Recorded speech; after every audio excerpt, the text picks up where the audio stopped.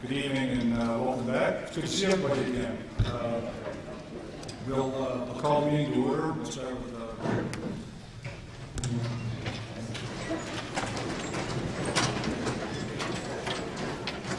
Dear Heavenly Father, we thank you for our many blessings, the right and freedom to meet this evening, to have our voices heard. It's a glorious day, and we sincerely appreciate all the rights and privileges that we have in this great country of ours. We ask for your strength, guidance, and wisdom this evening, and that we treat all with dignity and respect. In your Son's name, amen.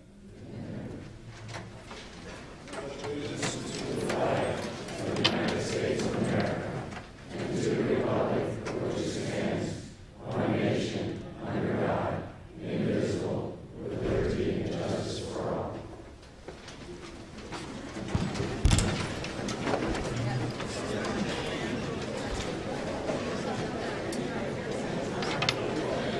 Thank you very much.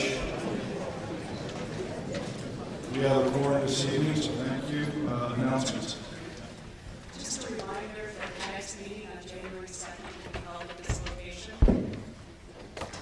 Any other announcements? No. Thank you very much. Moving on to the next item on the agenda is review and approval of the minutes of December 5th, 2018. Can I have a motion on that? Second. Any discussion? All those in favor say aye. Any opposition? Hearing none, we'll move on to any unfinished business.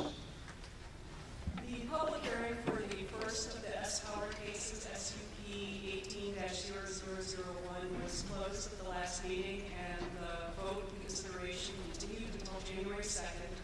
The applicant has submitted 4 plans for consideration as conditions to be added to what the Planning Commission is considering. The 4 plans are provided to you this evening in the manila envelope.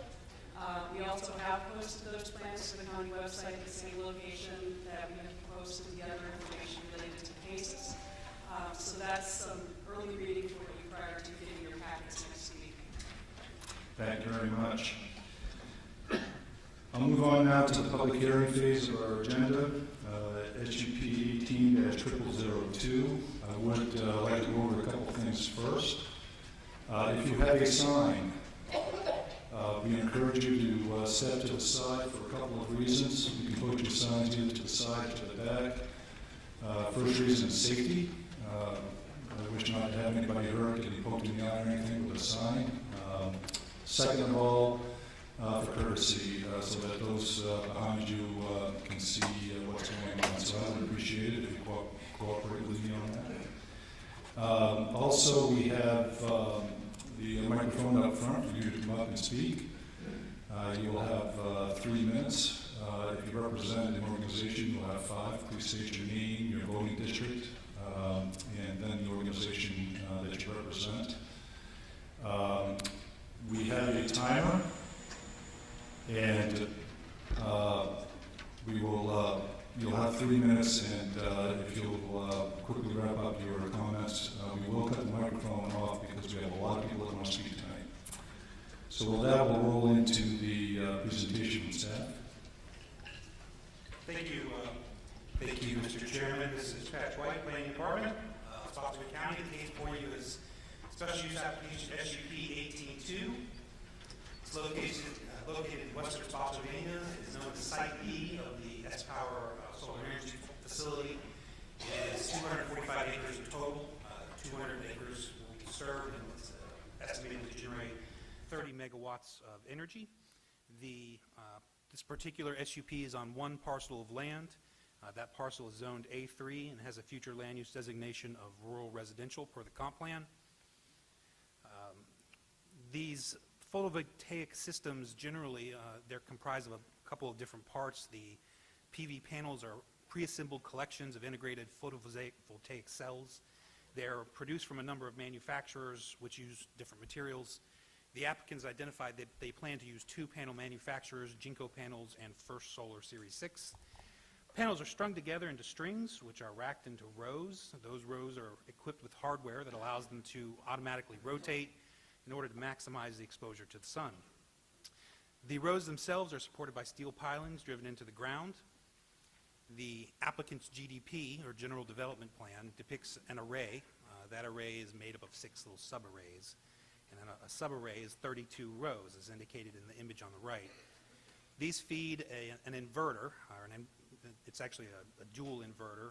The inverters can convert that energy into AC power, which is then transferred, in this particular instance, via a new electric transmission line, which would connect this site to Site C.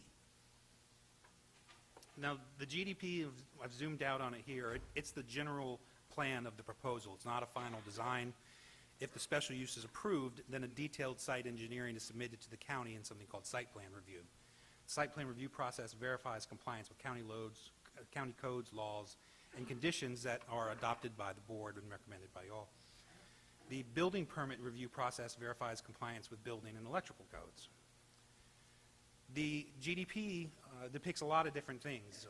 I mentioned inverters, but it also depicts stormwater collection areas, resource protection areas, setbacks, buffers, and access points, and other significant points of interest. The GDP for this subject case is displayed before you on the right. This particular site is accessed by only one location. I've zoomed in on it on this image. That entrance is approximately 19,050 feet southeast of the intersection of Post Oak Road and West Catharpin Road. The entrance 4 is depicted there, and it is a access via new easement through a private property. It's depicted on your screen here. Note there's a little sliver of land that the landowner currently owns that is just east of it. It's about 25 feet wide.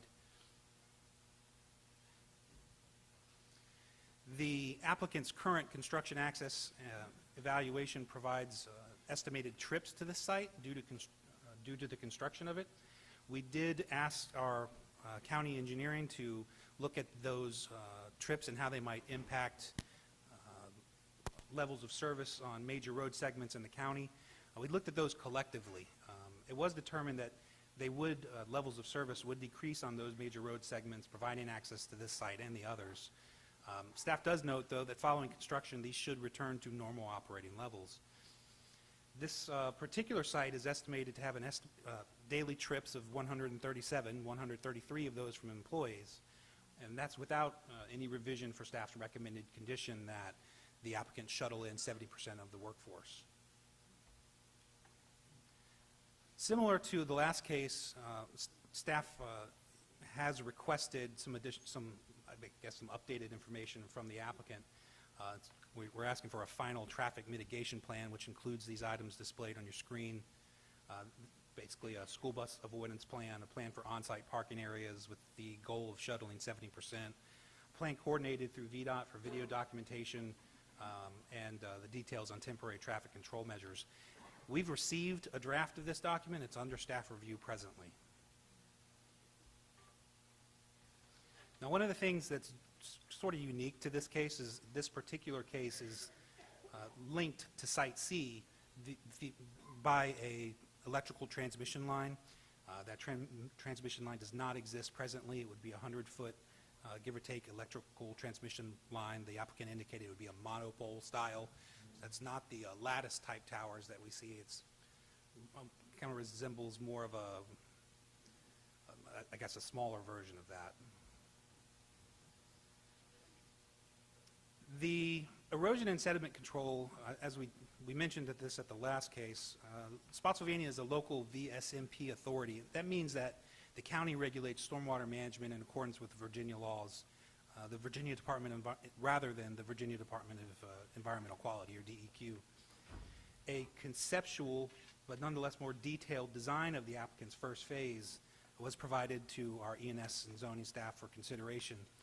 In it, it identified a Zone E in the southeast corner of what is generally known as Site A.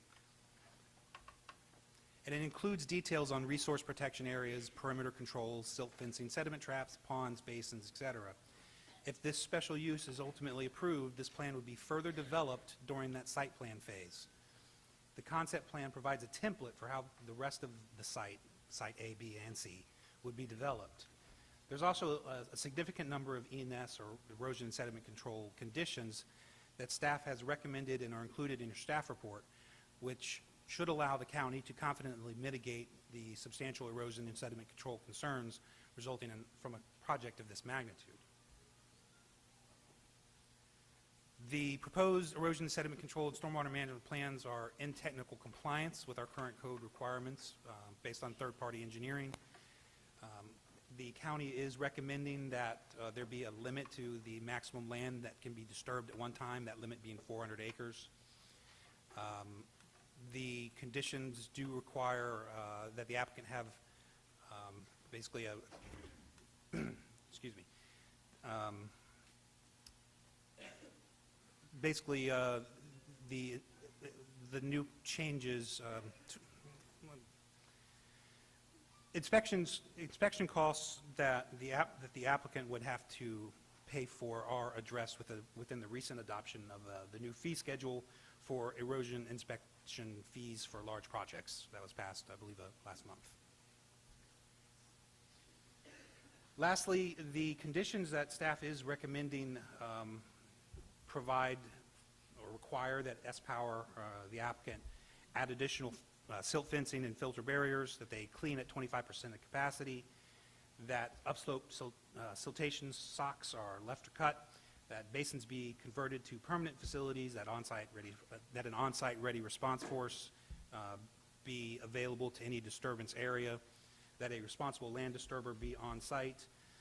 It also required additional windrow barriers, which would direct to stormwater basins. It required drill seeding for quicker seed germination, soil testing before drill seeding, on-site equipment for erosion sediment controls and repairs, and may include the use of drone technology in order to better and quicker inspect this process. So on Site B, the applicant did provide a threatened and endangered species assessment. There were not any protected species that were identified as likely to be impacted on this. However, the Plentiful Creek Stream Conservation Unit lies on site, and it was deemed to contribute a high biological integrity. That the same conditions that staff recommended for Site A are also applied to this in order to mitigate potential risks to that stream. It was also noted that there's a potential for forestal fragmentation. It remains a concern. Staff has recommended a condition to improve connectivity on site. Like Site A, Site B was also subject to an architectural and archaeological study that was done with the cooperation of the Virginia Department of Historical Resources. The surveys were done to examine above and below ground resources. There were a number of archaeological or below ground resources that were identified, none above ground, and no impacts are expected to cultural resources from this application. The original GDP, the GDP in your packet now, includes or depicts a 50-foot setback with two options for screening homes along a select segment of Post Oak Road. The landscaping treatment proposed is, if the line is purple, it's proposed to be a preserved 50-foot buffer. If that line is blue, then it's proposed to be replanted with saplings. If it's in green, then it was proposed to be a natural regrowth buffer. And if it's in yellow, then it would be a screening buffer that would consist of evergreen trees every 20 foot on center, or evergreen trees every 30 feet on center with shrubs in between. Staff recommended increased setbacks and buffering for the site, which exceeded that proposed in the GDP, and that was depicted in the view shed documentation. Staff had recommended that there be prescribed setbacks of 50 feet, except that fencing, berms, landscaping, roads, bridges, utility poles are exempt. No trees shall be removed from any 50-foot setback or 50-foot buffer, except for exotic species removal and clearing of dead or dying trees, or any land clearing necessary for ingress, egress, or infrastructure connections. Inverters and generators shall be set back 400 feet, and that any property adjacent to the site containing a home triggers a 350-foot setback with solar arrays and supporting structures along that shared property line. Staff also recommended some conditions to regarding buffering. Basically, staff's recommendation was that if there's a residential structure within 300 feet, which was not separated by an existing 40-foot preserved buffer, then that residential structure should be screened with a bermed buffer. The berm shall be 8 feet in height, shall have a minimum 6-foot planting area atop the berm, shall not exceed a slope of 1 foot of vertical rise to 2 feet of 1 foot of vertical rise, that should say horizontal, 1 foot of horizontal rise to 2 feet of vertical run. Planting shall be atop and outside the berm. The berm should be outside of any fencing, and that the berm should be installed coincident with each phase of construction before pile driving within 1,000 feet of the berm. Another of the landscaping conditions recommended by staff was that those buffers should be designed by a certified landscape designer or architect to minimize visibility, maximize survivability, and minimize losses from deer or other wildlife consumption. Now, the plantings that would go atop or outside of that berm would consist of one evergreen tree with a minimum height of 6 feet every 10 feet, one large deciduous tree with a minimum trunk caliper of 2 inches, measured 6 inches from the ground for every 15 feet, one understory deciduous tree with a minimum trunk caliper of 2 inches, measured 6 inches from the ground every 15 feet, and one evergreen shrub with a minimum height of 4 feet every 10 feet. Now, residential structures which are within 300 feet but which are separated by an existing 40-foot preserved buffer, and any adjacent residential structure within 600 feet, and any VDOT maintained right-of-way shall be screened, or rather are proposed to be screened, with a supplemental buffer which shall consist of a minimum of one evergreen tree with a minimum height of 6 feet every 15 feet, one large deciduous tree with a minimum trunk caliper of 2 inches, measured 6 inches from the ground every 10 feet. Again, like the previous buffer, this buffer should also be designed by a certified landscape designer or architect to minimize visibility, maximize survivability, and minimize losses from deer or other wildlife consumption. In this, this buffer, the county believes that existing landscaping would provide some contribution to the screening. Now, more recently, staff's received an updated landscaping revegetation and management plan that we did request. The applicant is proposing that for lots with residents, for lots that include a single family or a residence, an 8-foot tall logging mulch berm with supplemental plantings of large evergreens 20 feet on center in front of the berm and natural regrowth behind the berm for 75 feet. That's one option. And then option 2 was to, they're proposing is to install a double staggered row of supplemental trees or new trees within the 30-foot wide area, and then have natural regrowth area behind. In either case, that they're proposing basically a 100-foot buffer for these lots with residences. And lots without would be maintained with a 50-foot buffer where existing trees remain, or they would provide for a 50-foot wide natural regrowth area where existing trees do not remain. The documentation they provided does include some proposed seed mixes and some additional pollinator support information. That plan is also under review by staff. One of the construction of the proposed facility will generate construction noise from on-site vehicles and activities. Construction noise will reach its highest point when the support pilings are being driven into the ground nearest a residential home. This activity should last approximately 4 days and then lessen substantially as the pile driving action is completed in proximity of the homes and moves further away. The applicant's submitted noise map should be substantially improved by the new conditions that staff is recommending related to setbacks and buffering. There are additional, I would note that construction activities are exempt from the county noise ordinance, but staff has proposed conditions to mitigate noise on neighboring residents, exclusive of additional setbacks or buffers. Those conditions are presently that all clearing, grading, and construction of the property shall be limited to the hours of 7 a.m. to 7 p.m. Monday through Friday and 8 a.m. to 6 p.m. Saturday and Sunday. Pile driving within 500 feet of any residence shall cease at 5 p.m. daily and shall be prohibited all day on the first and third Sunday of the month. Advance notice shall be mailed by first-class mail to the properties within 1,000 feet of a pile driving location, no less than 7 days prior to the start of such activities, and shall include the estimated start date, estimated end date, and the liaison contact information. The notice and a list of recipient addresses shall also be mailed to the zoning administrator. Staff's also recommending that the following noise-reducing practices be followed to reduce construction noise. That trucks and engine-powered equipment shall include mufflers and engine shrouds, no less effective than originally installed by the manufacturer. Trucks and engine-powered equipment shall be maintained in proper tune according to manufacturer's specs. Truck engine exhaust braking shall be limited to emergencies, and the use of noise-producing signals, including horns, whistles, alarms, and bells, shall be for safety and warning purposes only. On the topic of fire rescue and emergency management, these solar energy facilities are known to be relatively safe land uses with respect to electric, shock, fire, toxicity, and EMF fields. The proposed facility is monitored by a supervisory control and data acquisition system. Additionally, the applicant supplied emergency operation plan construction and an emergency operations plan operation, which are proposed to be conditioned within staff's recommendations. These documents were created with the collaboration of County Fremen planning staff and provide information on varying topics, including employee roles, trainings, and communication procedures, unique concerns from PV systems, fire prevention and response, storms and natural disasters, spills, and hazardous materials.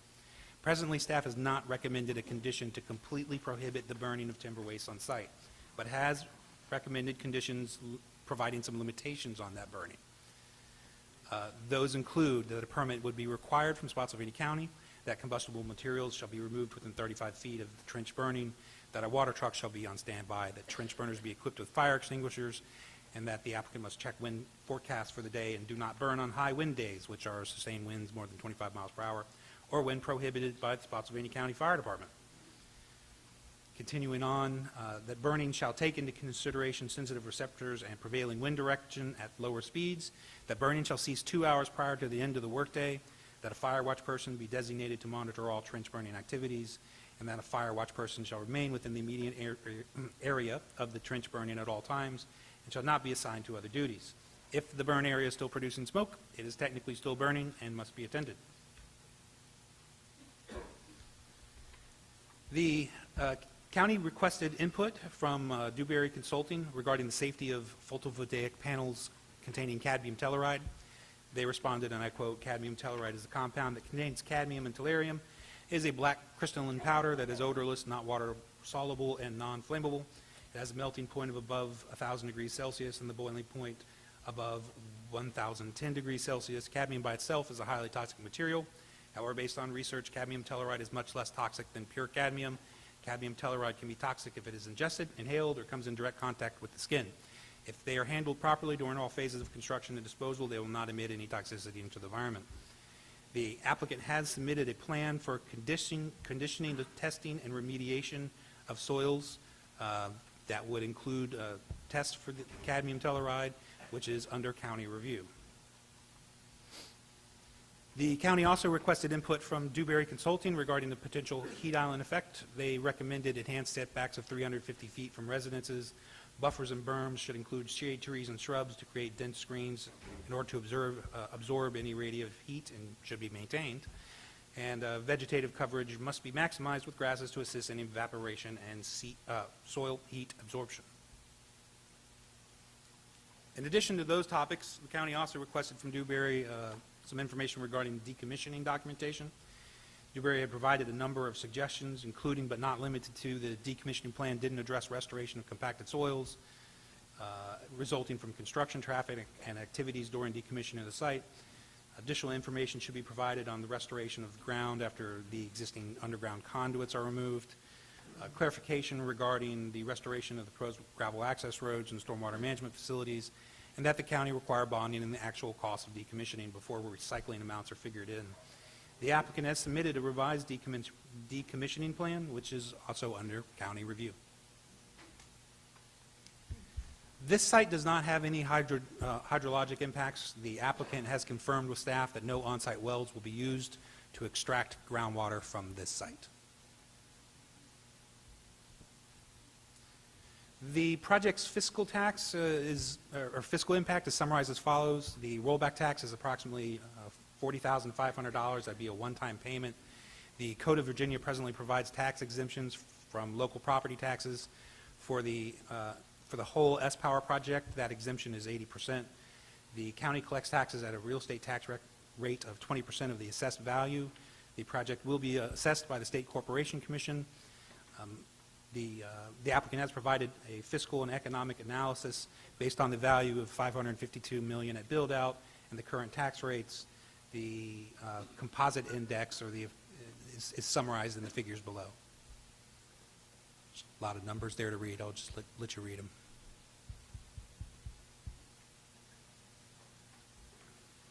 Staff did conduct a preliminary comprehensive plan analysis. It's included in your staff report. covers various elements of the comprehensive plan, including the introduction and vision, the land use, transportation, and historic and cultural resources and natural resources. At this present time, staff cannot recommend that the application is in conformance with the comprehensive plan. Staff's analysis of the subject case with respect to the 8 standards of special use permit approval is contained in the staff report, though subject to change. At this time, staff cannot find the project consistent with all 8 of those standards. Staff recommends the continuation of the Planning Commission's vote so that staff may review the 4 plans from the applicant for integration into our conditions.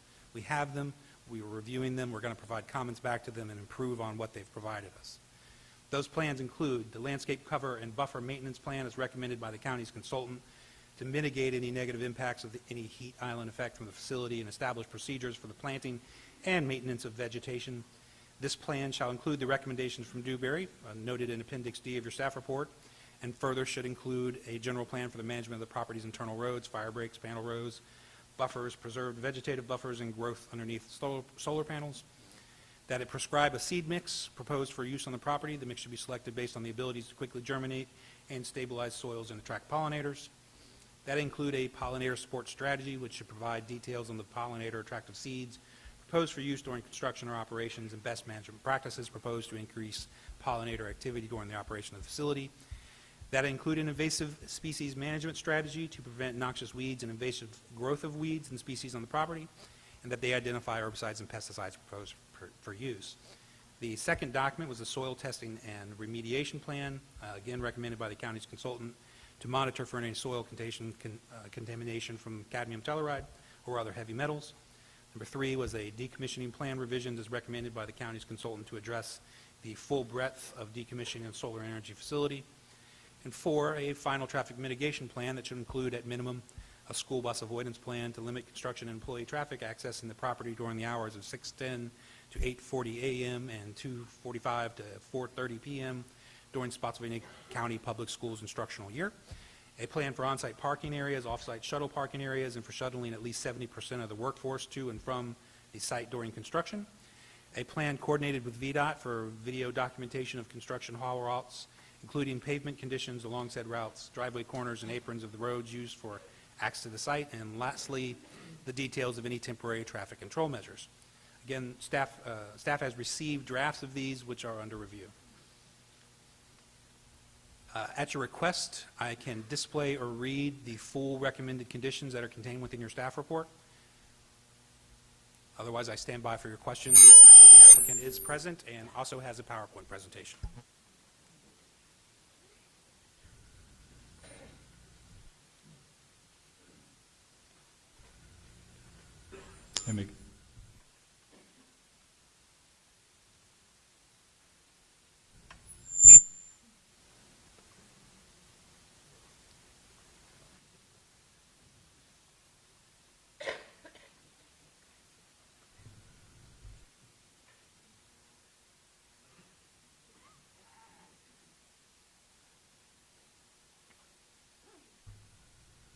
Okay, thank you. I would ask if any commissioners would like the conditions read at this point. Otherwise, I'll move on to the applicant's presentation.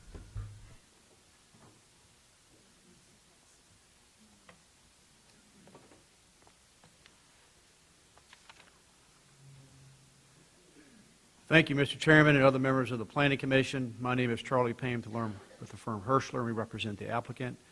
Thank you for your time this evening. Happy holidays, Merry Christmas, and Happy New Year to you, and thank you for your time. I don't have a whole lot of time, so I'm going to rush through these slides as quickly as I can. First slide, there's been questions throughout the community about who is S-Power. S-Power owns and operates more than 150 utility systems in 12 different states.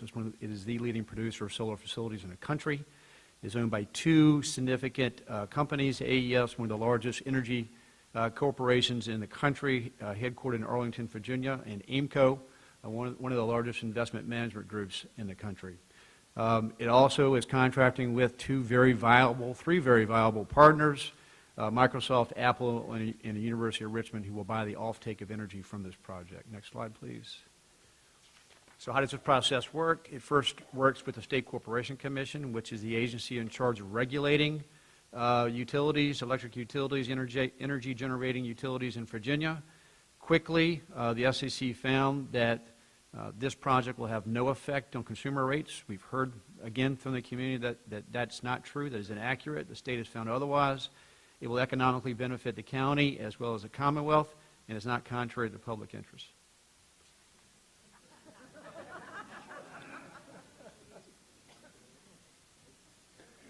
Staff has done a very good job of the overview. Again, these slides address the entire project. Staff has also noted that we'll be using photovoltaic solar panels. That will include approximately 7% silicone and 30% cadmium. Also, due to why here, it's a very rural location. It's consistent with the comprehensive plan, and it connects very quickly in a short distance to the Dominion substation, which has been there for some time. By right, this site could do 250 single-family homes, and silviculture is the activity today. Tomorrow, what could it be? It could be another dense residential development. Next project. Economic development benefits. Again, the State Corporation Commission found that it would have a direct or indirect benefit, economic benefit to the county. The Fredericksburg Regional Alliance has concluded this project could give the county a marketable edge in pursuit of its attracting of data centers and complementary industries to the county.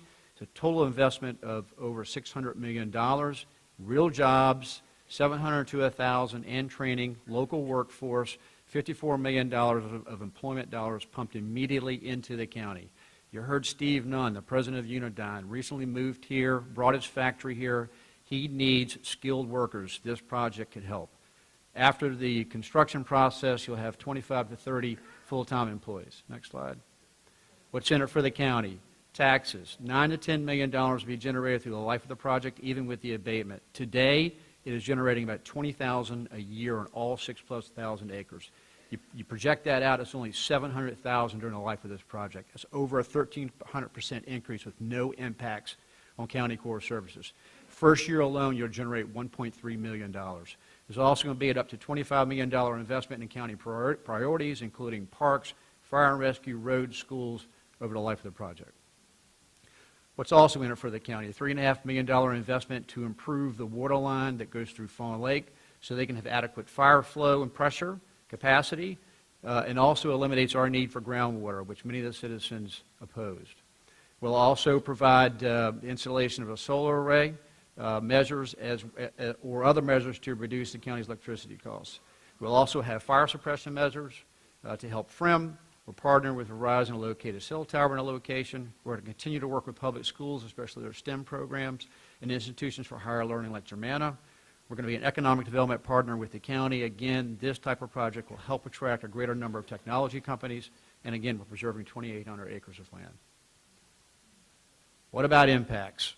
Cadmium telluride, we've heard a lot about it. I've seen flyers all over the place about how dangerous it is. Not true. Our experts, Dr. Thanakis of Columbia University, one of the foremost experts on the subject, and Thomas Cleveland from Raleigh, North Carolina, have testified it's a safe, stable compound, non-volatile, non-soluble, and cadmium is very common. It's found in fertilizer, like on golf courses or on farms. It's found in your portable drills, your camcorders, your computers, in our food, and our water. And these panels are compliant with the EPA requirements. Heat island, none. Dr. Thanakis, again, the foremost expert who will be here on the 2nd to answer your questions.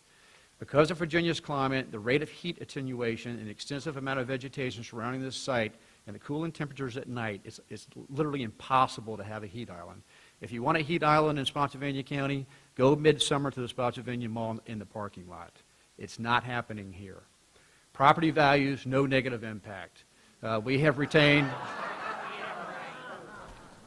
Folks, please. My time, Mr. Chairman. Yes, agreed. There's no negative impact. We have actually retained a well-known local appraiser, Chris Kayla, and he has studied the Kirkland appraisal, which was used in the most recent Culpeper study, and also the Beck appraisal, which is backdated 2013, that the opposition continues to use. His initial conclusion are there are no negative impacts to surrounding property values. We'll have that final report for you by the 2nd. Groundwater, none. We're using public water. Decommissioning. What is decommissioning? Its plan includes all costs to remove the solar equipment after its life cycle has expired. County actually requires a 2-year update. Most jurisdictions are 5 to 10. We'll continue to do that through the life of the project. It requires bonding requirements. It requires corporate guarantees.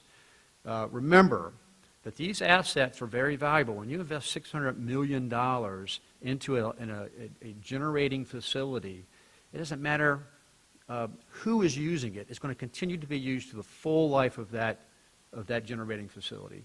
So we should feel very comfortable about who's at the table with us and that use will be sustainable into the future. Next. Comp plan. I've heard a lot of discussions inconsistent with the comp plan. If you've been following for the past year, the county recently amended its comprehensive plan to include solar uses in agricultural and rural areas consistent with what we have proposed. The general area is very rural, as you know. It has lower density housing and silviculture and farms in the area. Dominion Substation is very nearby. You have nature trails in the area, will protect the nature and historic resources, etc. Next, please.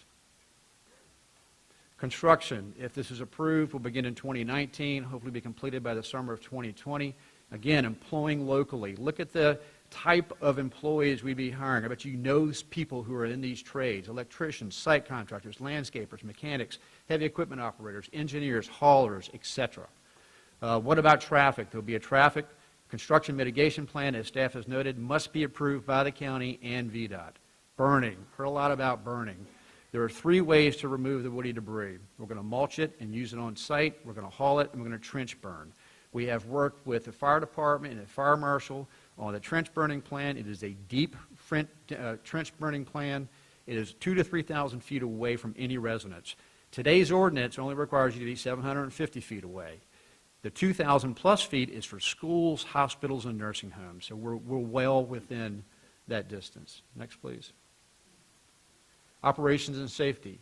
During the operations of the project, it will be operated with staff on site and backed remotely 24/7. The facility includes a 24/7 monitored SCADA system, which can detect any fault with any of the panels at any time. All structures will be connected to common grounding network, which will reduce lightning strikes. If ever a fault or a failure, the facility inverter is immediately shut down.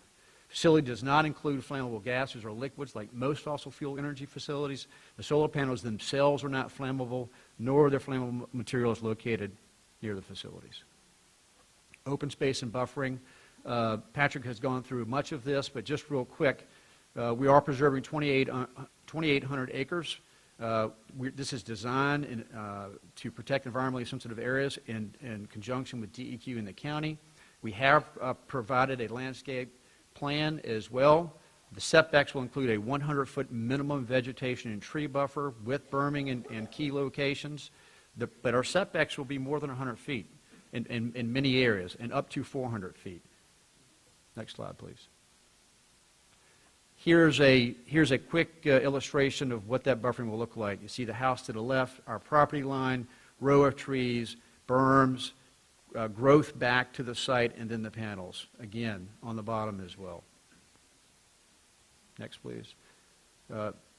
Patrick has gone through all of this. Again, all of this has been run through DEQ in the county. We exceed the requirements both at the county and at the state level for soil erosion and sediment control. Next, please. Fire rescue and emergency management.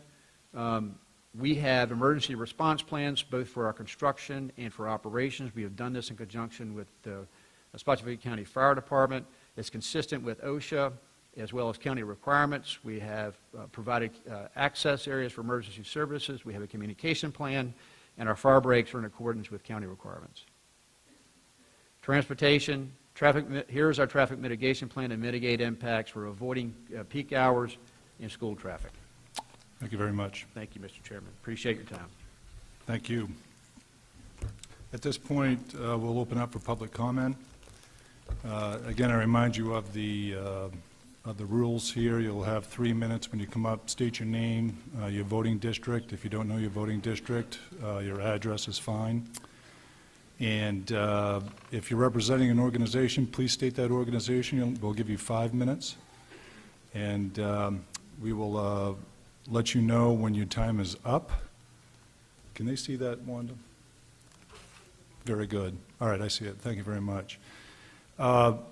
Again, with the signs, I would ask you to step to the side or the back with the signs for safety and convenience for those behind you. And I do expect civility and decorum this evening.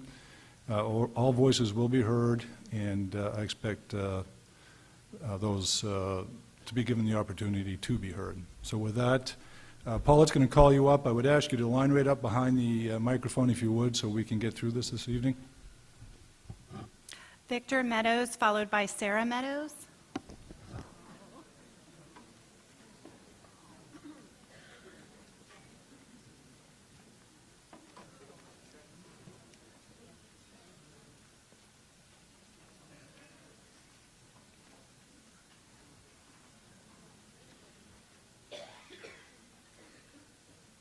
Go ahead. Okay. My name is Victor Meadows, and I live in the Chancellor District. My family started buying land in Spotsylvania County 55 years ago. My wife and I have lived in the Chancellor District for 35 and a half years. I'm amazed at the campaign of fear that has been launched to reject a new solar project for Spotsylvania County. I have a hard time knowing where to start explaining why we should be happy to embrace an obvious plus for our county, our state, our country, and even our world. But I will name a few that have been in the national news in recent days. In 1 year, California will require all new homes built to have solar panels. I'm pretty sure that they've checked it out and they are completely safe, and they would not be used on top of houses with pregnant mothers and children and all those things. Last week in the national news, it was announced that Volkswagen will only produce electric cars in 8 years. Tesla is likely to purchase some of the GMC facilities that are closing to expand its electric vehicle fleet. Volvo is going heavily in the direction of electric cars starting next year. If you go online, you will see that all of the automakers are moving strongly in the direction of electric and autonomous cars. Many publications are being produced telling people which electric cars are the best for their particular circumstances. These publications wouldn't be being produced except for people are asking for them, because that's the direction that they're going in. Research indicates that the net pollution from electric cars may be worse if the electricity to power these cars comes from coal-fired plants. It's better if it's from natural gas, but it's best if the electricity to power these cars is generated from solar power. Research states our need for electricity is going to increase exponentially over the next few years. It is just too obvious that we must be involved in this movement. The time is right now to be involved in electricity production, rather than failing to approve such a wonderful opportunity for our county. There's thousands of acres of solar fields in the U.S., and I've never heard of anyone getting poisoned by any of them. Please vote yes for the solar farm under consideration in the Livingston District. Sorry, what? Folks, that's the last time I'll accept an outburst like that. All comments are to be addressed to the Planning Commission, and I expect civility and decorum. That's the last time I'm going to listen to that. Thank you. Sarah Meadows, followed by Sean Fogarty, Mike Michalowsko, Mike Anastasio, and Kevin McCarthy, who have a PowerPoint together. Sarah Meadows, Chancellor District. As a resident of Spotsylvania for the past 35 years, I'm speaking tonight because I believe in you, and I trust that you will do the right thing for Spotsylvania County. As I look back over the history of Spotsylvania development, I'm reminded of another instance where a fierce campaign was organized to block another company from operating and doing business in our county. There were protesters, media blitzes, signs along all the local highways, and untold letters to the editor. It was a campaign of fear based on speculation, half-truths, and misunderstandings. You, however, did not succumb to the harassment and pressure of the public when making your decision to allow this company to do business in our county. The company was Lux Stone. We were told by protesters that people would not be able to breathe because of the dust created at the quarry. Property values would be dramatically diminished, and houses would crumble due to the constant blasting, and young drivers would be killed by the excessive traffic and large trucks going in and out of the quarry. Sounds pretty familiar. Today, approximately 15 years since Lux Stone was approved to do business here, Within a 3-mile radius, there are 3 schools, large developments at Lees Park that continue to expand at almost alarming rates, and an assisted care senior living facility. There is a new housing development, Cortlandt Park, that butts directly against the quarry, and the houses are selling faster than they can be built. Of even more importance to our community is the fact that Lidl has built one of the largest commercial distribution centers on the East Coast adjacent to the quarry, providing jobs, income, and economic growth to the county. A welcoming environment in our county for industrial and commercial development promotes more industrial, commercial, and commercial development. I do not intend to imply that living next to a solar farm would in any way be like living next to a quarry. Quite the contrary. There could not be a better neighbor than a solar farm requiring no schools, roads, or infrastructure. It is quiet, will be well screened, and preserves the rural nature of our land while supporting the economic development goals of our county. I'm merely pointing out that the similarity of organized public sentiment promoting fear and distrust with the objective of preventing the economic growth of our little county. Spotsylvania is the perfect place for a solar farm to be developed. Spotsylvania has the opportunity to lead the way in embracing, supporting, and providing for the future electrical needs of our state and our country. I trust you to do the right thing for Spotsylvania County. Vote yes to approve the special use permit for S-Power. Sean Fogarty.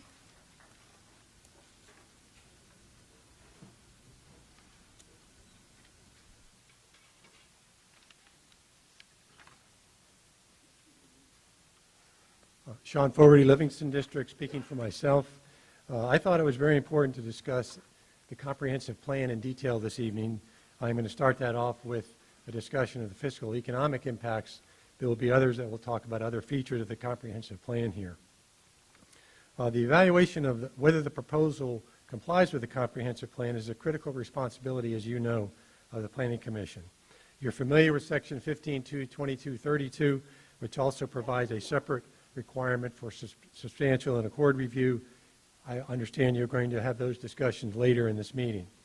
The additional thing I wanted to highlight is the last bullet, the county ordinance requirement for special use permits that requires that the proposed use is in accord with the comprehensive plan and other official plans adopted by the county. Next slide, please. My opinion is that this proposal violates number 1 of the special use standards of review and Virginia Code 2232 because it is not in accord with the comprehensive plan. The staff report even states that the staff cannot find that the project is substantially in accord with the comp plan at this time.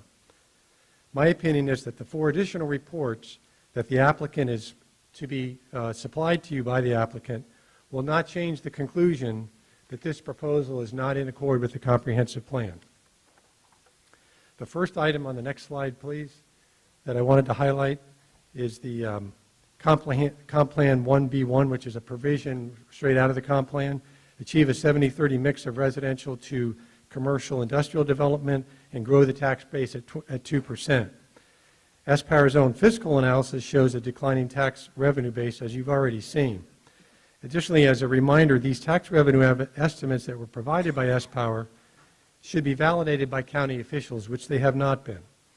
Finally, the last bullet on that slide, the project will cost the county tax revenue when you consider the limited tax receipts balanced against additional county costs for lost revenue due to lower assessments of property and the sale of Fawn Lake lots to by the developer to S-Power. My prediction is that this will result in a tax base that eventually could include a tax increase for all county residents to make up for the loss of income. Next slide, please. The fiscal and economic impact continues with the historic resources and policies item in the comp plan. We had $285 million of tourism dollars in 2017, which equated to over 3,000 jobs. That economic impact could be affected by a proposal like this. Next slide, please. The final bullet I'll say there, staff report number page 27 says, the staff agrees development of this project will ultimately loss in benefits associated with managed acreage of forestry. Thank you very much. Thank you. Mike Michalowsko, followed by Mike Anastasio. Patrick, could you bring up, thank you. My name is Mike Michalowsko. I'm from the Livingston District, and I'm speaking on my own behalf. I want to say this auditorium makes me feel like I'm back in 8th grade. And my debate topic is, why does the S-Power proposals not meet the comprehensive plan? Page 2 of the land use section of the comprehensive plan says, land use decision should be consistent with future land use map. The proposals for all 3 sites would remove the largest agricultural and forestal land use tract in the county. In fact, the total site would cover an area more than twice as large as the county's entire agricultural forestal district program of 2,883 acres. Next slide. The 3 sites would consume nearly a quarter of all agricultural forestal land. How can that be considered consistent with future land use? Next slide. Page 29 of the staff report, Guiding Principles and Policies, encourages complementary land use such as renewable energy generation in agricultural and rural areas. As a general statement, the proposed land use is considered complementary land use. However, a utility-scale solar project is not a complementary land use in this instant. The proposed huge facility covering 6,350 acres total, of which Site B is 245, would remove property previously used for forestal purposes and now no longer available. Next slide. When the amendment CPA 17 was added to the comp plan in May 2018, the staff briefed this provision as providing broad overarching guidelines. Yet the staff report for Site A alone says the magnitude of the proposal tests the limits of whether the project may be found harmonious in scale. If 400 megawatts for Site A tests the limits, then surely the added megawatts for Sites B and C must exceed it. The massive scale of the project overwhelms other factors. It's not complementary, it is dominating. Next slide. The land use section of the comp plan says that renewable energy generation facilities should be sited and designed to minimize detrimental impacts to neighboring properties, uses, and roadways. Other presenters have shown how the facility does not minimize detrimental impacts for setbacks, burning, stormwater runoff, cadmium telluride panels, heat island effect, and loss of property values.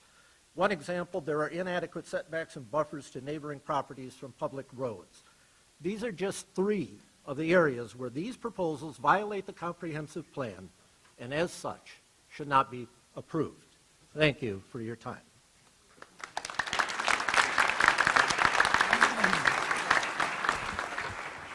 Good evening. My name is Mike Anastasio. I live in Livingston District, and I am speaking for myself. My brief remarks concerning this and the next 5 slides are all focused on the comprehensive plan compliance, what the comprehensive plan lays out, and what clearly are significant areas of noncompliance with regard to agriculture, forestry, and the rural character of our county. The takeaway here is simple in my view. Both the state and the county have recognized the intrinsic value of these lands. I think we have to ask ourselves a key question. If we acknowledge all the good things flowing noted in the first sub-bullet from these lands, and if the Board of Supervisors understands that such lands are valued natural and ecological resources, why would we blanket the area in solar panels? Next slide, please. Again, focusing on just Site B, the facts are as noted by these points. The comprehensive plan notes that if the trees are not replanted, there will be a huge permanent loss in greenhouse gas absorption capacity. The key takeaway here, in my mind, is not dissimilar from the previous slide. I agree with the staff's conclusion, noted in the last bullet, of irreversible degradation to key environmental qualities, the same qualities and values identified on the previous slide as being of very high value to our county and to our state. Next slide, please. A glance, a scan of the comprehensive plan, let alone a thorough reading or a study of the plan, reveals very clear underlying intent that the intent can be summed up in one word: preserve. Not irreparably destroy or harm, but preserve. Importantly, from page 34, the staff acknowledges that land being considered could be, if property owners decide to apply for the designation, a candidate for inclusion in the Agriculture and Forest District program. It's important to remember that the starting point or baseline was when this property was forested. S-Power's negotiations with the landowners, starting back in January of 2017, almost 2 years ago, resulted in extensive timbering with no buffers in most cases. S-Power is, in my view, responsible for the removal of trees, including the buffers. Tree preservation has been compromised by S-Power. From page 27 of the report, the first bullet speaks to the area designated as high-value landscapes. The overarching finding and takeaway on this slide is that the proper forest retention can provide important water quality to the Commonwealth and the Chesapeake Bay. Mr. Fogarty already noted the economic, but I would just say the other impacts on silviculture acreage is absolutely critical, and we should honor that. Thank you. Kevin McCarthy, followed by Jamie Jenkins. Kevin McCarthy, Livingston District. Speaking on behalf of concerned citizens of Spotsylvania County, I'll summarize the 16 violations of the comprehensive plan that we find with the proposed S-Power site. The staff report says the project results in a trade-off between maintaining agricultural and forestry versus support for renewable energy facilities, unquote. This trade-off I think we have the wrong slides. Can we start over, please?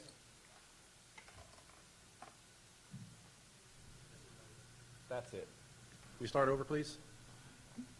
I'll give you an extra 30 seconds. Go ahead. The trade-off is no contest. Renewable energy is a special use allowed in limited circumstances. On the other hand, agricultural, forestry, and preservation of rural areas are the foundations and the repeatedly, clearly stated goals of the plan. Herewith the violations in the applicant's proposal. Number one, grow the commercial tax base at a rate greater than 2%. The analysis you already saw shows that we believe there'll be a reduction in the tax base. That's what happens everywhere solar goes. Number two, preserve significant natural, historic, and cultural resources and tourism. The land would be converted from natural habitat to industrial. Violation. Number three, identify and protect productive silvicultural lands. Silvicultural, I didn't know, from the Latin, growing trees. The plan states the single greatest threat is the ongoing conversion of habitat to residential and commercial development, forest removal, and increased impervious surfaces. Violation. Number four, do not extend public infrastructure into productive agricultural and silvicultural lands.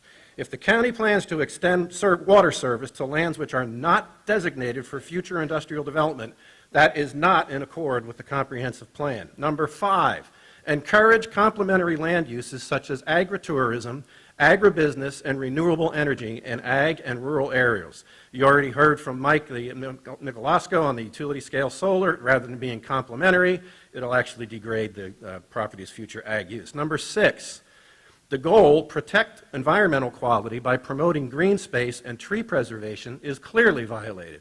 The photo on the screen is about 100 acres. Site B alone, 245. Site C, 900 acres. 5,000 acres in Site A. 6,000 acres total. With thousands of acres of trees, clear cut, there will be a very large permanent loss in greenhouse gas absorption. Next slide, please. Number 8, whenever possible, preserve existing trees and buffers. Next slide, please.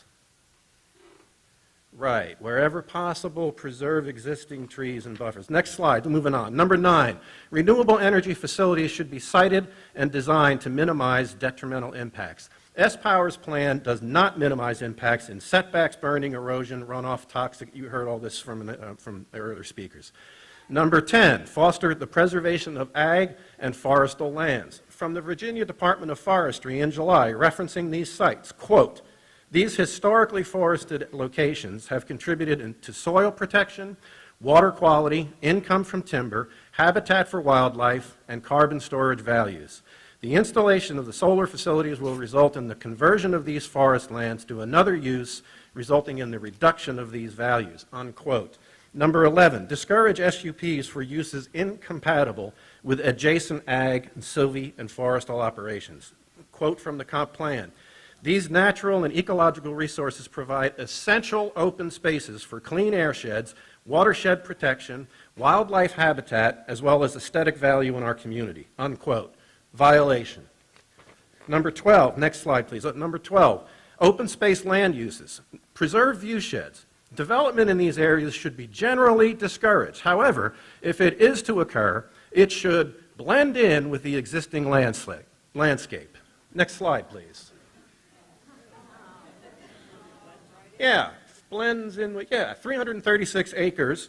Imagine 6,000 acres. I think it'll blend real nicely. Number 14, promote and protect agricultural as the primary use of land in rural areas to promote the scenic character of the county. Next slide, please. Yeah, those are three of S-Power's North Carolina sites. I think that's real nice and scenic. Number 15, encourage land development practices which minimize impervious cover to promote groundwater recharge and tree preservation. This proposal would leave the land with thousands of acres of impervious cover. Number 16, natural resources. Support the maintenance and growth of the local forestry industry. Well, we're good. If the timber's already been recently harvested, now it just needs to be replanted and we'll be all set. In summary, the S-Power plant violates our comprehensive plan as explained in great detail, not only from previous speakers, but in written materials that have already been submitted to you. It is not just substantially, but entirely not in accord with the comprehensive plan. Violation of and noncompliance with the comprehensive plan is the very reason that the Culpeper County Planning Commission recommended denial of their only 2 solar plant requests this year. Concerned citizens of Spotsylvania County strongly recommends your denial of this application. Thank you. Jamie Jenkins, followed by Robin Sutton. Jamie Jenkins, followed by Robin Sutton. Jamie's my daughter, and she couldn't make it. She is sick. So I'm talking in place, if that's all right. Just state your name, please. Okay, it's Brenda O'Beer, and we have been living in our home. I'm sorry, ma'am. Do you have a written statement from your daughter? No.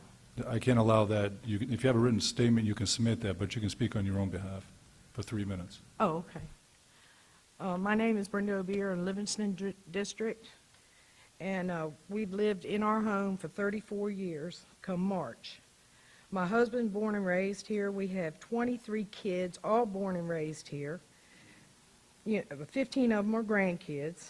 1 lives with me. And I have a few of them that has allergies and asthma and all. And one of them lives with me. And since they've cut down all the trees, all the way up almost to my door of my house. When it rains, we have a river in our backyard, and we have a river across the front of our driveway. And they've planted a weed in those fields that we've never seen before or had.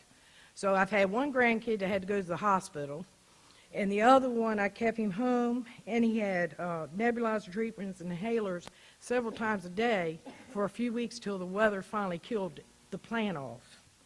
So as it is now, the way this is, I have to move because my grandkid can't do the smoke when they start to burn and all this other stuff. So and then my thing is, their project, yes, it's their property, and they should be able to do what they want with it, but it shouldn't cost the rest of us any money. And as it is already, and they haven't even started yet other than the trees, it's costing us money. With the way they cut all the way up to us, with the winds and all, it's knocked siding off our house, it's destroyed several things there and everything, plus the flooding. My grandchild canoed across my backyard in a canoe, and then all across our driveway and everything. So it shouldn't cost us for them to have their venture. That's it. Robin Sutton, followed by Russ Mueller. Good evening. My name is Robin Sutton, and I live in the 13,000 block of West Catharpin Road in the Livingston District.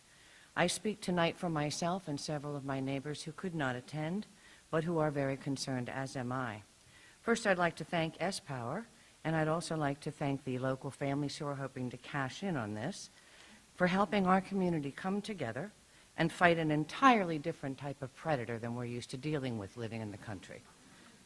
We have, by some of your S-Power's proponents, been called un-American and provincial. And I can't think of anything more American than a community willing to fight a behemoth like this as a community. I live within 3,000 feet of both of the sites that are on the table tonight, and I live about a half mile from the largest site. I've watched that be stripped, I've watched the road flood, and I'm wondering when and where this will stop. Does somebody have to be hurt? I've almost been run off the road by the logging trucks that I'm told were just a coincidence. They didn't really have anything to do with S-Power, but funny how that's the land that got cleared. My most egregious concern has to do with the water usage that I believe it was said there wouldn't be any. That's not what the water plan that was posted says. First, we're expected to pay for the privilege of having our water used by this group. I believe the last number that I had heard was $4.5 million to Spotsylvania taxpayers, and that could have changed. That is unacceptable. Then in the water use plan submitted, they have listed on-site tanks that they will use, two 50,000-gallon tanks and one 400,000-gallon tank. With reference to those, they said in their water plan they are committed. And later on, with reference to the 400,000-gallon tank, that they intend on needing only 25% of that, a measly 100,000 gallons. I really expected more legally binding terminology to be required by our Planning Commission for such an important thing as our water and its usage. This is a pretty crucial thing, as most of us are dependent on our wells where we live. A lot of their were very vague. They don't anticipate this, and they're convinced of that. Well, I'm not convinced of any of it, and not one word that they have said will ever convince me that this project is good for Spotsylvania or its citizens. Thank you. Russ Mueller, followed by Lester Lamer. Is Mr. Mueller here? Oh, there he is. Mr. Mueller, followed by Mr. Lamer. I'm Russ Mueller in the Livingston District, and before I get started, I've been hacked by China, so I'm a little, agitated right now. I'd read again the Clark Lemming, our noted land use attorney's statements to you from last time, but they remain the same, so I won't. But in my opinion, the S-Power documents are still deficient, even with the Wednesday surprise here that none of these folks have had a chance to even take a look at. Also, the staff report for tonight's hearing reads like for Site A. Patrick just said, hey, that's incomplete. But thirdly, to me and most importantly, I and those here tonight have not heard from you, the Planning Commission, as to whether you're going to include the conditions I and others have asked for since almost a year now to mitigate the severe problems of this giant project, the largest you'll ever consider. In this regard, I note that the Commission voted to close the prior hearing at the last meeting. After I left, I found out. That means that I and others will never be afforded the opportunity to speak about what S-Power is coming up with next, what the final provisions are in the staff report, or what you, the planning commissioners, will put in that report. I find that unacceptable and gives undue advantage to S-Power and their arguments. Therefore, I respectfully request that you reopen hearings at some future point so that we, the citizens, can speak about this project. Now, the conditions we've asked for. You can require the use of only county water because you can require that they use bulk water as a backup. Don't wreck the aquifer. Take that out of the equation. But one S-Power GDP element, it's totally galling to me. You still have 50-foot setbacks around residential properties. What does this do? It gives a bludgeon to S-Power to have future fire sales of other people's property. That is, if the Planning Commission includes something like that and doesn't include the 350-foot setbacks your own county consultant recommends, I find that despicable.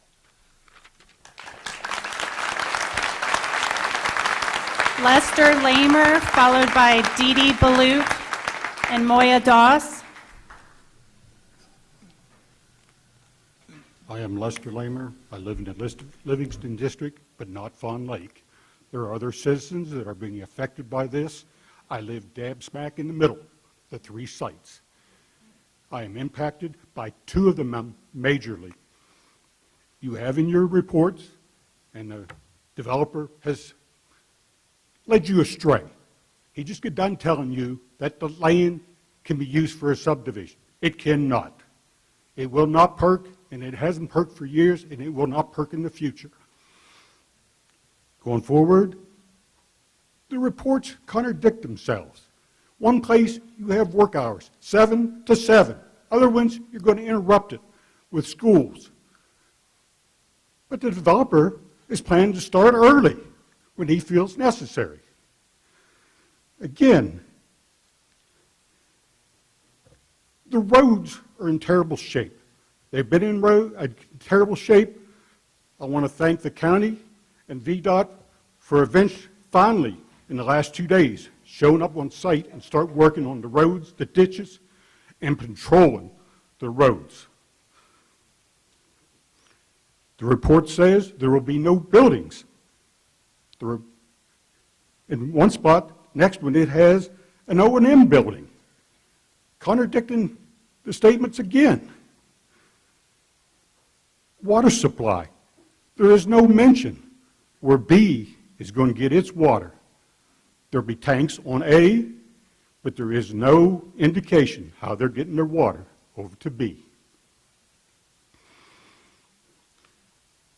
The Mangum report is more what it doesn't say because it was geared in one direction.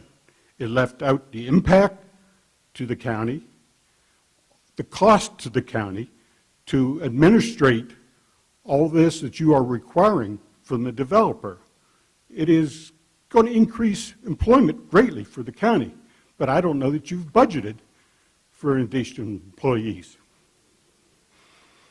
Again, the technological engineering report by Terracom says that earth and content of it will eat up the metal pilings. It will hove up with the frost line. The buildings will be breaking up. The concrete will break up. The concrete pilings will deteriorate. But you're still planning on putting concrete pilings in soil that's going to eat them up.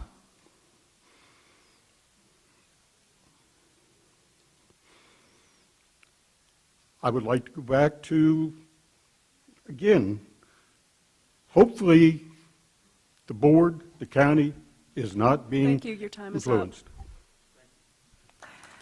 Dee Dee Balut, followed by Moya Doss and Michael Obeer. I'm Dee Dee Balut, and I'm a 25-year resident of Spotsylvania County. I have a problem speaking. Moya Doss will speak for me with your permission.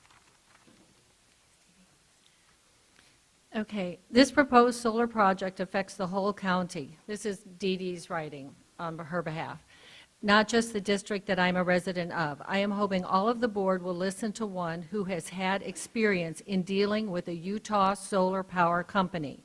Many years ago, while a resident of California, many people were approached and presented a win-win solar power project. It was just too good to be true, and we fell for it. We sought legal advice and were given the go-ahead. Well, cut your losses now. They are nothing compared to a class action lawsuit which could very well happen to the whole Spotsylvania County. If things go wrong, and it could happen, not only will you need the expertise of a Virginia lawyer or an attorney, interstate lines have been crossed, you will also need to hire another attorney in Utah. Remember, I am speaking from a very expensive experience. Unexpected things do happen, and state lines have been crossed. S-Power also has experience and has learned along the way. They, being from out of state, have come to Virginia and found an attorney, Mr. Charles Payne, to represent them. It is my understanding that S-Power did their homework and research prior to hiring Mr. Payne and his representation of their firm. In their search, they paid other Virginia attorneys retainers before selecting Mr. Payne. In doing so, a conflict of interest has been created. Those attorneys who accepted a retainer from S-Power will not be able to represent the people of Virginia. S-Power has learned through experience. History repeats itself when perfected, and they are very good at what they do. They have had previous lawsuits against them and lost a few while acting under a different name or several names. What experience does Spotsylvania County have? Are you willing to build the 5th largest solar site in the United States at all costs? Financial, environmental, etc.? You have listened to all the pros and cons presented by the people, and now it's coming down to decision time. Time is getting short, and the pressure is on you to vote and represent the people of Spotsylvania County. As said before, S-Power has done this before, and they know how to handle themselves. They have presented you with a win-win situation and offered you many extras which may be very hard for you to resist. Some of these items include, but are not limited to, fire stations, equipment, rooftop solar on many schools, paying for a portion of new water lines that will help their needs and your needs as well. They've even found big-name companies willing to support their needs. I believe the list goes on and on. What they have not told you, though, Thank you. now I'm going under myself, Perfect. Go ahead. so I can finish, thank you. What they have not told you is if there is a lawsuit, there is a possibility many will just walk away and leave you, as in all of us, holding the bag. However, after a lot of expense on your part, you could win a lawsuit against them. Now, I need your attention here. If judgment is awarded to you by the courts, S-Power will be obligated to pay Spotsylvania County. Doesn't this sound good? It's another win-win situation. Actually, S-Power would pay Spotsylvania County a small sum showing good faith on their part, and then they would let the statute of limitations expire and owe the county nothing. History repeats itself. They have done this before and walked away. Exactly what happened to me, my group, many years ago. How are you feeling now? Many residents of Spotsylvania County have done an excellent job researching valuable information for you to consider. You also have staff members who can do additional research for you. I urge you to vote no. S-Power can move on and persuade others in a better location to meet their needs. S-Power seems to have an unlimited source of money for their solar projects and undertakings. Respectfully submitted by Doris Ballou. Thank you. Thank you. Mr. Obier, followed by Kathleen Hayden. Folks, it's difficult to hear the names, and I appreciate the enthusiasm, but if you could hold your applause, I'd appreciate it. It's difficult to hear the names. Followed by Mr. Obier would be Kathleen Hayden.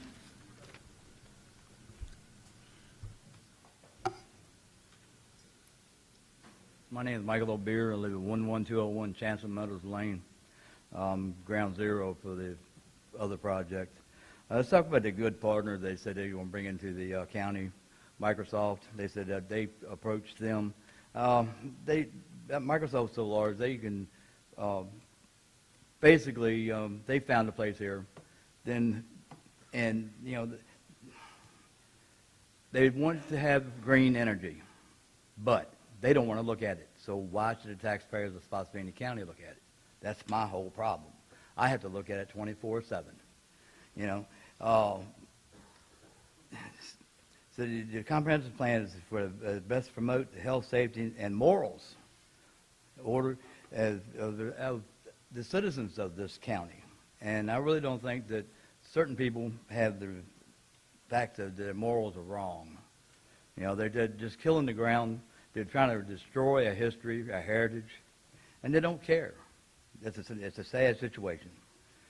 That, on some of the papers that Aspire submitted to y'all, stated that they were having a 650 megawatt project. I thought it was supposed to be in 5. I don't know where the other 100 some come from. But they said that, you know, it's in the paperwork. So evidently they're going to put it somewhere undisclosed to everybody in this room, except for them. That's what I don't understand. You know, they're the largest, supposedly the largest solar company in the world, according to them. Why can't they answer these little questions that we have? I mean, it's not the first time they've done a solar farm, I don't think. Maybe somebody should ask them. But my whole problem is they come and tell you one thing one day, then they turn around and change it the next. You know, just say no to this thing and let them go back where they come from. We have enough crooks in this state. We don't need it anymore. Thank you. Kathleen Hayden, followed by David Hammond. Hello, my name is Kathleen Hayden, Livingston District, speaking for myself. I have shared my concerns about the effect the solar plant will have on property values for months now, citing both my experience as a realtor and independent studies. Still, the staff report ignores this huge potential loss to homeowners and to the county in tax revenue, $27 million over the life of this project. This map shows you something other than the data, which has not convinced you so far. It's a map of the solar sites showing the properties with existing homes in green and those where the owners could build in the future in red. As you can see, homes surround these sites, changing the current landscape of residences, farms, and timberland to a massive industrial site with a host of dangers and risks will of course reduce the value of these properties. Even the applicant knows that.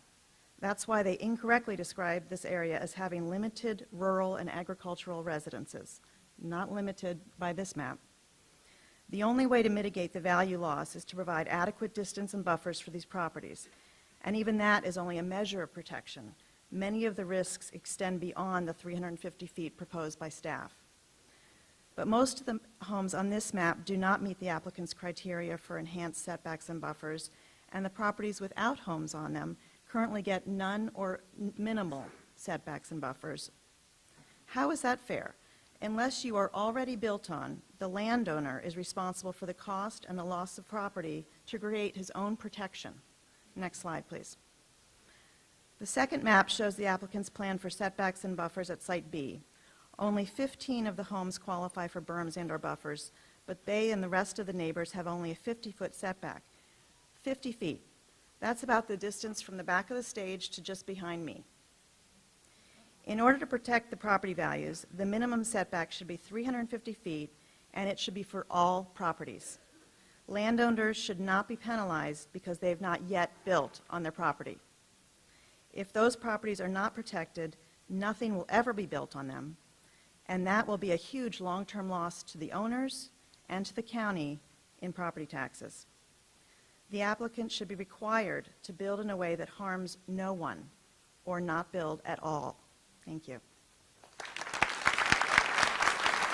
David Hammond, followed by Irv Boyles.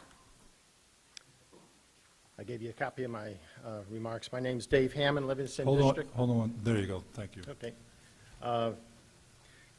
Dave Hammond, Livingston District. I want to talk tonight about mitigation of temperature impacts on nearby properties.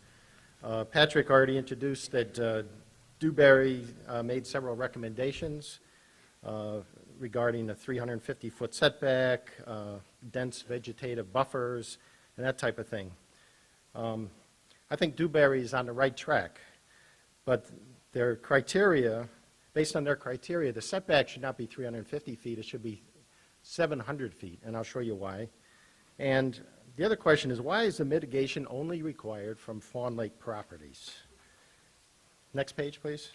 This is a map of Dr. Thanakis' report that's used as their reference, showing an 80-megawatt solar facility in Ontario, Canada, up in Sarnia. I've actually been to Sarnia many times on business. His report that I've been talking to you about for months never said it was 80 megawatts. It never gave a location. So this is new information. But the point of this slide is he set up several weather monitoring stations and temperature monitoring stations. You'll notice the locations up in the upper right-hand corner, they're downwind of the prevailing wind, and they are the temperatures that are the highest. The wind pushes the heat in the northerly direction there. So next slide. So this is a chart. This is a bit much. I like this because I'm a scientist and an engineer, but the chart shows hourly temperature differences over 8 months. So one of the things that Dr. Thanakis chose to do in his report is he had 18 months of data. He chose to show 8 months of data. He excluded both summers out of his data in this presentation. So when is the solar irradiance the highest, especially up in Ontario? He's excluded the data. The other thing I want to point out in Dewberry's misinterpretation of the data is they followed the blue line that Thanakis drew, and that's supposed to be like a best fit line, but really Hawk 4 station, the red line I pointed to, that's the station that's downwind. That's the highest point. So if you're looking at the 0.6 degree C data point, you don't pick one that's at 10 meters or 100 meters. You have to pick the one that's most protective at 200 meters. 200 meters is 700 feet. So go on to the next page. Basically, I think Dewberry's on the right track. However, based on their criteria, the setback should be 700 feet and larger for Site A. Thank you. Irv Boyles, followed by Kirk Byers.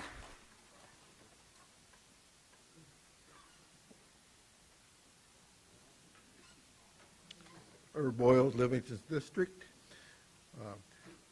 This is a subject I brought up before in the previous board meetings and planning of the concern I have based on the fact that the whole S-Power proposal is based on selling the electrical power through Dominion power into the electric grid. The electric grid is well recognized throughout the different organizations within the Department of Defense and Homeland Security as being very vulnerable to attacks, which from high-powered microwaves, electromagnetic pulses, and other geomagnetic effects, which results in blackouts. And so the question is, where does all this power go, up to 500 megawatts of power, waiting to be dumped and dispersed into the grid, and it can't go anywhere? The grid, as you know, provides not only the power to everybody in this audience and the county, it also provides the cooling for the nuclear power plant at Lake Anna. And if the electric grid goes out, everything's affected. We could have a radioactive condition, as well as the fact that everybody could be without power for up to months, according to the experts in this county, as well as the critical infrastructure. And so again, I ask for the due diligence to look into this whole situation and what's our fallback position, because once you get this kind of backup power sitting there with no place to go, you're going to have every inverter, every transformer, every piece of equipment in the whole link-up all the way into Dominion Power catching on fire, depositing toxic materials, and so I've seen nothing in any of the plans to forestall this or take that into consideration. So again, I ask for your due diligence to do this. Thank you. Kirk Byers, followed by Judy Janelle. Okay, I'm Kirk Byers. I live in the Livingston District. I also own a business there. When Mr. Benton found out I was against the project, he asked me why, because you own the only general store within 10 miles of these pads. Well, unlike the Meadows, I do not want to profit off my neighbor's miseries. Now, learn who you're dealing with. Here's a picture of their webpage. Their bios they have on their webpage are fraud, which means they're misleading to make a profit. Mr. Kramer did not retire from Energy Solution. He resigned, forced out. Sean McBride, on this bio, says he worked for a Utah-based energy company, his last employer. He worked for Redco and went bankrupt, that screwed the University of Oregon system out of millions of dollars by following false invoices to prove they started the work before the tax credits ran out. The governor resigned over this. You go to the bankruptcy report. Line 2, Kramer Investments. Who owns Kramer Investments? Steve Kramer of Aspire. I had one report that he was a board member, could not verify it, but if you have money in it, you're probably on the board. You got other things. Right here, another lawsuit. It states, Tracy's Third Amendment complaint does not allege Mr. Kramer made false statements to the federal government, but rather that he conspired with other defendants. This is who you're dealing with. There's many more in here that you can read. Lawsuit after lawsuit, bankruptcy after bankruptcy. Their newest board member came from Sun Edison, the biggest solar bankruptcy in U.S. history. Read their bankruptcy and how many lawsuits. One analyst from Wall Street actually said the bankruptcy looked planned because they shifted liabilities and assets so they would come out on top. Now, I want y'all to take all of this, and I want y'all to read this, because Aspire is a name. These are the people you are dealing with. And yes, I would profit off this, but I'm not interested in profiting off of it. I'm interested in stopping it before the county gets screwed, which in long run will cost me money and cost everybody in this room money. Now, do y'all want this stuff?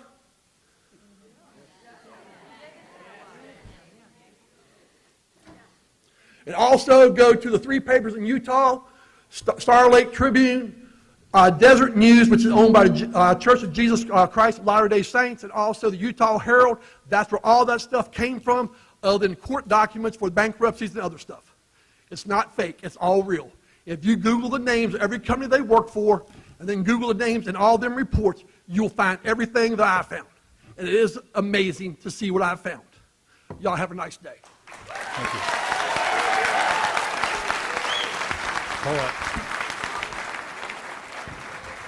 Judy Janelle, followed by Dick Janelle. Just a second. Okay, there's supposed to be a video on the wood chippers.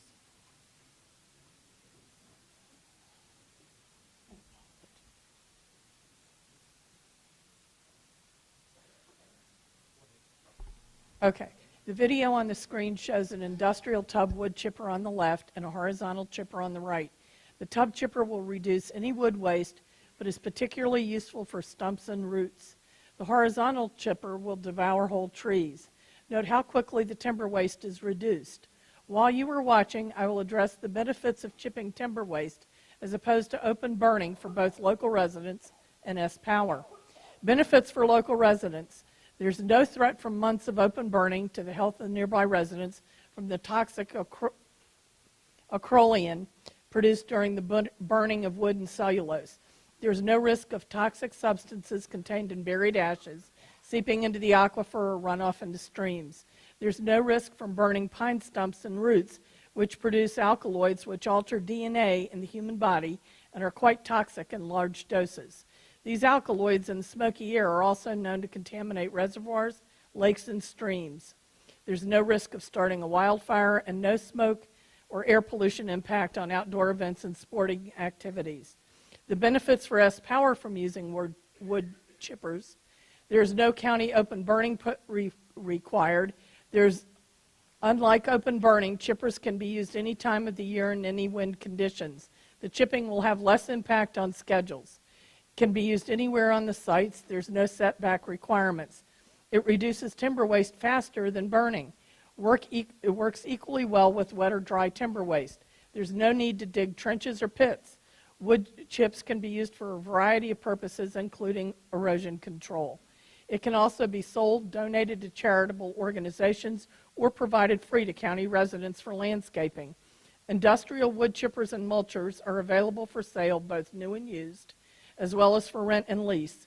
Commercial chipping services are also available. S-Power has offered millions of dollars worth of incentives to the county. Surely they can afford the cost of chipping timber waste. There's absolutely no good reason to allow open burning on any of the 3 sites.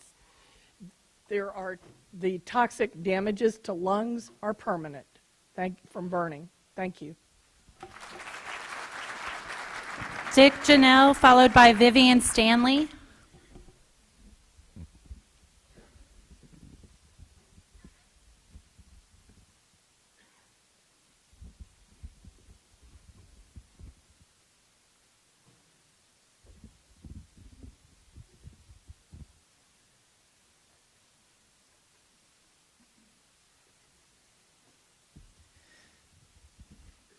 Good evening.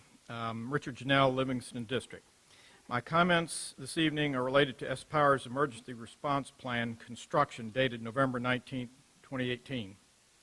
On first reading the plan, my sense was it is not a serious document. It seemed perfunctory, and large portions appeared to be copied from a generic OSHA safety pamphlet.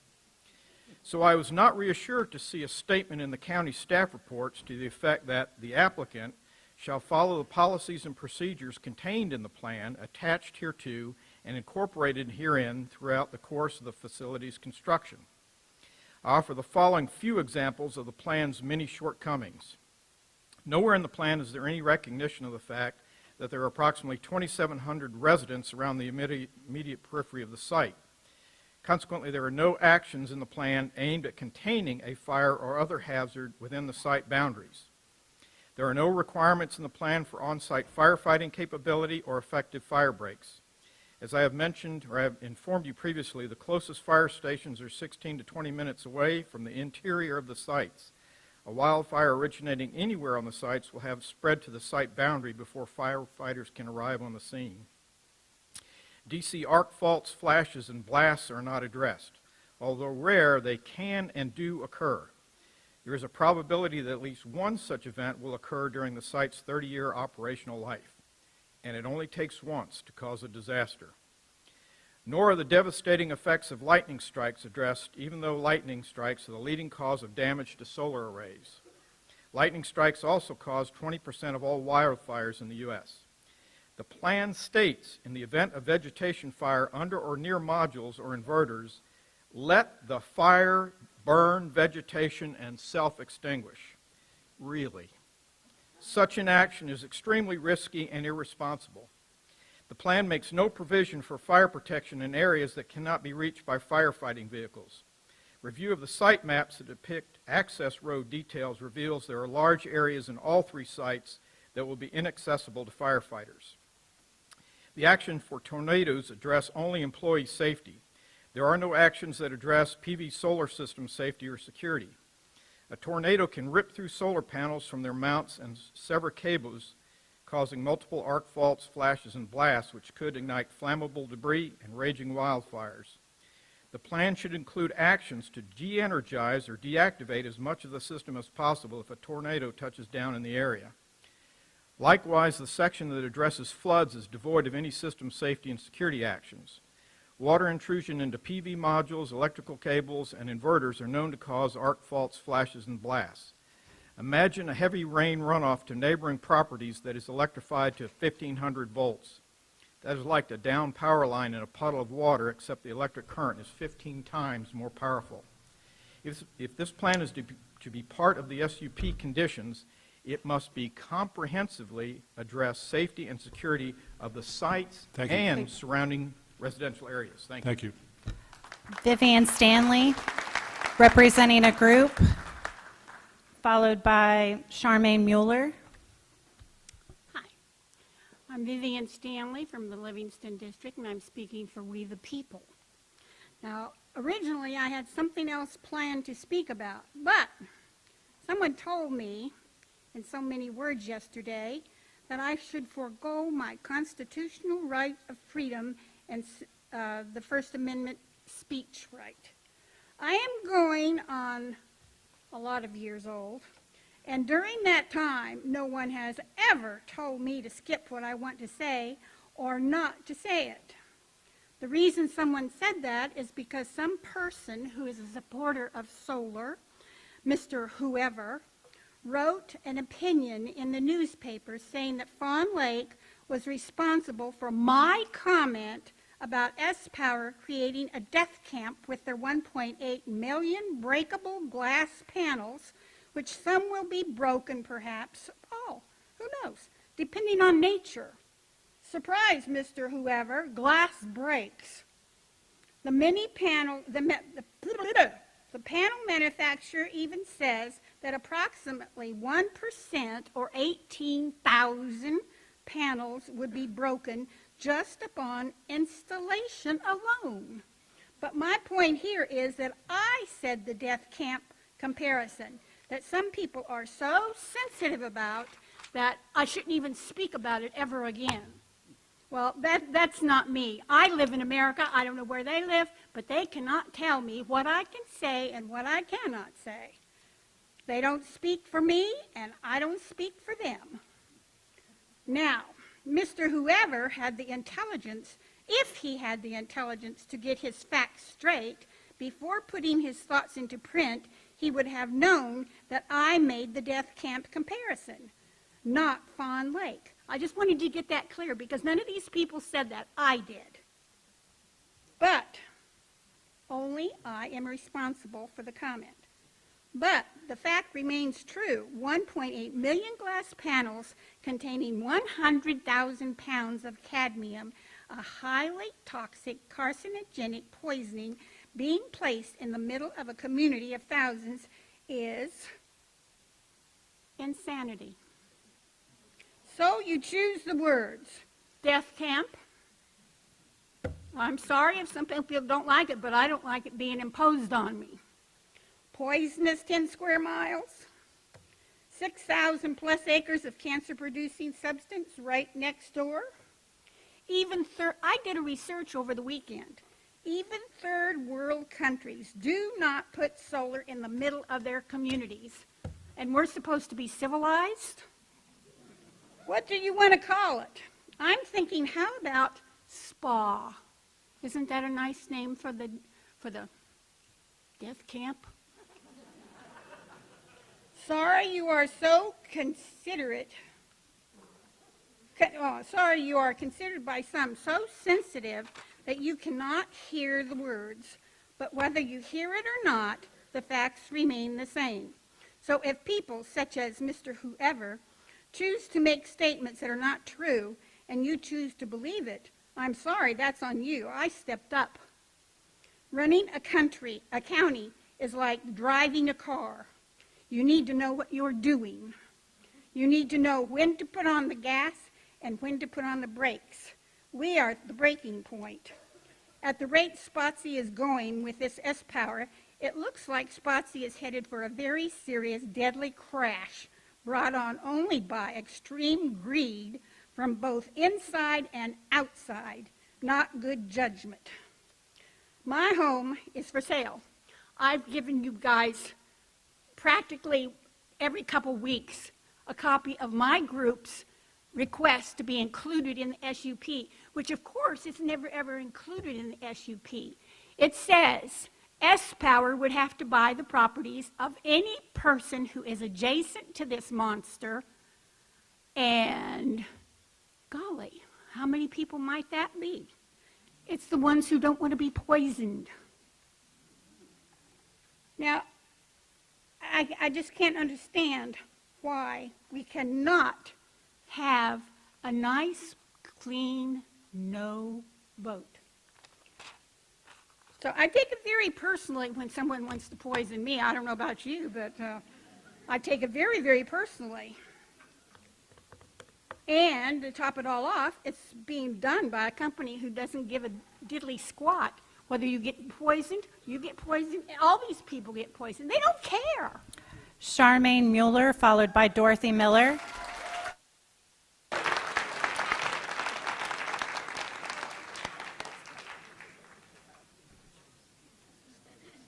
Dorothy Miller, followed by Bryce Reeves.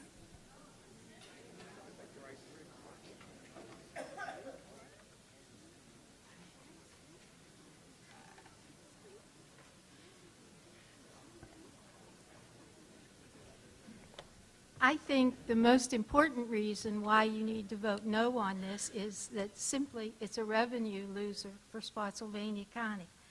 At the last meeting, the staff said that this would probably generate $700,000 the first year, going down to $70,000 a year in year 20. You're going to take at least 70 houses out of construction in Fawn Lake, and that would raise between $400,000 and $500,000 in revenue. And in 20 years from now, I mean, who knows how much taxes would go up, what it would be generating.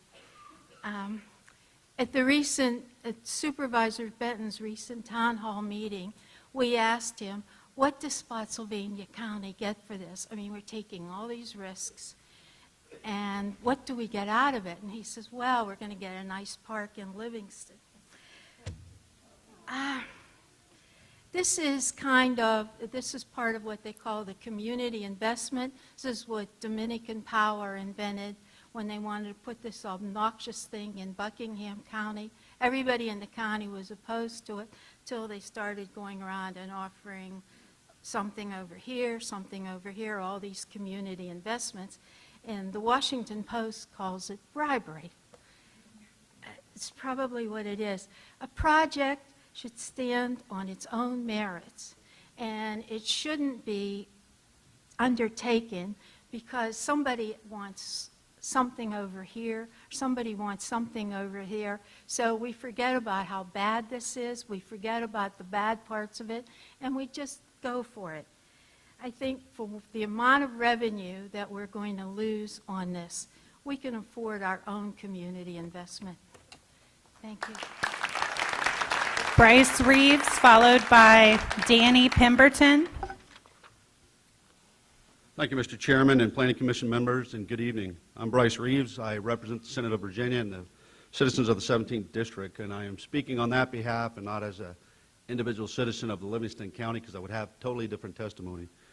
I first want to say that thank you for your willingness to serve on this commission and in the public sector, and thank county staff for the enormous work that they have done to get us to this point. And I truly believe that working for the common good is the greatest creed, and I wholeheartedly believe that with all my heart. I wouldn't be your senator. That's what really brings me here tonight, Mr. Chairman and members of the committee. I look at pending legislation or issues by doing two things. I study the issue and collect all the information from everyone and listen to the concerns of the people I represent, which are many in this auditorium. And then I look and assess the community impact in the long term. I'm not here to lay judgment, blame, encourage this project, or sow seeds of discourse, but to ensure that I look out for the future generation of our children, grandchildren with regard to the long-term environmental and fiscal aspects of this project. In front of you, each of you should have a handout that deals specifically with one issue that I have of concern for this project, and that is the actual decommissioning aspects of a project of this magnitude. I have attempted to pass proposed legislation once and will again submit Senate Bill 1091 in the 2019 session for consideration in the upcoming session starting January 9th. This bill requires that solar generation plants have a performance and reclamation bond to ensure at the end of the lifespan of this plant, taxpayers, Mr. Chairman, taxpayers are not stuck with an enormous burden should this entity fail to exist or hold up their best intentions. If local government requires a similar guarantee, this bill requires that the Commonwealth of Virginia, that is the state, be named as an additional insured on the bond instrument. The Department of Mines, Minerals, and Energy shall hold the instrument and shall promulgate regulations requiring that the owner submit a decommissioning site plan, reclamation plan as well. I am aware that S-Power submitted a revised decommissioning and site restoration plan dated just a few days ago on 12/13/2018. I'm glad they have finally come to the table and realized the need for oversight, and rather than work against me with high-paid lobbyists in Richmond, but get to the table and figure out what is reasonable and what is prudent. Mr. Chairman, in a cursory look at their cost estimates, I believe they are still low, but it's a starting point for discussion. especially on the recoverable cost on getting rid of their panels. If you look at those numbers, you'll see what I'm talking about. Rather than a net positive, I believe it will truly be a net negative and a lot larger than the $8 million. Kind of like getting rid of your fluorescent bulbs right now. We know what we're supposed to do with them, but will they really do it? Mr. Chairman, I would tell you and your commission, the devil is in the details on this. Thank you very much. Thank you. Danny Pemberton, followed by Sharon Brill. Thank you. Thank you. Am I here? Thank you. My name is Daniel Pemberton. I live at 6206 Blank Road, Fredericksburg, Virginia. Tonight I'm representing the Spotsylvania County Landowners Association Incorporated.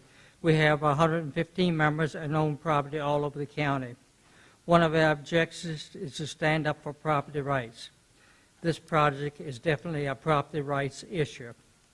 Owners should have the right to sell, rent, lease their property for profit, as long as it does not harm and harm others.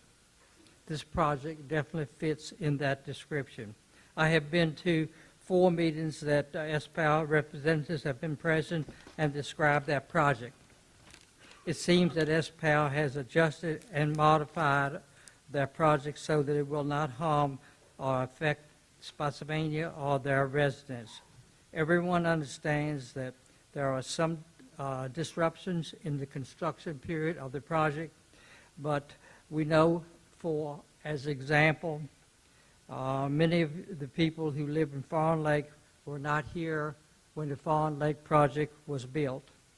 But this community was built and it had a lot of problems during construction, as probably SPOW might. But there was a mud all around, very much disturbance of the land, and it was a lot of complaints made by the local property owners and the Park Service. I was around, I worked in that area in the 90s, and the project has come around, and it's a beautiful project for Spotsylvania counties. A few years after all came together, and now it's beautiful. SPOW project will be the same way, but it, in the end, it will be great and beautiful for our county. Remember when they said that the racetrack project in Thornsburg would look like it would lower the value of properties of the area residents, and it did not. Residents tax has held up, and the racetrack has come around. It's operating now, and it's attraction to that community. The road projects are being constructed, and property value has stayed approximately the same. Everyone should be in favor of renewable energy. Just look at the amount of CTO that will be saved versus coal or oil from delivering 500 megawatts of electric power. Some of the aspects to the county would be $600,000 of property tax each year for 35 years. Also, SPOW is planning to give Spotsylvania County buildings like schools that will deliver 10 megawatts of current to Spotsylvania, saving $35 million over 35 years. And they are also going to install the panels for the county, install the installations. $3 million, $3.5 million will be donated to the county to upgrade the Fawn Lake water line, because the water line now does not have enough pressure for Fawn Lake. The upgrade is an asset to the county, but it's not needed for Fawn Lake. It's needed for the people who live there now. Approximately 6,000 acres will be protected from large developments, homes, or maybe something else down the road. They will employ 700 jobs during construction, and they will end up with approximately 25 permanent people on the site as regular workers there. At our last Spotsylvania County Landowners meeting, October the 18th, our membership voted to support SPOW's project in Spotsylvania. We feel that this will be a good project, all-around project for our county, and will help our county in the long run. we encourage you to vote for this project and help it come to our county. Just one other reminder, if SPOW gets completed and accepted, it will be one of the 10 highest taxpayers in Spotsylvania County. Thank you. Sharon Brill, followed by Mike Ates.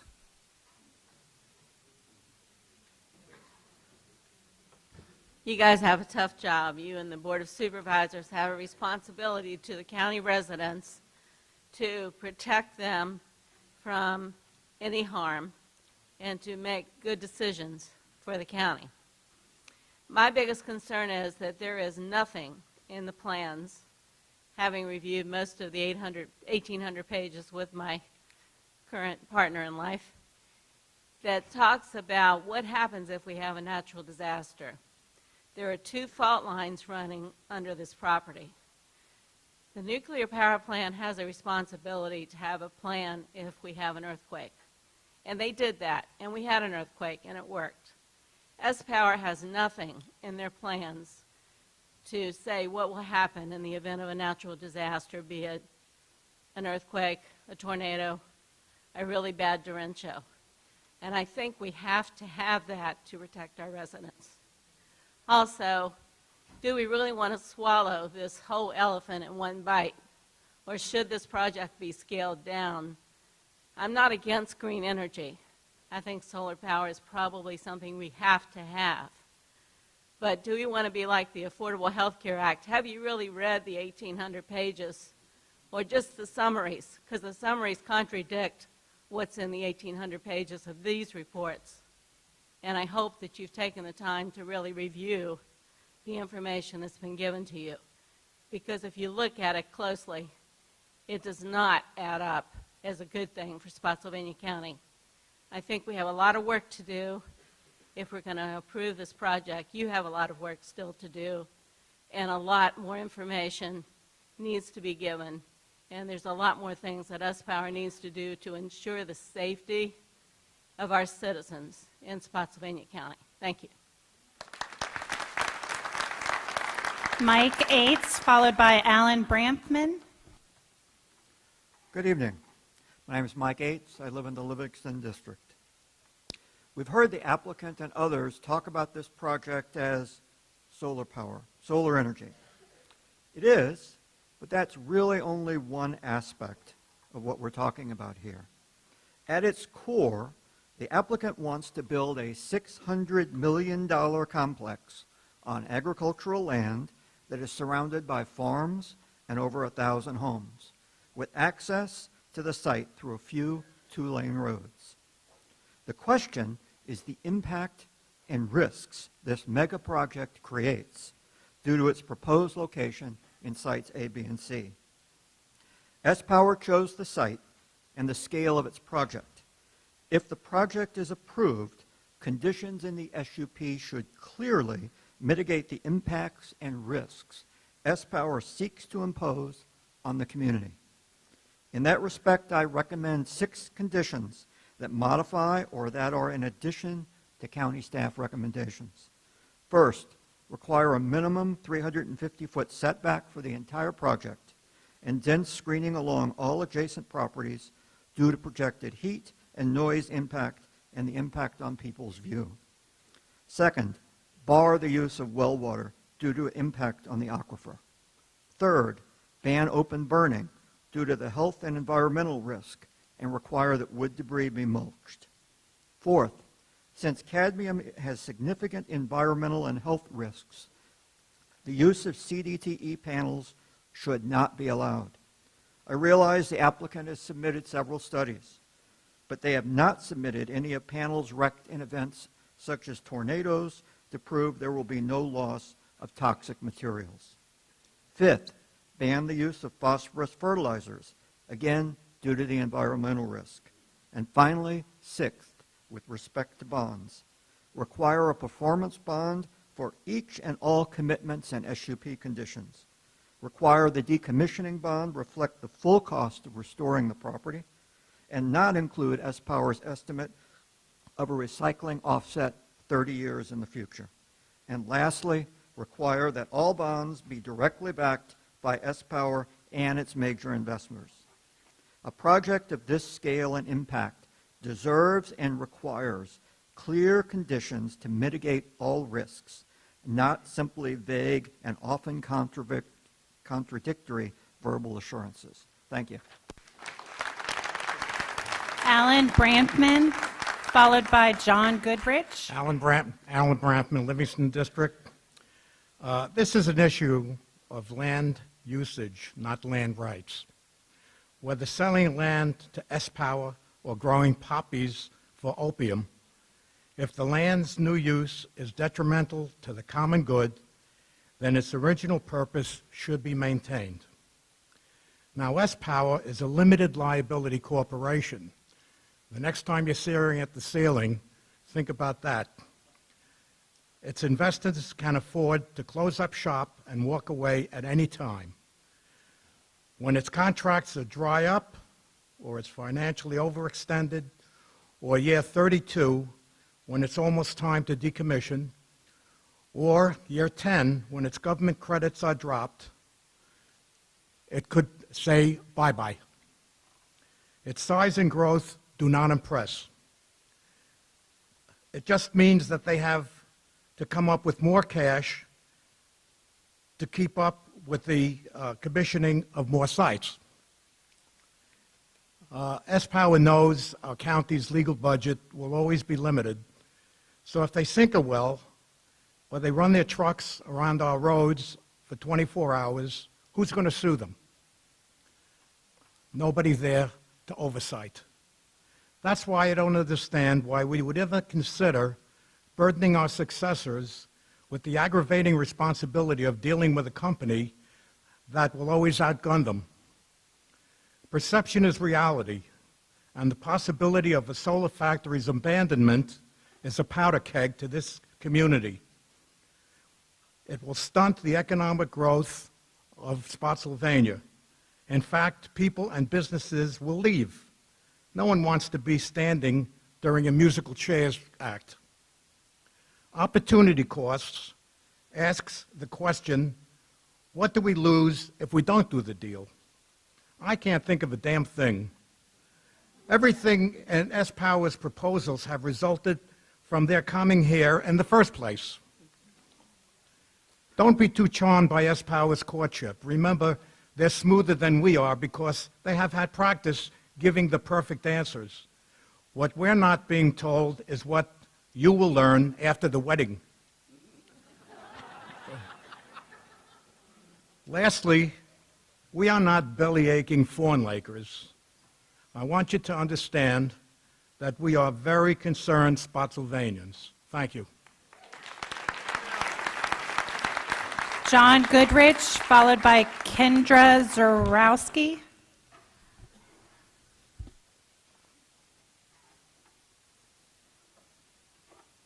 John Goodrich, Livingston County, speaking for myself. I refer to the Planning Commission staff report dated November the 29th, 2018, page 13, paragraph 2, headed External Comments.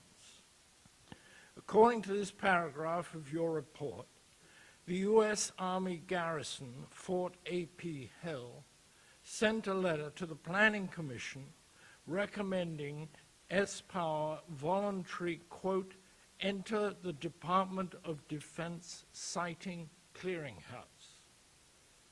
According to your report, S-Power refused to comply. The Department of Defense Siting Clearinghouse works with industry to overcome risks to national security. Their website features a large solar complex. Since, according to the Department of Defense, solar systems may present hazards to aircraft and air traffic control tower operators due to a possible glint or longer duration glare reflecting off the panels. Often, impacts may occur miles from a planned development, with the effects not always apparent to developers or civilian communities. Why has not S-Power complied with this request? And why has the Planning Commission not insisted on this condition? Although, according to their staff report, it remains recommended. Submission is voluntary. No doubt it's inconvenient to the applicant to submit their plans to the Department of Defense Siting Clearinghouse. But given this could be a matter of national security, it seems reasonable that the Planning Commission should insist that this condition be met, rather than merely recommending its adoption. My question, therefore, is will the Planning Commission insist on S-Power's compliance with the recommendation of the Department of Defense? Thank you. Kendra Zarowski, followed by Rust Foley.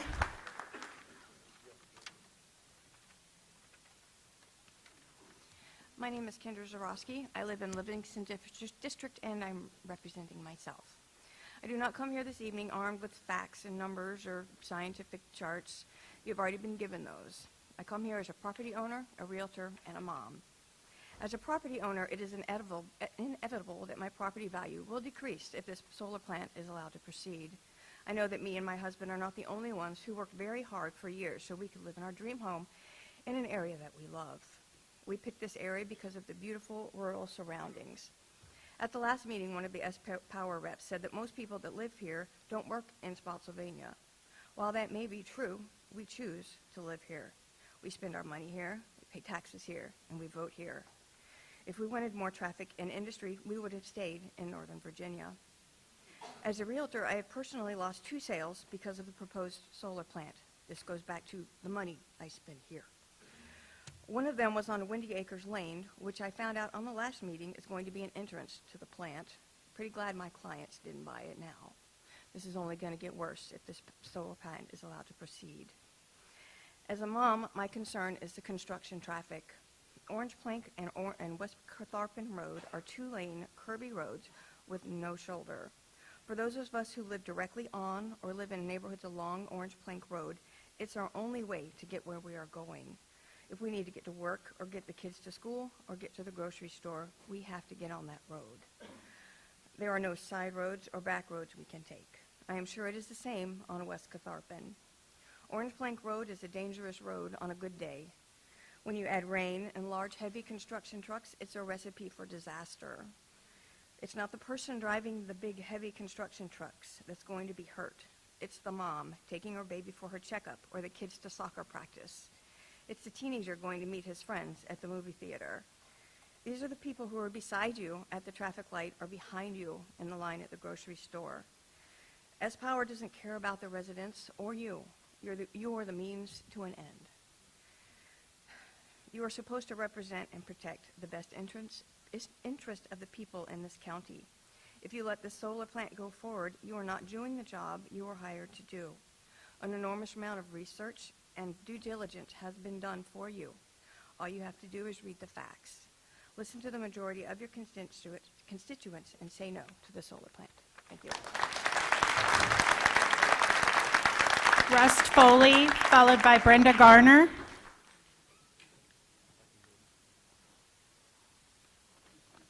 Hi, my name's Rust Foley. I'm a real estate broker. I represent the River Oak Timberland Investments through their consultant, Hunt Treadwell. Once again, I think we should start by complimenting your planning department and their staff with all the countless hours they put into gathering and processing all the information related to this project. Patrick and Wanda. Excuse me, Mr. Foley. Are you speaking on behalf of the applicant? I am speaking as an individual. Okay. However, I do represent, from a business standpoint, I do represent River Oak. I live in Henrico County. I represent River Oak. Please continue. I also represent other owners with land in Spotsylvania County that is not considered in the solar project. But I know you're getting a lot more of an earful with a whole lot of folks that just don't want to see this project in their backyard.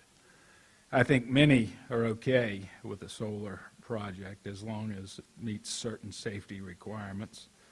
Water quality is not affected. Buffers are such that they don't have to see it at all. Well, your planning department's efforts requiring S-Power to jump through so many hoops assures that the health, safety, and citizens around this project are protected. You hear a lot of arguments against this. Not in the comp plan, the environment, toxic chemicals, terrorism. If I'm a terrorist, am I going to attack a solar facility when I've got a nuclear power plant 14 miles away? It's in the blast zone. Talk about home values. Do you really think a solar facility will have a negative effect on home values? I've been in the real estate business for almost 30 years. And the way this society is calling for clean, green, renewable energy, there will be more business leaders wanting to bring their businesses into this county because this is the type of project for the future. Home values could actually go up due to demand.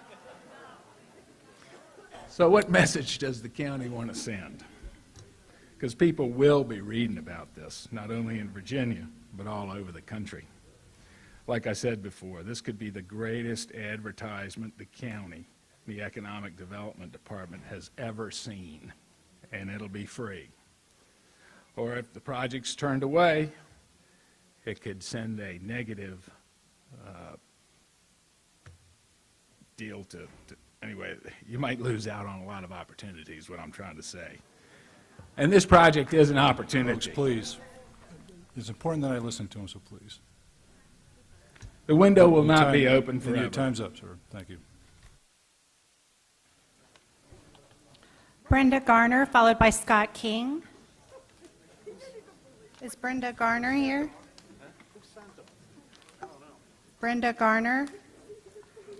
Scott King, followed by Dave Hoffmeister.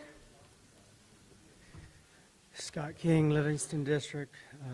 My residence backs up against Side A. I was one of the participants originally with the Concerned Citizens of Fall Lake. I wrote the paper on the aquifer, potential damage to the aquifer, and the erosion based on the initial plans S-Power had put in place. Through the rest of the time, Sean White has been emailing me with others, the plans, the continuous plans updates.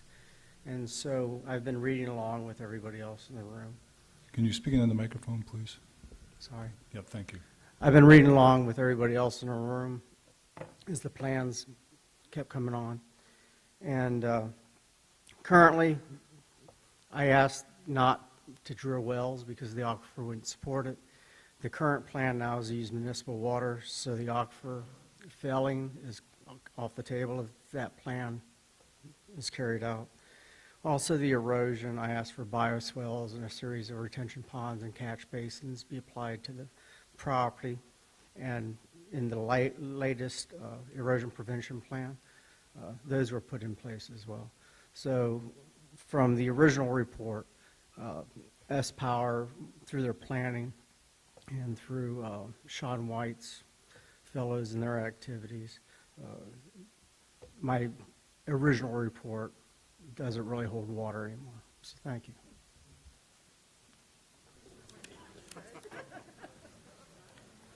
Dave, I believe it says Hoffmeister, followed by Nancy McNamara. Thank you. You got that better than most people. It is Hoffmeister. Dave Hoffmeister of the Livingston District. Thank the Commission for the opportunity to speak. I've attended a number of these meetings about this massive solar power plant, and I've read your latest SUP draft. I must say, as a resident of the county and a homeowner in the Livingston District, I am disappointed. Hundreds of people continually show up at these public hearings, and many speak for several minutes. 90% plus of them oppose the SUP as written for many good reasons. In all due respect to the solar power applicant, they do not adequately address all the real risks to our air, our county water, or rainwater, land use, hazardous materials, decommissioning costs, property values, taxes, and traffic, and more. The people of this community have offered valid recommendations to remediate most of these problems and concerns. The Planning Commission goes back behind the scenes and rewrites the SUP to the S-Power company's satisfaction without regard to most of the data and concerns that were presented by the community. You have given the appearance of listening to the solar power company and making few changes to address the valid and sincere concerns of the citizens. The outside expert resource you have used has not presented any data that specifically addresses the concerns of this community and basically regurgitates studies that do not directly apply to this project. They don't know much more than any of the rest of us about quantifying the real risk to our community of a massive power plant of this particular size at this particular location. I read our neighboring county, Culpeper, approved a smaller 100 megawatt power plant, and they specified non-cadmium based solar panels and 1,000-foot setbacks from their residential houses. Culpeper listened to their residents. Spotsylvania should do the same and follow their lead and adopt these specifications and many others. There are over 1,300 homes and lots adjacent to this project, and there are now families that live in those, and they have unknown certainties of what's going to happen in the future. They're trying to get your attention on remediating potential health risks caused by potential natural disasters, heat island effects, decreased property values, and other issues. We should not ignore these people. They're real people just like you and me, and they deserve representation. The Planning Commission, the subject matter expert, and the solar power company cannot confidently assure these fellow Spotsylvania residents of no harm from this proposed power plant as it's currently designed. I, as I stand right now, do not support the SUP and recommend denial of this application. Thank you. Nancy McNamara, followed by Augustus Kotera.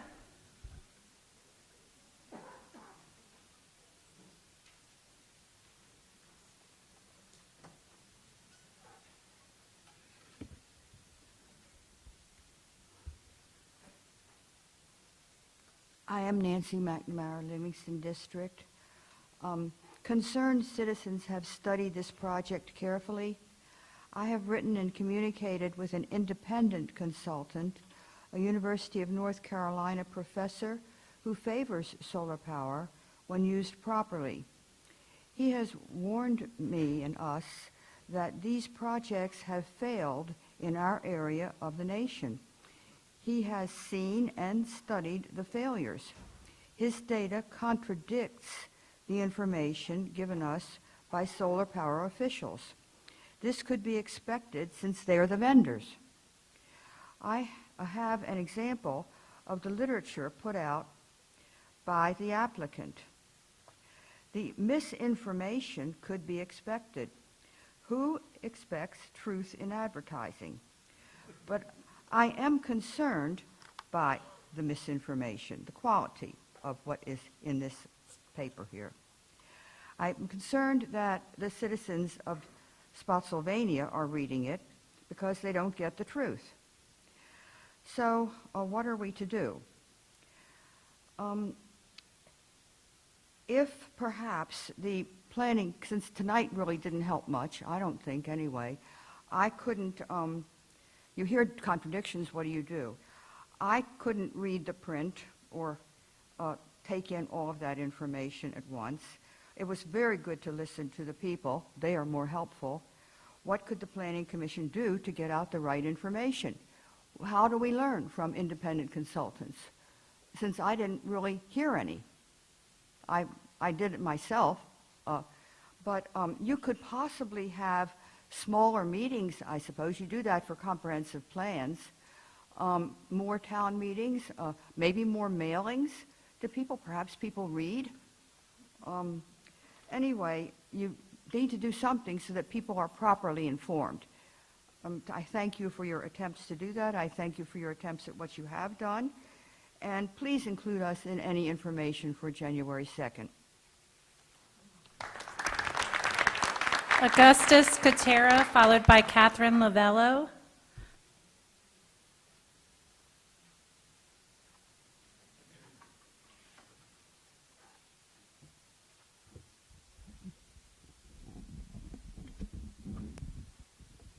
My name is Augustus Gotera. My wife and I live in Chancellor West. It's been a very delightful experience this evening. Sir, if you could address the Planning Commission, thank you. You can hold the microphone if you like, but just address us, please. Okay. It's been a very delightful evening, and I must compliment the Planning Commission because I think they're on the right track. They have the interests of the community, of the county at heart, and they are trying their best to uncover any potential problems and, meeting with S-Power, hopefully arrive at some reasonable solutions. But let me make a little far in the future comment, if you would. I spent 35 of my 88 years in the classroom. I was a professor of geology and geophysics. And I'm going to tell you that there is no planet that I know of comparable to our Earth. We have the most magnificent place to live that I can possibly imagine. We live in that wonderful little Goldilocks zone, not too close to the sun and not too far. Our axis is tilted so that we have wonderful seasons. It's perfect. It's really a very perfect Earth. I can also tell you that since the Industrial Revolution, the amount of carbon dioxide that has entered our atmosphere has more than doubled. And we're talking 200 years, 150 years. And it's going to continue to do so. When I first got my second degree, I went and worked for Exxon, drilled many oil wells and gas wells in western Oklahoma and Kansas. And so I know the value of oil and gas to our economy. We are built on that, and especially in the production of electrical power. If you don't believe me, just look at night, take a view of the Earth at night. We are lit up like a tilt on a pinball machine. It's incredible.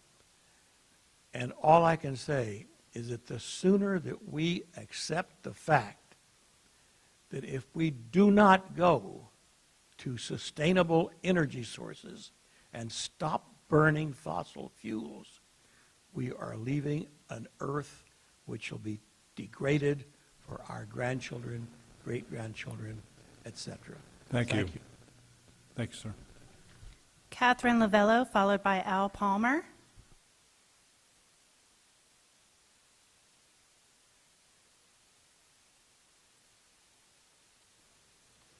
I'm Catherine Lavello, Livingston District. I also want to thank all you guys for all the effort you're putting into listening to us.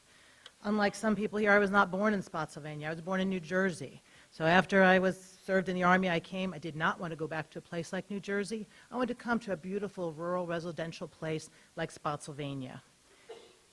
Thankfully, we have a comprehensive plan that either you or your predecessors adopted and certainly gave considerable attention and thought to set it up. I ask you that we pay attention to this comprehensive plan. This business about S-Power is not about landowner rights. Landowners can sell their land. If they have agricultural land, they can sell it for agriculture. They can't decide that they want to build a 25-story skyscraper or a solar power plant just because it will benefit their pocket. We rely on you with your comprehensive plan, our comprehensive plan, to save us from that. I don't want to reiterate a lot of the things that were already said, but we don't need cadmium in these panels. Certainly there's an alternative, and 70% of the panels that they propose already do not contain cadmium. So let's make it 100% if you're going to force this project down our throats. Nothing like this project has ever been done in America, okay? Nothing. The other 9 of the top 10 power plants are not within 2 miles of neighborhoods. 2 miles. It's a laugh that they spit in our face and say we'll do a 50-foot buffer or a 350-foot buffer. Why don't we have 2,000-foot buffers? Why should we be subjected to have this in our faces? Why should Spotsylvania County be the laughing stock of the nation when they overrun us and put glass over 6,000 acres? It's unprecedented.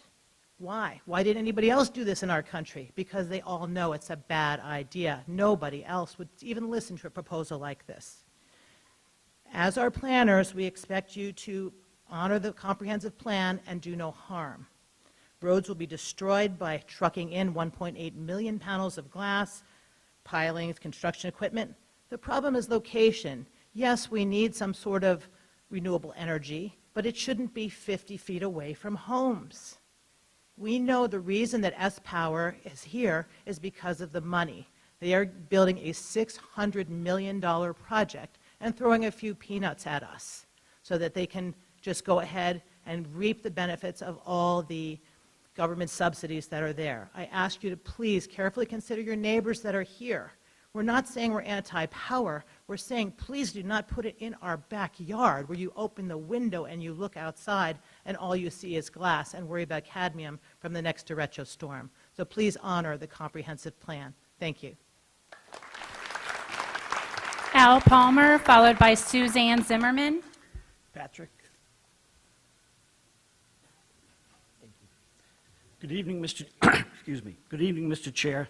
Al Palmer, a resident of Livingston District, speaking on behalf of my family, but also as a registered professional civil engineer with 30 years of experience in land development projects. I'd like to thank the commission and the staff for their review of this project. I've provided Patrick with a copy of my written comments, and I'll summarize those briefly. Since the staff report was issued on December 12th, the applicant has submitted 5 new plans that were not previously provided. Staff has not had the opportunity to review those. I would request the public hearing process be kept open so that the public have the opportunity to review the staff report upon its being amended and have the opportunity to comment upon seeing those comments. With regard to specific standards on water quality management, there's been a lot of information included in the package relative to erosion control, but it has not addressed long-term phosphorus control with regard to the state water quality standards and the manner in which the panels are being modeled. That I would request that you have Dewberry conduct a peer review of that information. What information has the applicant provided to demonstrate that the project is in harmony with the scale, bulk, coverage, density, and character of the area or neighborhood, which is your general standard number 2. With regard to the landscape plan, which is one of the 5 documents that was submitted, it is not stamped nor signed by a registered landscape architect, and it would seem to be appropriate for that standard to be met. With regard to the landscaping plan, I've got several questions outlined in my comments, but is watering only during the first year acceptable? What replanting would be done after the warranty period, say 2 years? Is the survivability ratio of 95% going to be the standard? And will the applicant be required to replant anything that is dead or dying? What long-term survivability will be required by the commission? And relative to surety, what surety will be provided to ensure that if the applicant doesn't meet their short-term or long-term requirements relative to the landscaping, that is addressed? With regard to the decommissioning plan, I would agree with Dewberry that the amount should be prior to any recycling credit, but also that the county consider a cash escrow account to ensure that the funds are there in the necessary time frame. And under traffic, there's been no analysis from either a safety or capacity standpoint of Orange Plank and Route 3 and Orange Plank and Brock Road. Those would seem to be reasonable to require. Thank you. Suzanne Zimmerman, followed by Justin Daney. Good evening. I'm Suzanne Zimmerman, and I'm speaking on behalf of myself. I thank you for giving the lead and giving honor to God. Can you speak into the microphone, please? Thank you. I thank you for giving us the lead and giving honor to God. The earth is the Lord and the fullness thereof. We are stewards of his earth, and what is proposed before us is a bad decision. When we moved to Massachusetts and we downsized there was a beautiful home near a quarry. We chose not to buy the home because it was near a quarry. Likewise, we would not buy a home next to a prison or a nuclear power plant or open strip mining or a landfill. This behemoth, follow the money. You have been commissioned to shelter, protect, and do no harm. God says, love your neighbor as yourself, and love does no harm to a neighbor. We bought our home in Spotsylvania because it was a beautiful rural area. This will be a terrific scar on the land. The decision that you make will not be just processed here, but processed in heaven before your Creator. Thank you very much. Justin Daney, followed by Tim Tarzier. Good evening, ladies and gentlemen of the Commission. Justin Daney, Livingston District, speaking on behalf of myself. I didn't really come today prepared like a lot of folks. I've heard a lot of really intelligent people come. I'm an attorney here. I'm a commercial real estate attorney. I work for a large commercial real estate finance company in Warrenton, Virginia. Ultimately, I really just wanted to come and kind of give it the sniff test and kind of come away with an opinion on the project, and I think I've done that. Like I said, I've heard intelligent people speak on both sides. I don't think that there's any doubt about that. So I really kind of just want to give some feedback of what I did here tonight. I did hear some of the statements made by the applicant that were so forthright and frank as if they were factual, particularly about I think what is one of the main concerns of everybody in the room, and that's property values. We've had some realtors come up here and say they disagree with the assessment that there will be no diminution of value. And based on the report that the applicant provided, I saw one opinion of an appraiser. When we all know, we've all purchased homes before, you could have two appraisals on a single family home and they could be worlds apart. So I don't know how valuable that assessment really is. Also, I also wanted to point the Commission to an article that I read this week. Just happened to pop up from the Gaston Gazette. It's from our neighbors down in North Carolina. Interestingly, a similar project, similar commission, looking through the facts and determining what's best for the people. And I just want to read to you what a gentleman, Tom Keeger, he's a commissioner, said why he voted against the rezoning. He said, partially because of homeowners' testimony, and, quote, I do not see a need for them to be right on top of neighborhoods or homes, places where people have to see them all the time.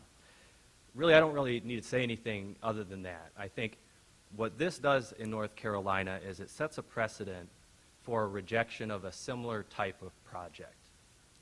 What we don't have is a precedent for a project of this scale in such close proximity to a residential area.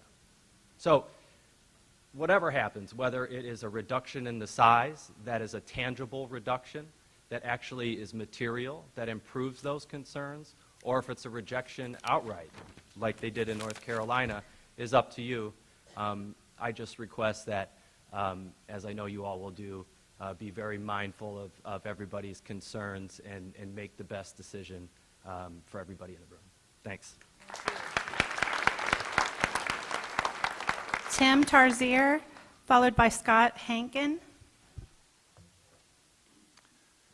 Good evening, Commissioners. Tim Tarzier, and I live in the Livingston District, and I'm speaking for myself. I want to address a couple of things that concern me. It's more in a relation of general comments. Let me start with the election of Governor Northam. His platform was that he wanted to make Virginia an example of an energy renewable state. Following that, the State Corporation Commission listened to our comments and quickly said, wonderful. And I knew that the fix was in at that point. I'm hoping that at this level, the fix is not in from a political standpoint. We're at the Planning Commission level. We are not the Board of Supervisors level. So you are listening to the comments here. And I appreciate that, and I appreciate your forthrightness in listening to us. Let me pose a conundrum. If the solar panel, if a utility such as this were already in place, would you as a developer buy land next to it and develop a community such as Fawn Lake or any of the others around? I don't think so. So let's turn that around. We are an established community right now, so why put this thing next to an established community? That's the conundrum. There's a lot of open space in Virginia. Southwest Virginia has a lot of space. Why didn't S-Power go down there? Don't know. But anyway, if it happens, needs setbacks, good setbacks. And like Luck Stone, need higher berms than what's proposed here. 20 foot at least. If you're up in Fairfax County, you see Luck Stone, they have 30-foot berms around. We could require the same thing. So please consider that. Thank you for your time. Scott Hankin, followed by Carrie McHugh.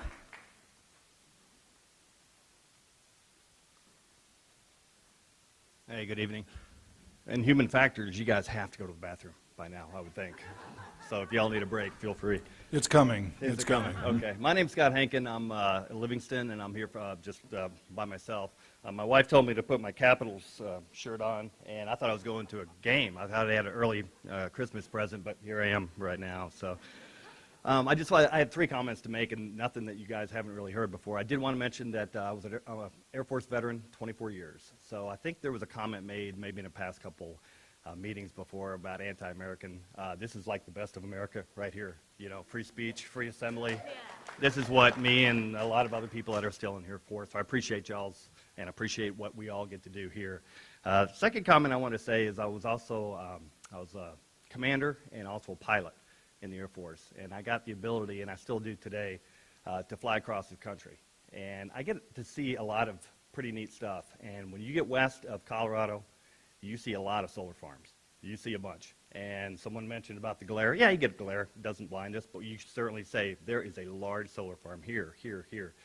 There's no 50 feet or 350 feet. There's 100 miles between these and anything else. So I'm interested in why here, just like other people are saying. Why is it right here? I understand that we're talking about solar energy, not against solar energy, but, you know, a lot of times we're talking about things on a roof, possibly.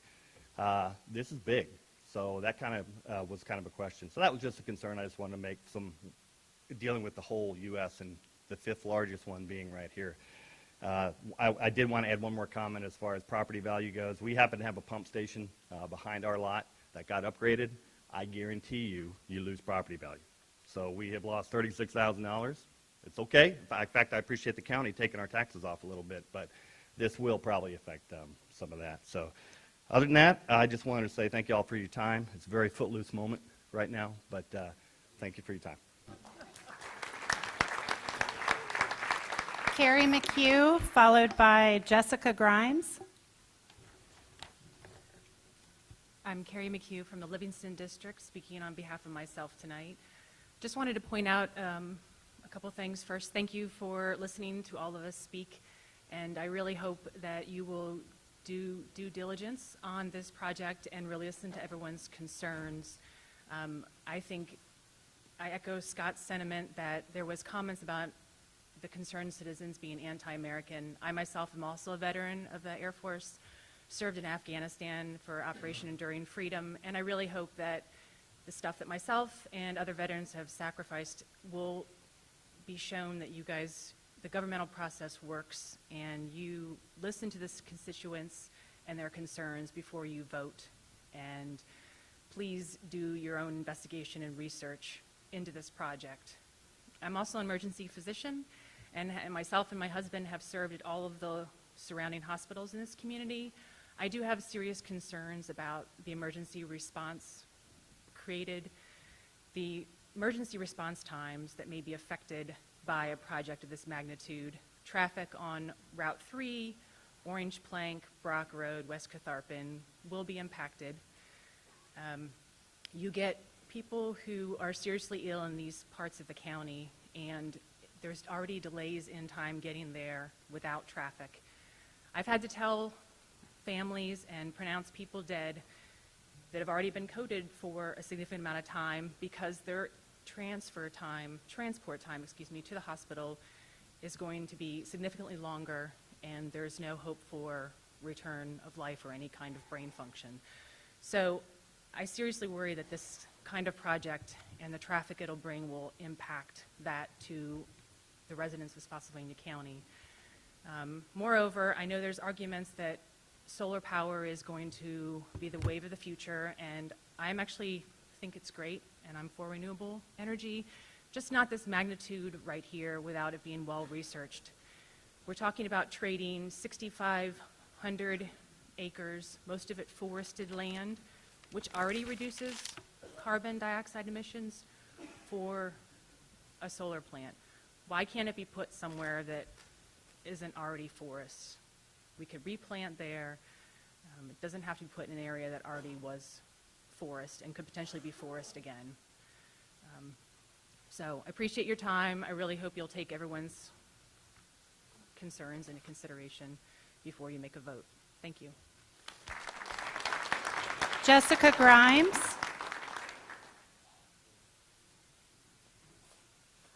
Is Jessica Grimes here? Okay, Richard Toy. And that's it after. My name is Richard Toy. I'm from the Cortland District. Mr. Chairman, if I continually refer to you, I am speaking to the entire group, not necessarily singling you out.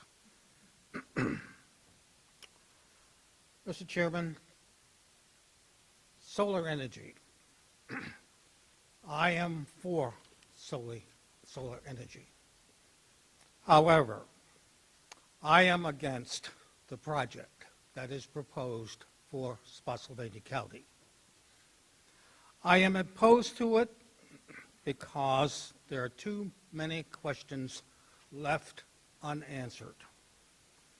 It is my understanding that 6,300 acres are involved here. Tonight, we can account for 905 acres, and tonight we can also account for 245 acres. In addition to that, it is my understanding that the applicant will set aside 2,000 acres. That totals 3,140 acres. The question regarding those figures is, what about the 3,160 acres that are not accounted for tonight? What will happen to it? What plans are made for it? The magnitude of this project is huge.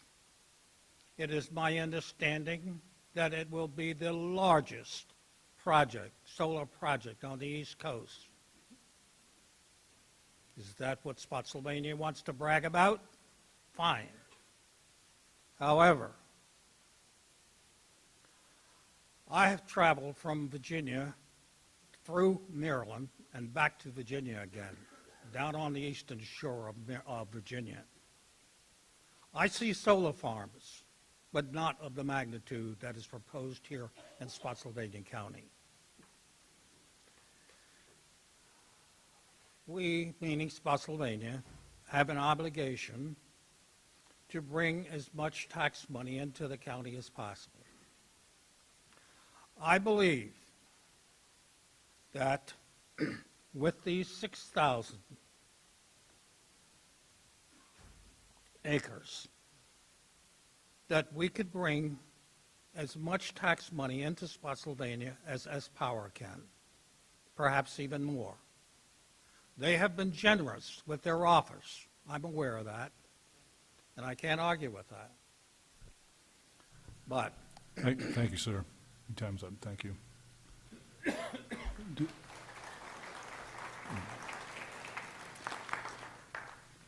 At this point, I have 9:45. We'll take a 10-minute break, and we'll reconvene in about 10 minutes. Thank you.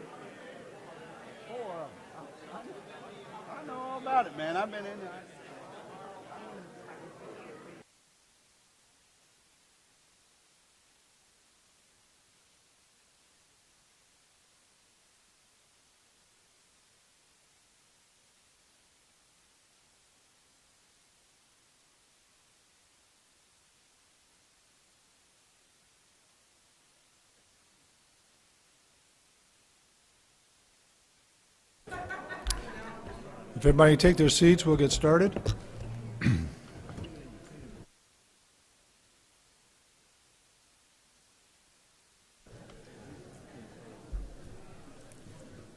need something to hit with.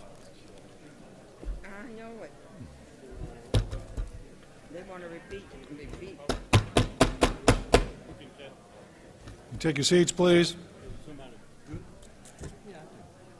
Call him next speaker. Call him next speaker. Can I have everybody take their seats, please, so we can get started?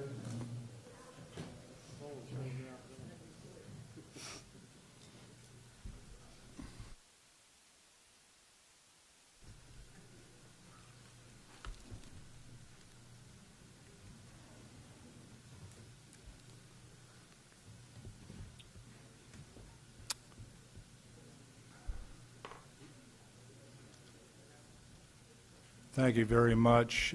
Paulette, I understand there's nobody else signed up to speak. Is there anybody else that wishes to speak? Come on up. Please state your name, your voting district.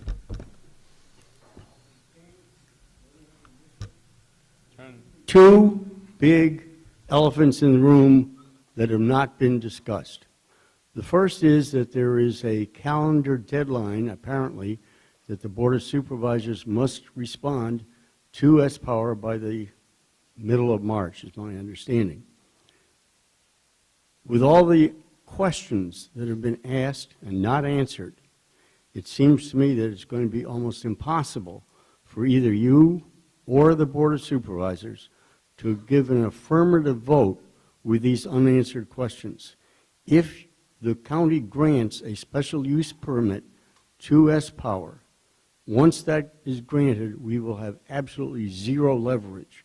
So therefore, it is incumbent upon you, the Planning Commission, and the Board of Supervisors to make sure that every one of these questions that have been raised have firm, written, definitive answers before you could vote yes.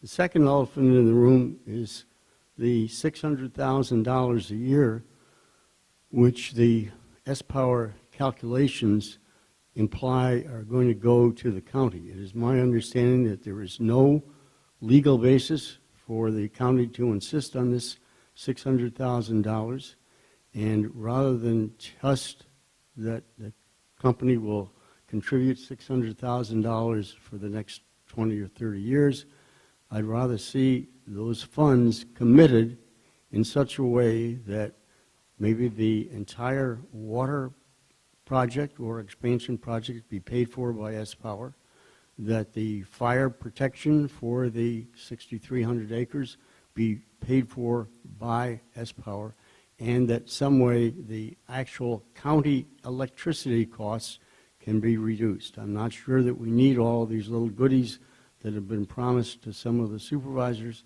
but I think that whatever funds are available from S-Power should be devoted to reducing the community's out-of-pocket direct costs. Thank you.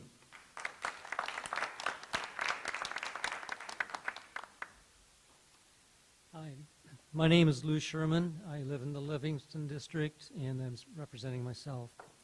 Once again, I come here to express my concern over the decommissioning cost estimates as provided by S-Power through its contractor, Swinnerton Renewable Energy. The first such plan proposed by S-Power estimating decommissioning costs, the first plan estimated that decommissioning costs would be $1.3 million, or stated another way, only $2,750 per megawatt. A simple Google search disclosed reports showing that decommissioning costs for other projects estimated costs as low as $30,000 all the way up to $30,000 all the way up to $198,000 per megawatt. We pointed out that S-Power's estimate ranged from 11 times to 72 times less than anyone else reporting these costs. Either S-Power didn't know what they were doing, or they were trying to snow us. Neither one of these two options bode well for the county of Spotsylvania. The last two decommissioning estimates presented by S-Power and Swinnerton have increased expected costs significantly. but they have also tried to whittle the net cost down by including expected revenue from recycling of material. So while they state estimated decommissioning costs will be $36.7 million, they also effectively reduce that amount by stating they expect to recover $25.7 million from recycling revenue, for a net cost of only $10.9 million, or $22,000 per megawatt. Again, that is still less than any other reported cost that we've been able to identify through our research. At another hearing, you were told that the Electric Power Research Institute conducted a study this year to estimate decommissioning costs for a solar farm at the end of its useful life. Among other things, it found a negative net salvage value of $83 per kilowatt. This equates to a decommissioning cost for S-Power of $41.5 million, not $10.9 million. Further, Dewberry Consulting recommends that recycling not be used to factor in decommissioning costs. I recommend that you follow that. S-Power continues to claim there is an adequate market for recyclable material, stating that their track record in the industry, quote, allows us to be comfortable in our estimates, end quote. I'm glad that they're so sure of their track record, but I'd like to know how many of their projects have gone through a decommissioning. Have they done any? Are they aware of anything? Has S-Power provided evidence of its decommissioning costs and or revenues from recycling? They state that quote, solar panels have value beyond the life of the project. Thank you. Time's up. Thank you.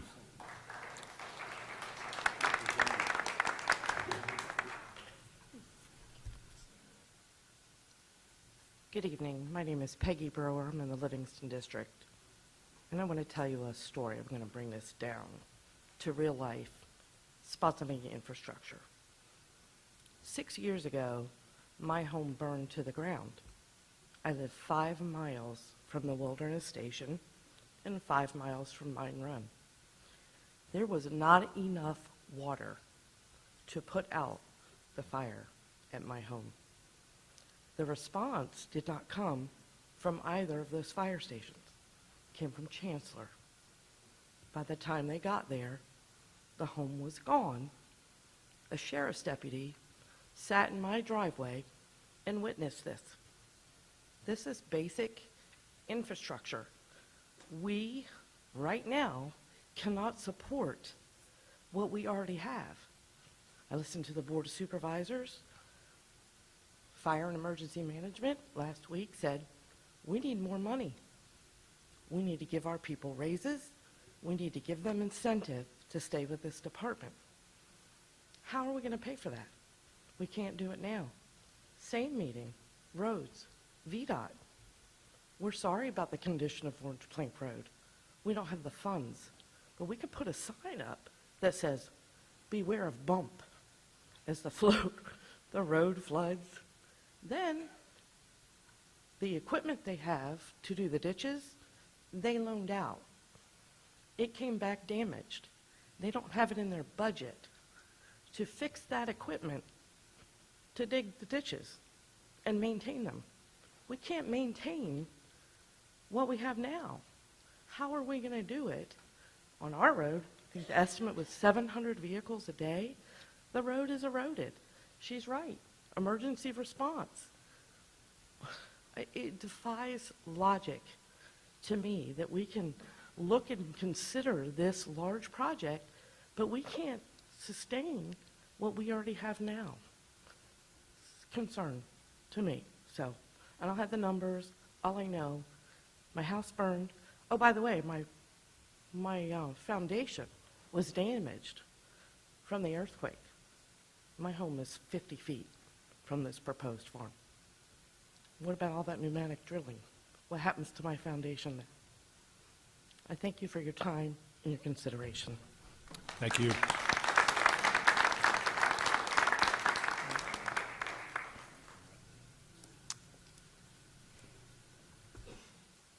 I'm Scott Jensen. I actually reside in Orange County, but in Locust Grove, just about 3 miles from the site. So I'd appreciate the courtesy of being your neighbor, being heard out here. I just want to say that this is bigger than Fawn Lake. This is something that affects people surrounding the area in either other counties as well. The big thing that I want to say is I'm a web developer. I've heard a lot of argument that this is going to bring tech jobs. And I'm here to say that I am one of those tech jobs, and I would not have bought the home recently that I did if this had existed. I'm not against clean power. I'm not against solar energy. I'm not against anything like that. I am against the scale of this project. It does not fit with this rural area that I was attracted to with my wife.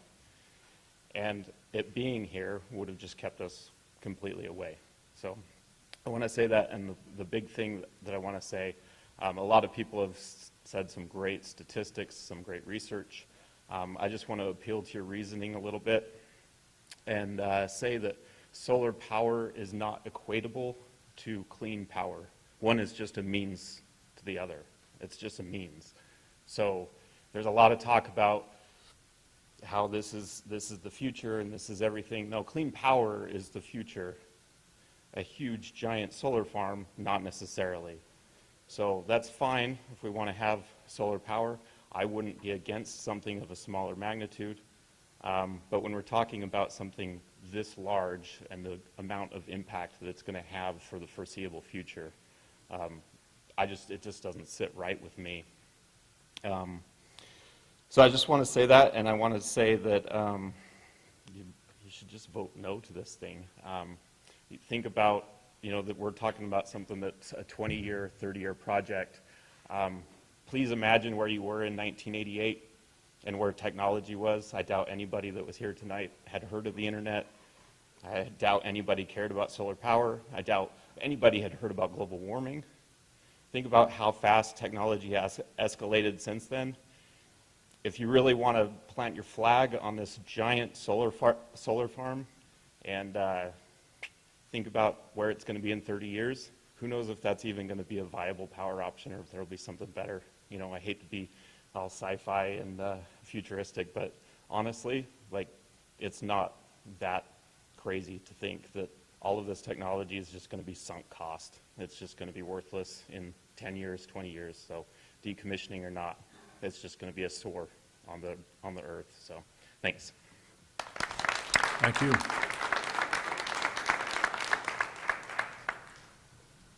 Is there anyone else?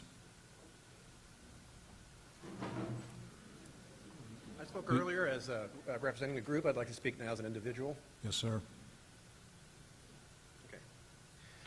First, I just want to point out that one person who spoke earlier in favor of the project is actually now employed, as far as we know, is now employed by S-Power and failed to disclose that. And I'm thinking that if he had, perhaps his testimony would not have been allowable. But anyway, that's not my main point.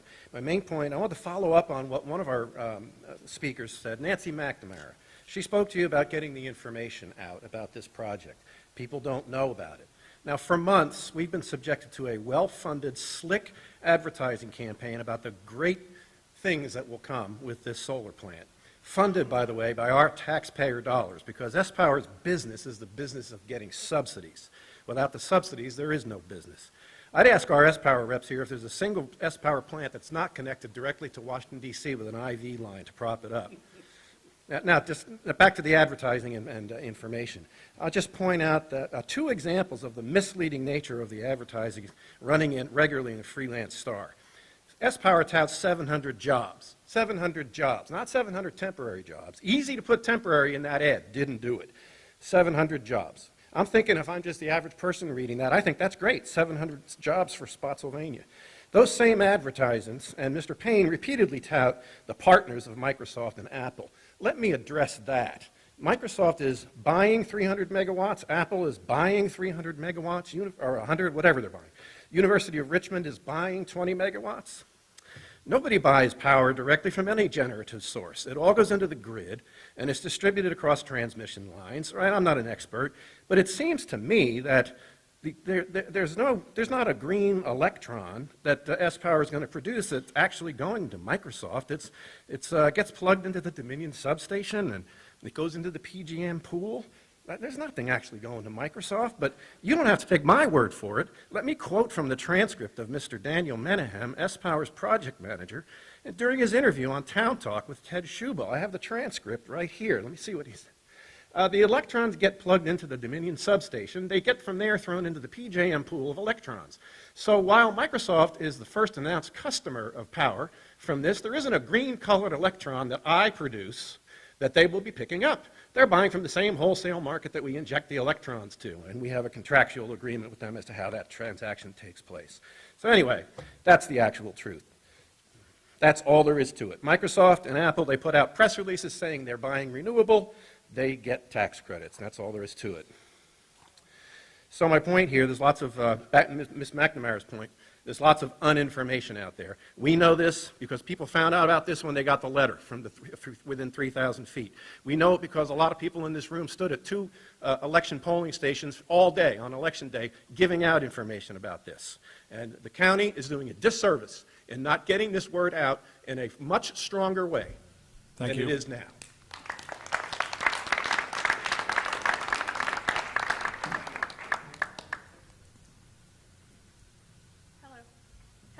Hello. I am Melissa Watson, Livingston District. I'm speaking on behalf of the special needs community. I speak for kids who can't speak for themselves. My son has autism. He will not survive 115 decibels of pile driving every day, all day. He won't survive open burns. He won't survive if he has a seizure. And the community that is supposed to help him can't. I speak on behalf of all of these kids with asthma, with inability to walk and talk. This is not a difficult decision that we've put before you. It's pretty clear. And I'm speaking for them. So I ask you to vote no. Thank you. Thank you. Come on up. Hi, my name is Bill Betts. I live in the Livingston District, and I speak on behalf of myself. I've lived in the county for 17 years. I spent 10 years in the Lees Hill District, and I've lived in the Livingston District for the last 7. We lived over on the other side of the county when we built our house over there. It was very rural. There wasn't much over there. It was a nice place to live. As that part of the county grew up and grew bigger, my wife and I decided we wanted to move a little bit further away, get a little bit more out into the country. So we made a decision to sell our house and move into Fawn Lake, which came obviously at a little bit of a greater cost due to the escalated cost of living there. That came with some burden with it, but we made that decision because that's what we thought was best for our family. What I've seen to hear listening tonight and then listening over the past few weeks is this turned into Fawn Lake against S-Power, and I don't think that's the case, and I think that's been reflected well amongst many of the people that have spoken here tonight and at the last public hearing. This is not about Fawn Lake. This is about what's best for the county and about what's best for the area. The area was zoned rural, residential, and agricultural to preserve the history of the county and that which we are known for. And by bringing this solar plant into the area, we will in fact take most of that away, especially the most significant part of the county that will be affected by this. Those of us who have lived out there for a considerable amount of time know how narrow the roads are, especially Orange Plank Road and Brock Road. I work in public safety. I'm very much well aware of what happens on these narrow roads. We've had multiple fatalities in that area of the county, on Brock Road, on Orange Plank Road, and the intersections with Route 3. We've all seen what has occurred as a result of this, and those of us who have to drive that road every day know that when these large trucks are driving up and down the road, that we have to yield the right of way because it's a lot safer to take a chance driving into the ditch than it is to take on an 18-wheeler head-on. Those roads are narrow and they're tight and they're lined with trees. When you have to hit the ditch to get away from a truck, there's a greater likelihood that you're going to lose traction on your vehicle and you're going to end up eating a tree. We've all seen the consequences of this. We've seen the fatalities, and this is one thing that doesn't seem to be addressed very much with a lot of the discussions when we talk about roads, as most of the conversation is just about the congestion that we're going to see. Most of you are not directly impacted by this because you do not live in the Livingston District but your kids and your grandkids are going to be impacted by this repeatedly as the system grows on into the next 25 or 30 years as it relates to much of what was discussed. The decision that you make will have the greatest impact on the county land that has ever occurred, and it is irreversible. There are so many concerns that have been brought forward, and it is your legacy of what is going to happen with the decisions that you make. What I'd like to close with is, I will ask you this. Would you want this literally in your backyard with the concerns that have been expressed? Please take this into consideration with your vote. Thank you.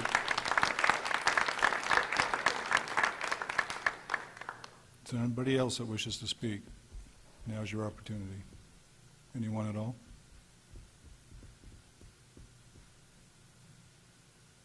Okay, seeing nobody else that wishes to speak, the applicant would like to rebut.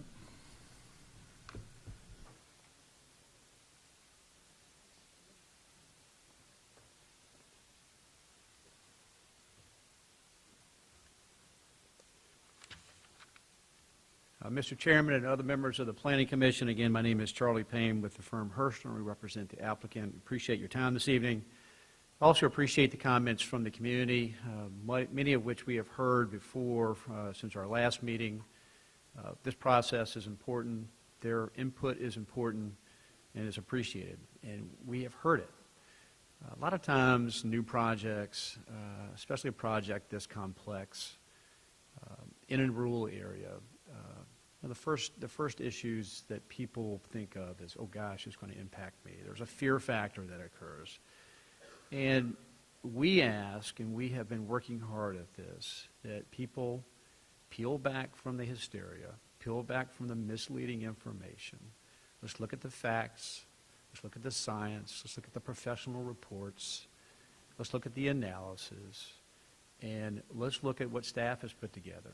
If you look at the mitigation measures that has been put together by the county staff, to date there are 98 conditions. I was teasing Wanda earlier today. It might be a world record. It might be a Virginia record.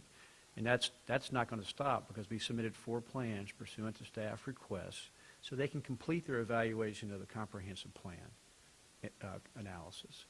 And I've heard folks, many of them, the theme tonight was going after the fact of whether or not, going after the point that whether or not we are consistent with the comprehensive plan.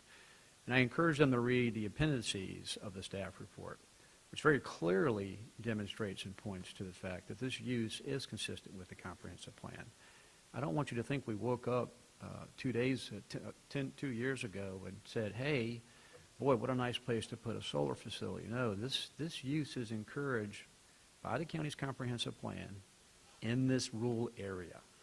It's not encouraged for greater growth. It's not encouraged for another Fawn Lake or another high-density growth. It's encouraged for this use and other agricultural incompatible uses, including silviculture. I didn't write that. That was something that was done by the county and passed by this Planning Commission and the Board of Supervisors. Certainly mitigating those factors is part of our responsibility. And the staff has done a heck of a job in having us work with them and the community to address that. And it concerns me to hear members of the community say that no one's listening to them. That's just completely untrue. That is not accurate at all. We've listened to you. But the flip side of this is we have an application before the county. It is a viable application.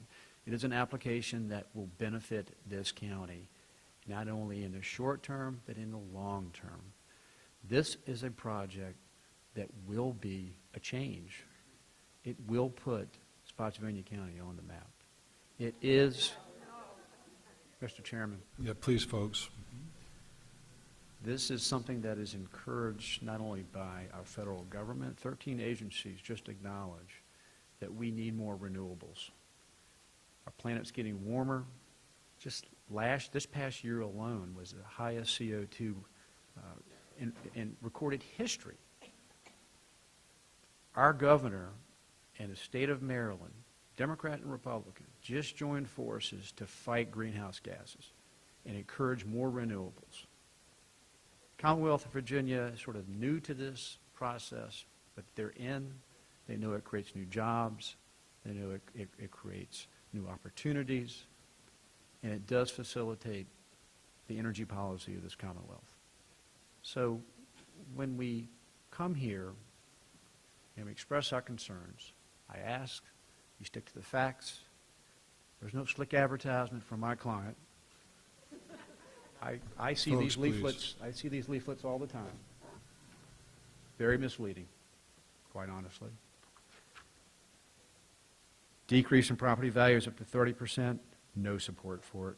Increase in county taxes, even after staff says we'll be one of the top 10 taxpayers if this project moves forward, and it would generate positive tax revenues. It still shows up in these leaflets. Increase in cost of electricity, even though the State Corporation Commission has said that will not happen. Toxic materials, even after the discussion on cadmium by outside consultants, it proves that that's wrong. It shows up in these materials. And now lead and Gen X. I don't even know what Gen X is. It's part of this advertisement. Again, just respectfully ask, you stick to the facts, stick to the science. We want to work with you. We want to be part of this community. Thank you, Mr. Chairman. Thank you very much. At this point in the agenda, I'm going to close the public hearing portion of the meeting and make a motion to continue the discussion and vote on SUP 18-0002 to January 2nd, 2019, to provide an opportunity for the applicant to supply the plans recommended by staff and respond to any other noted deficiencies, and so the planning commissioners can continue to review the application and consider the input received during this public hearing.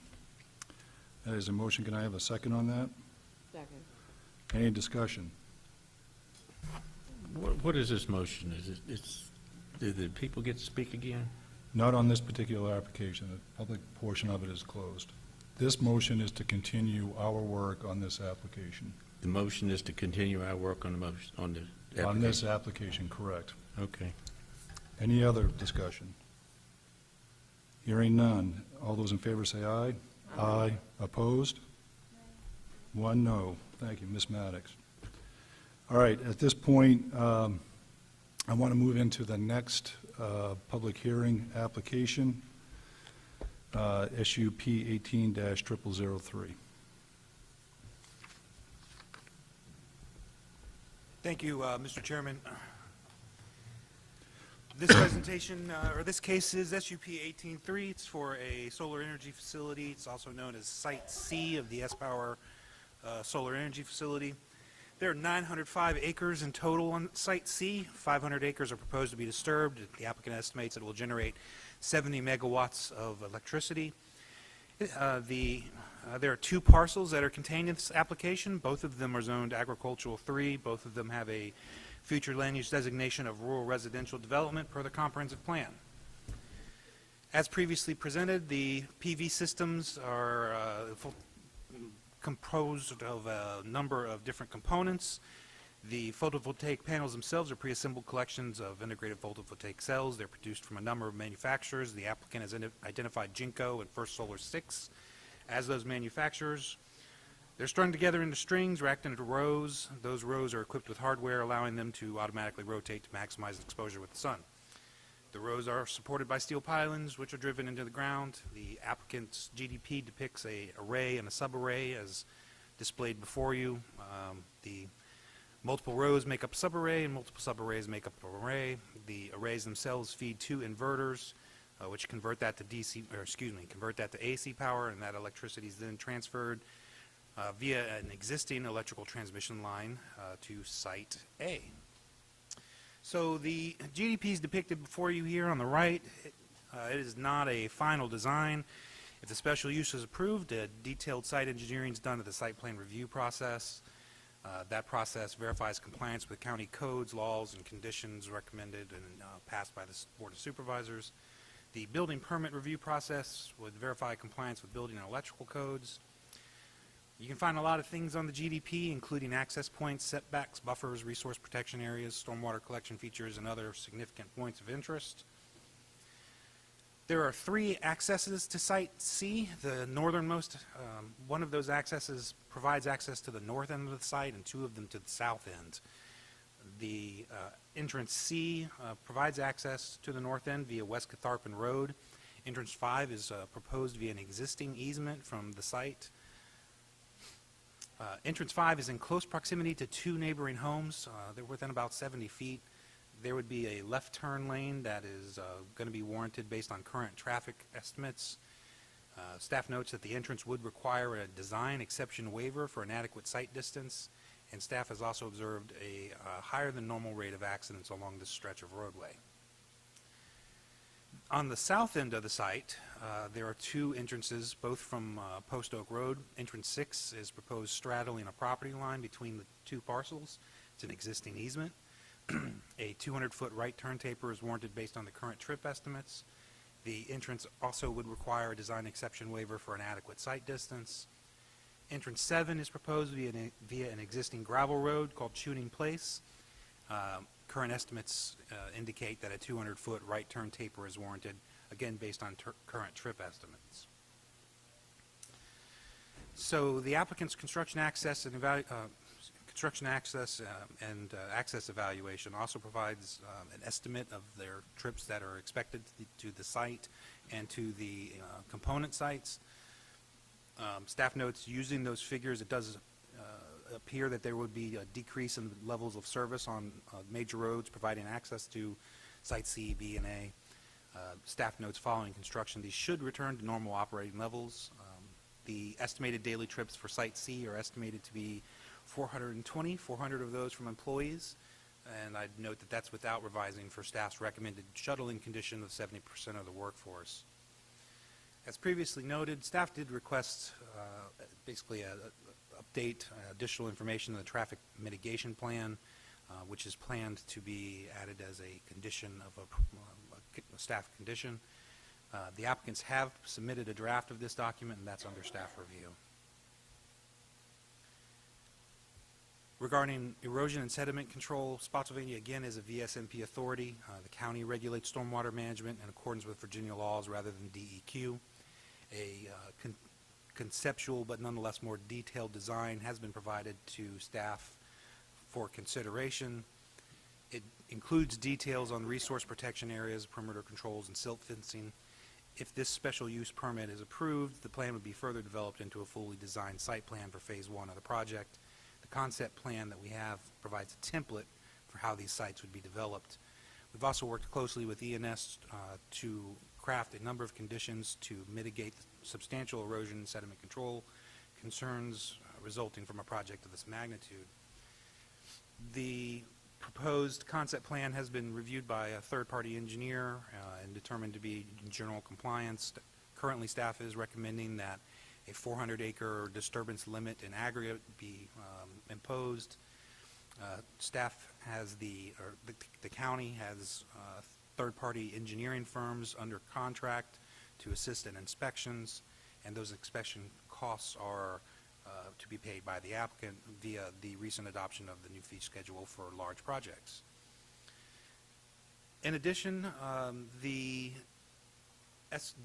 current conditions regarding erosion and sediment control include additional fencing and barriers that S-Power would clean at 25% of capacity of the stormwater features, that it would include upland siltation socks, that basins be converted to permanent facilities, that an on-site quick reaction task force be available, that the responsible land disturber would be on site. That includes requirements for additional windrow barriers, drill seeding for quicker germination of seeds, soil testing before that drill seeding is done, and on-site equipment for that quick reaction task force, and may include the use of drone technology to assist in inspections. On the topic of protected species, there are no protected species identified as likely to be impacted through this Site C proposal. Nonetheless, the same expanded erosion and sediment controls are proposed that were proposed for Site A are proposed for this site, which contains a large mass of Catharpin Run. The Catharpin Run does provide an RPA which crosses a lot of the property. The applicant also proposes to provide wildlife-compatible fencing, but staff has no further recommendations pursuant to environmental protections on Site C. Like the other sites, the applicants provided archaeological and architectural surveys. A number of archaeological resources were identified. There were no expected impacts to no impacts were expected on Site C, according to the documentation provided. These sites are duplicates of the previous site. I will run through it briefly. The applicant's current GDP depicts a variety of different treatments. They're indicated in colors on the right. If the color is purple, it is a preserved 50-foot buffer. If it is blue, it is a replanted buffer with saplings. If it is green, it is a natural regrowth buffer. If it's yellow, it was proposed to be improved with evergreen trees every 20 feet on center, or evergreen trees every 30 foot on center with some shrubs in between. Staff has proposed some alternative buffering and setback conditions which exceed that shown in the GDP. We're recommending prescribed setbacks of 50 feet, except that fencing, berms, landscaping, roads, bridges, utility poles are exempt. It requires that no trees be removed from any of those 50-foot setbacks or buffers, except for exotic species removal, hand clearing of dead or dying trees, and any clearing for ingress, egress, or infrastructure connections. It requires a setback of 400 feet for inverters and generators, and any property adjacent to the site containing a home triggers a 350-foot setback of solar arrays and supporting structures. In addition to those setback conditions, we've recommended buffer conditions. Any residential structure within 300 feet not separated by an existing 40-foot buffer would be screened with a bermed buffer. The berm shall be 8 feet in height, have a minimum 6-foot planting area. The berm shall not exceed a slope of 1 foot of horizontal rise to 2 feet of vertical, 1 foot high to 2 feet long. Plantings should be on atop and outside of the berm. The berm should be outside of any fencing, and the berm should be installed coincident with each phase of construction before pile driving within 1,000 feet of the berm. Lastly, the berm and, the buffer should be designed by a certified landscape designer or architect to minimize visibility, maximize survivability, and minimize losses from deer or other wildlife consumption. The plantings within that buffer area shall consist of one evergreen tree with a minimum height of 6 feet for every 10 feet, one large deciduous tree with a minimum trunk caliper of 2 inches every 15 feet, one understory deciduous tree with a minimum caliper of 2 inches for every 15 feet, and one evergreen shrub with a minimum height of 4 feet every 10 feet.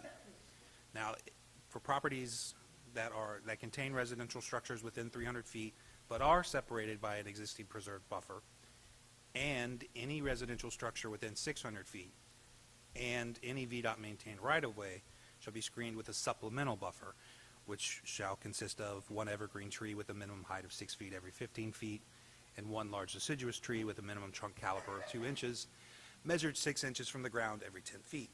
Again, like the previous one, these buffers shall be designed or be required to be designed by a landscape designer or landscape architect with the goals of minimizing visibility, maximizing survivability, and minimizing losses from deer or other wildlife consumption. For these buffers, we believe that the existing landscaping is expected to provide a significant contribution to the screening.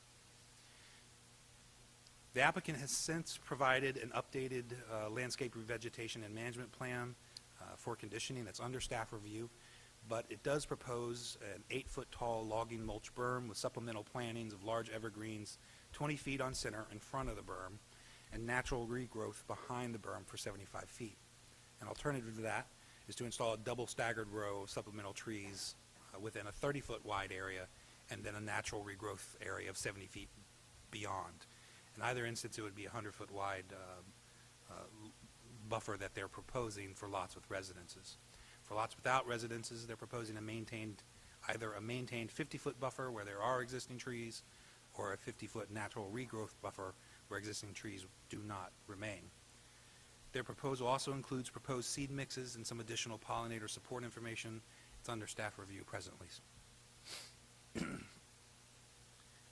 Regarding noise, the construction of the proposed facility will generate noise. The greatest source of that noise will be from pile driving.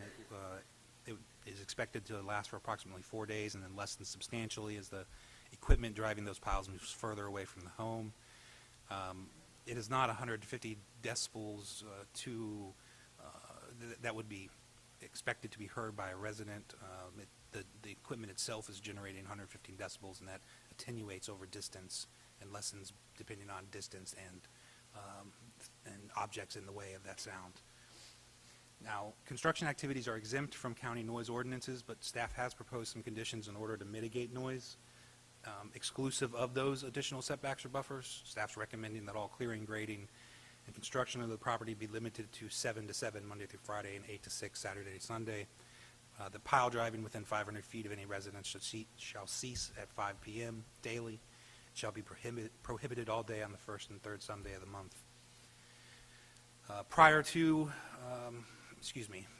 Another condition is that advance notice shall be mailed by first class to properties within 1,000 feet of a pile driving location, no less than 7 days prior to the start of that activity, and should include the start date, end date, and liaison contact. And staff is also recommending the following noise-reducing practices. Truck and engine-powered equipment shall include mufflers and engine shrouds no less effective than those originally installed by the manufacturer. Truck and engine-powered equipment should be maintained in proper tune according to the manufacturer's specifications. Truck engine exhaust braking shall be limited to emergencies, and the use of noise-producing signals, including horns, whistles, alarms, and bells, should be used for safety warning purposes only. Regarding fire rescue and emergency management, solar energy facilities are known to be relatively safe land uses with respect to electric shock, fire, toxicity, and EMF fields. The facility would be monitored via supervisor control and data acquisition system. Additionally, the applicant supplied emergency operations plan construction and operations are proposed to be conditioned. These documents were created with collaboration from county friend and staff and provide information on a varying topics, including but not limited to storms and natural disasters, spills, hazardous materials, employee roles, training and communication procedures, unique concerns from PV systems, and fire prevention and response. Presently, staff has not recommended a condition to completely prohibit burning of timber wastes on Site C, but has conditioned limitations on burning.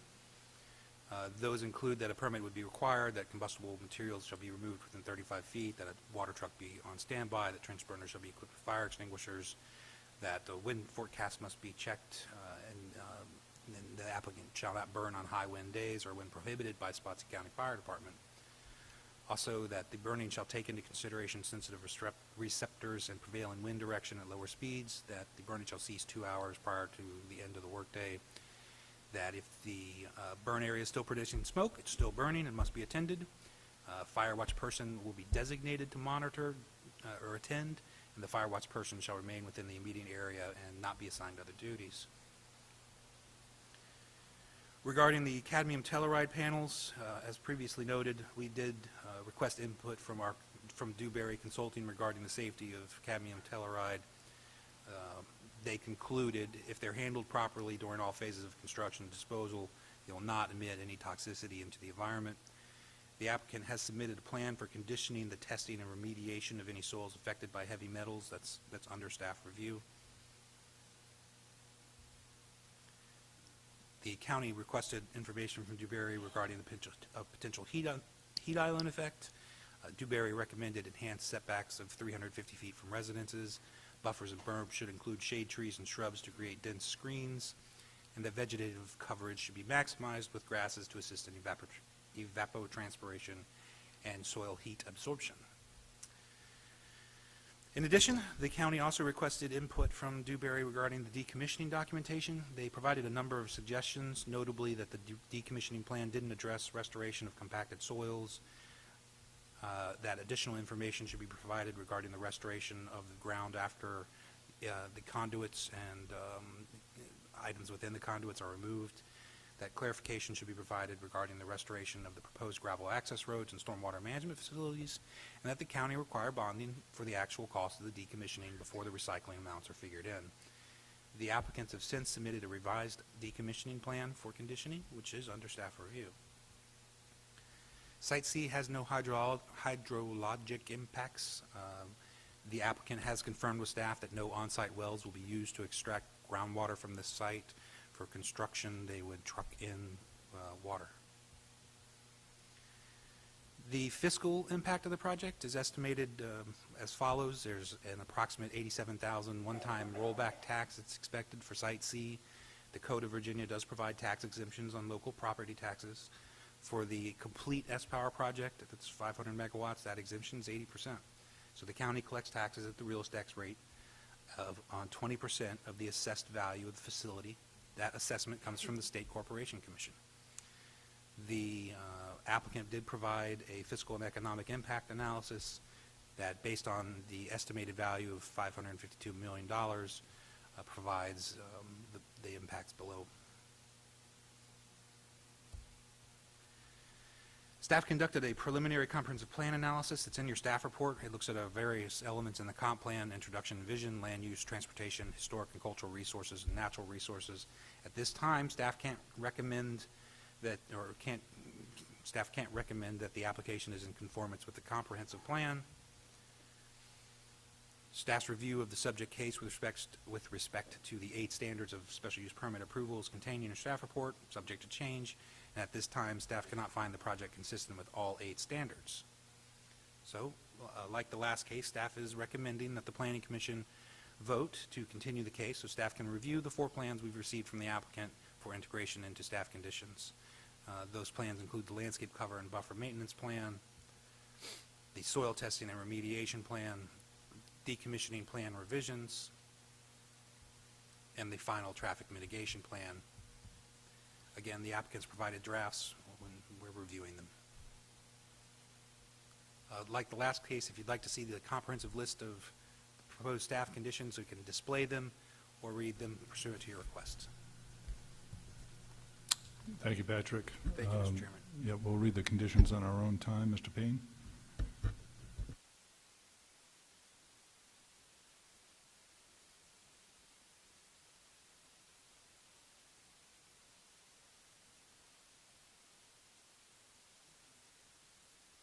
Mr. Chairman, other members of the Planning Commission, again, Charlie Payne, the firm Herschler, represent the applicant.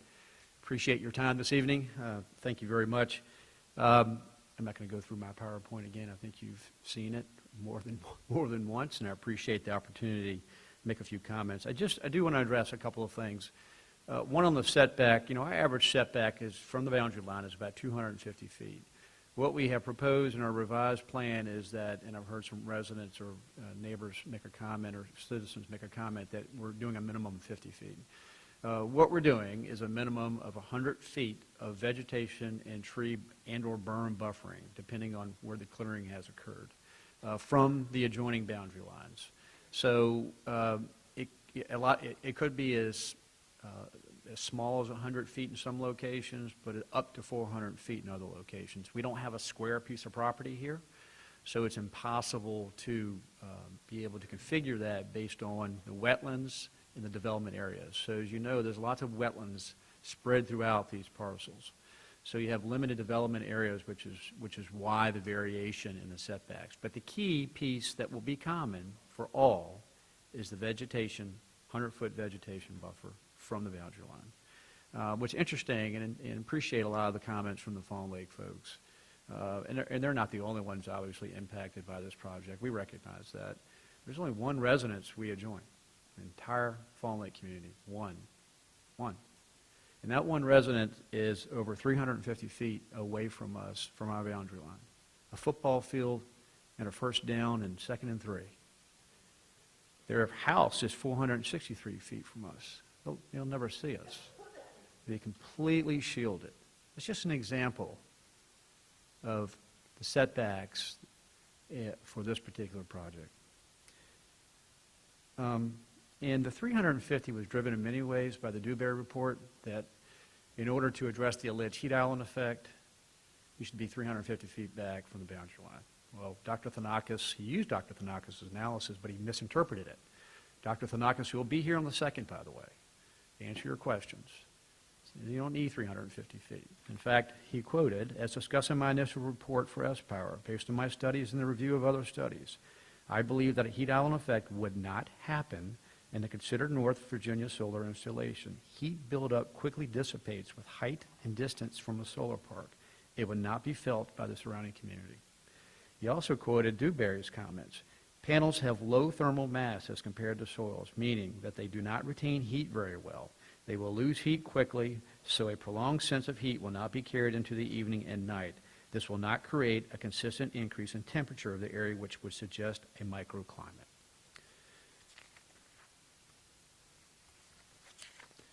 Decommissioning. Let's kind of walk through this a little bit. You know, our proposal does include bonding, and our cost analysis is about 1/4 or maybe a little bit more than what the total cost would be without adding in the asset for decommissioning. And what we're doing is we're following the standards that's used in many other jurisdictions in the Commonwealth of Virginia, is used across the country. You can't, our position is you can't ignore the value of the asset. You can't say, well, we're not going to count it. Well, when you decommission a site, and I'm very comfortable this won't happen until the life cycle of this facility is exhausted, for many reasons, including the long-term power contracts we have with Microsoft, Apple, University of Richmond, et cetera, and the growing need for renewables. It's just a facility that's always going to be operating. No matter who's operating it, it's going to happen.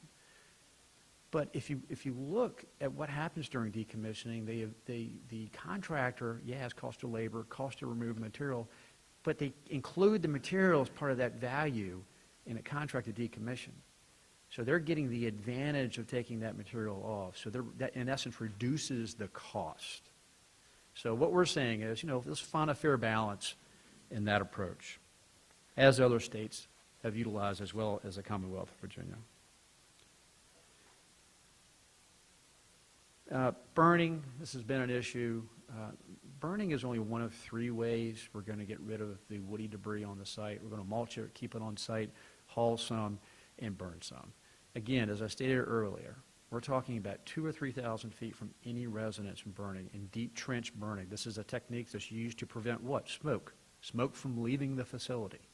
Exactly. So this process has been discussed with the fire marshal.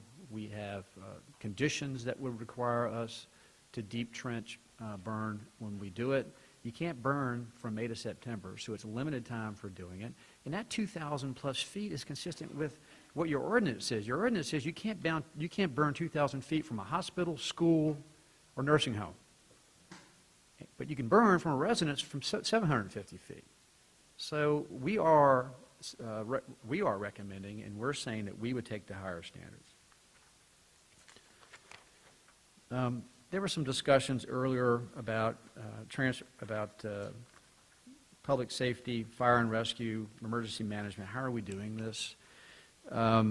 Again, we didn't do this in a vacuum. We didn't make it up on our own. We didn't go on the internet and copy something. We worked, from our experience, worked with the fire department and emergency services to come up with our plans, both for during construction and during operations. Again, those processes have to be consistent with OSHA. We can't get around it. It has to be also consistent with the county requirements. It also has to address communication and access. This is not a simple process. This takes a lot of effort and a lot of work and communication with emergency services to make that happen. And fire breaks. Look, yes, we're going to have fire breaks, a significant number of them. Also remember there's lots of wetlands and stormwater management facilities on the site. So a lot of water on the site in addition to the fire breaks. Transportation, again, another issue that's come up. Let's please remember that the transportation activity, the heavier transportation activity is occurring during construction. Construction is temporary. It's 18 to 20 months of the project, the first 18 to 20 months. Thereafter, there's hardly any traffic. You're talking about 25 to 30 folks on site, very little minimal traffic. We have a transportation plan. That plan has to be approved by the county and VDOT. We're going to avoid, for example, having our deliveries and our employees traveling during high peak hours and during school hours. I know that's important to the residents. I heard a mother talk earlier. We're avoiding the time when school buses are picking up and delivering. We're going to have ride sharing options. We're going to have controlled deliveries in access areas. We're going to have temporary signage and traffic controls. We just don't get to get out there and do what we want with heavy trucks and construction activity going on. No, it's going to be managed. There's going to be flag, traffic controls. We're going to have temporary reduction signs. This is all part of our transportation mitigation plan that we submitted to the county. We're also going to have to improve certain entrances into the site. And again, the permitting, the bonding, all of this is going to be governed by VDOT and the county. At the end of the day, part of the comprehensive plan says we can't degrade level of services. We will not degrade level of services during our operations. With that, Mr. Chairman, I'm happy to answer any questions, and again, I appreciate all of your time this evening, and happy holidays. Thank you very much, Mr. Payne. At this time, I will open up the public hearing on this particular application. The same conditions apply. Lester Lamer, followed by Kirk Byers.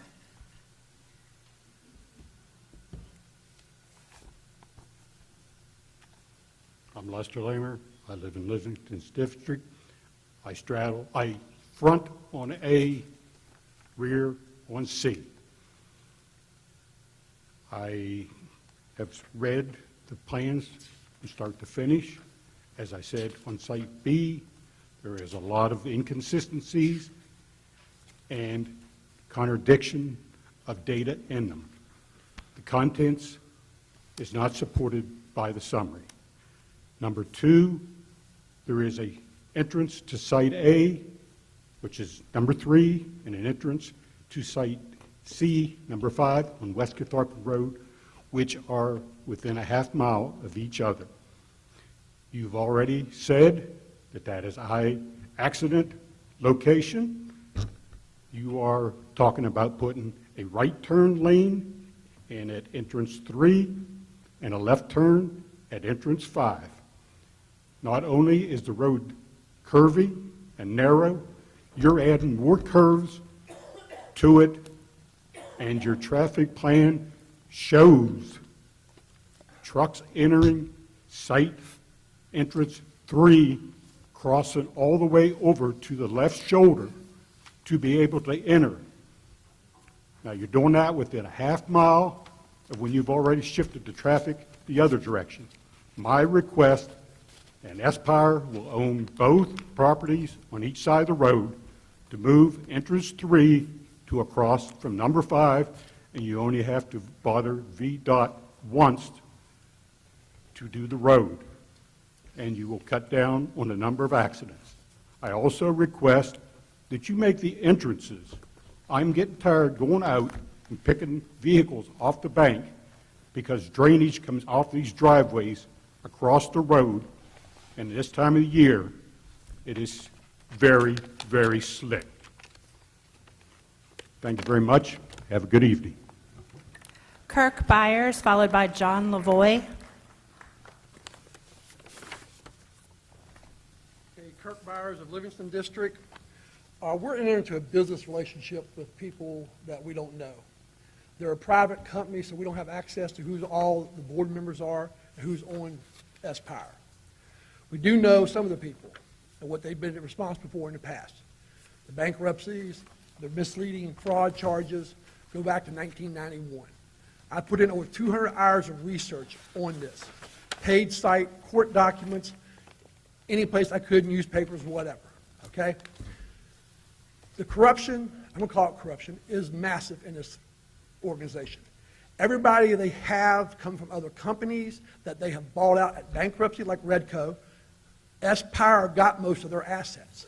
I told you Stephen Kramer had investments in them. Sean McBride was the VP and general counsel. Rob Adams was the director. Now, Rob Adams is Sustainable Properties, which is not Espire, one of their branch companies. They have 125 LLCs under that address. They have 88 LLCs under Espire. You go to that, they have Silverado, which John Chaney, Jim Howe, and Hans Ian, I think his name is, all came from that company as founders. They're now on Espire, but they're not on the page. They're not the pictures I showed you, okay? Check these people out. And above all, also go to Tulane University. A speech that Stephen Kramer gave there is on YouTube. 26 minutes long. It's when he worked in the nuclear power industry. And he'll tell you how he really feels about solar and what he thinks of it. Because at the time, his paycheck came from someplace else. So please Google that on YouTube at Tulane, because you'll learn more about solar from him and what the downsides of it are. Okay? Also go to Converse, Wyoming, a wind farm, not by Espire, but somebody else, that the state reappraised at the Duke Energy's request. The county lost $800,000. What's going to happen? The SEC here downgrades their plant. What do you get then? You have no recourse. You take what they give you. Okay? Also, look on their Lafayette Solar on their webpage, okay? Look at David Shipley. He came from Sun Edison. I said the board of directors also getting out Sun Edison, the biggest bankruptcy in the country on solar. Now S Power is also there. No matter how big you get, you can fail. And when this company fails, what's going to happen to us? And we look at Tigner Energy, go back and look at Union, New Jersey. S Power acquired Tigner Energy. That's how they got the San Francisco address there now. They did not acquire the liabilities that Union, New Jersey got screwed out of by Tigner. So they walked away free and clear. Thank y'all. John Lavoie. John Goodrich, followed by Kendra Zarowski.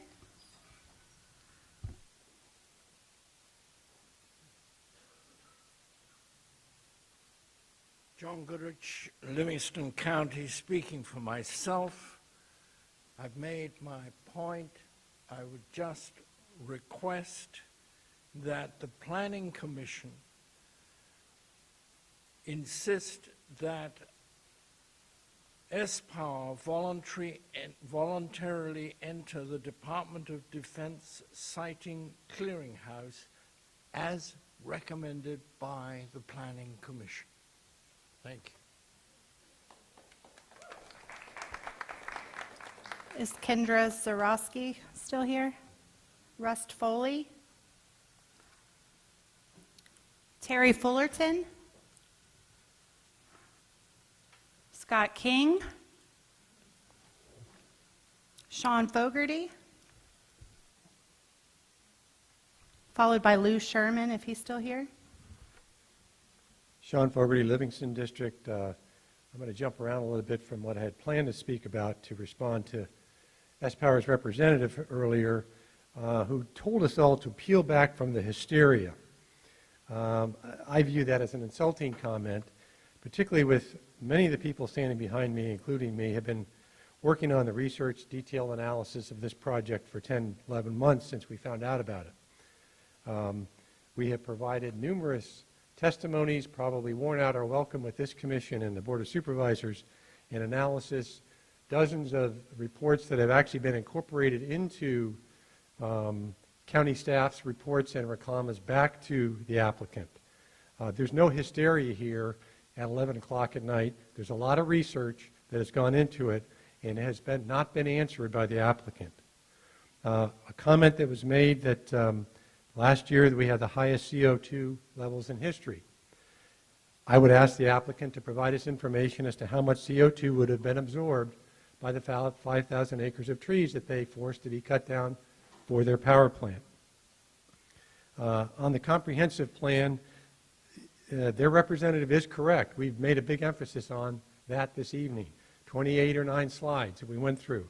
A lot of research went into that, providing you 16 different comp plan provisions that we felt were being violated by this plan. The one statement he makes is that, well, the comp plan encourages renewables. That's in the introduction section, and as the staff reported to the Board of Supervisors, that just provides broad overarching guidelines to encourage renewables. There are limits to that encouragement, obviously. My take would be, how about a 20 megawatt plant to start off with? To say you encourage renewables and then drive a bulldozer through the whole rest of the comprehensive plan as if it doesn't even exist, to me stretches the imagination. We have read Appendix A in quite detail, and in fact our presentation earlier quoted extensively from the staff's Appendix A, which we felt did a lot of good work. We felt it didn't go far enough, but there was a lot of good work done there. More needs to be done. And then finally, as I was walking out the house today, I printed out this decommissioning plan that was posted, I guess, this morning. There are 4 or 5 other reports that were just posted. We've had no time to review these things. And also, obviously, they will result in conditions being written by the staff that we will have no opportunity to provide public on-the-record comment. I once again encourage you to consider opening those comments back up again for us so that we can at least comment on this new information. Thank you. Lou Sherman, Al Palmer, followed by Fleta Del Bianco.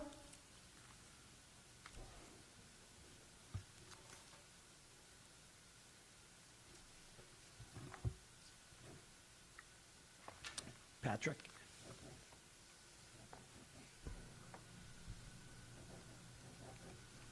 Thank you. Patrick, do we have copies of his information? Okay, you're going to pass those up? Yes, please. Thank you, Mr. Chair. Al Palmer from Livingston District.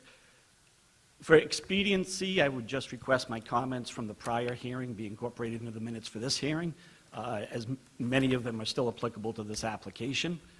There are two additional points that I would like to point out.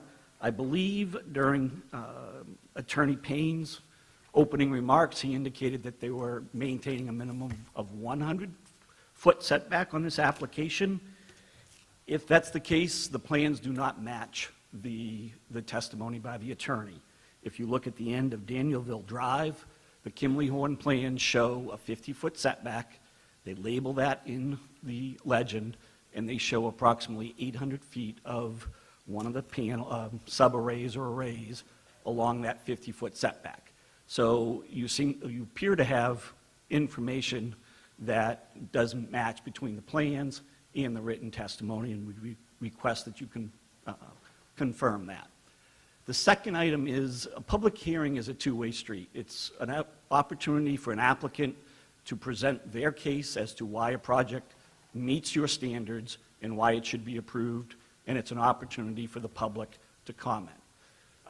Attorney Payne has indicated at least twice in this meeting that there will be an expert at the January 2nd meeting who was not here for the public hearing, who has not testified while the public hearing process has been open. If that person is allowed to testify, the public should then be allowed to comment. It does not appear to be a fair process where the applicant can delay a consultant from testifying until the public hearing is closed and then enter information into the record that is not available for the public. Thank you.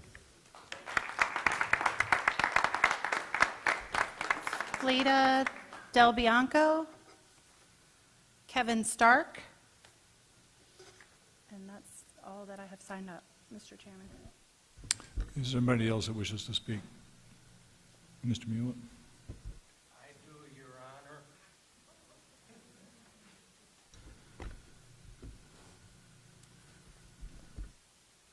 Honor. Unlike the prior Russ Mueller from the Livingston District, I stuck around here to hopefully see a wrong righted, and several before me brought this up. I didn't really come here tonight to deliver a civics lesson, but I've lived in Virginia for 50-some years. I've been on a board similar to your commission, similar to yours. I've had to deal with decisions similar to yours, and it involved the full retirement security of all the policemen, firemen, the sheriffs, the county educators, and so forth. We put together a plan that's going to affect their future. Multi-billion-dollar plan like this one. Once we had heard them, we put a plan together, and then we got the sheriff and the firemen and the teachers and their representatives, and they all were able to talk about the plan and be able to speak to me as a commissioner before the board.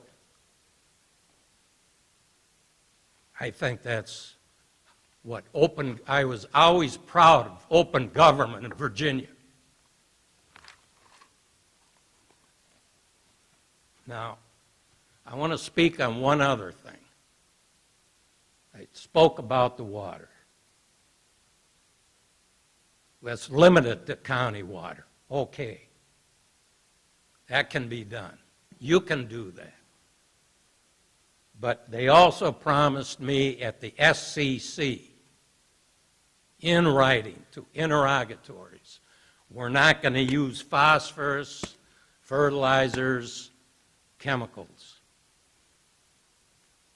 They went back on their word. The staff report would allow this kind of material. And I'll tell you, the waterways there, I have seen this up close and personal. I know about it. And when you're talking about 3,500 acres of tons and tons of this kind of material, whether it's delivered by air, birds, runoff, whatever, you're going to foul every stream and lake in the area with smelly algae that will render it unusable. Thank you.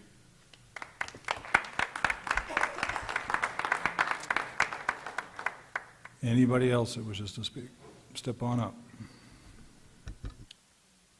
Dave Hammond, Livingston District. I was going to speak tonight about some new expert testimony that we just had submitted from Dr. Herb Eckerlin down in North Carolina State. I really hope you read what he sent you. He's got an impressive bio. He's been involved in solar since 1980. Founded the North Carolina State Solar Center. And he wrote about his concerns, at least some of his concerns, with the toxic materials in the solar panels, including GenX. So if Mr. Payne wants to learn about GenX, he should read Dr. Eckerlin's submittal. But he's concerned about all the toxic materials, including cadmium there in the panel. So let me talk, since it looks like this is going to be my last opportunity to talk to you about this project. I've been with you for 10 months. We've been doing hundreds of hours of research. And I'm not convinced on a number of serious things that the applicant wants us to just not worry about, just forget about it. They've been stonewalling us. They're not providing the data on the scale, the solar heat island effect. Their expert says it doesn't exist because it's intermittent. He's playing with the definition of the term. It's just outrageous. His own report showed that it exists. His own report shows that there's a heat dome that goes out 1,000 feet. And now he's trying to pull that back because he's being paid by the solar industry. And that's just one example of scale. Nobody's talking about scale. We just found out that this was an 80 megawatt facility that I just talked about. Nobody's talking about 400 megawatts or 500 megawatts. The other one, setbacks and buffers. S-Power came in at the original community meeting in January, said, we're going to be the perfect neighbors. You won't see us, you won't hear us. And I knew that was a lie as soon as their first site plans came out in March, and they showed 50-foot setbacks with no buffers around the majority of the perimeter. And that is still the case. In spite of this claim that they're going to provide 100-foot, their drawings still show 50-foot with no buffers around the majority of the perimeter. Environmental damage. They're still pushing back on the 400 acres. They still, in their latest pushback on the conditions, they still want to do 2 400 acres at a time. They're still fighting the county on this, and they don't want to wait until construction is finished before moving on. They just want to have a rolling 400.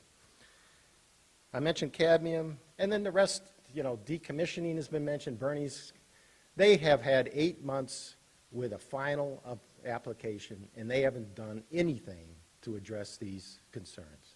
It's outrageous.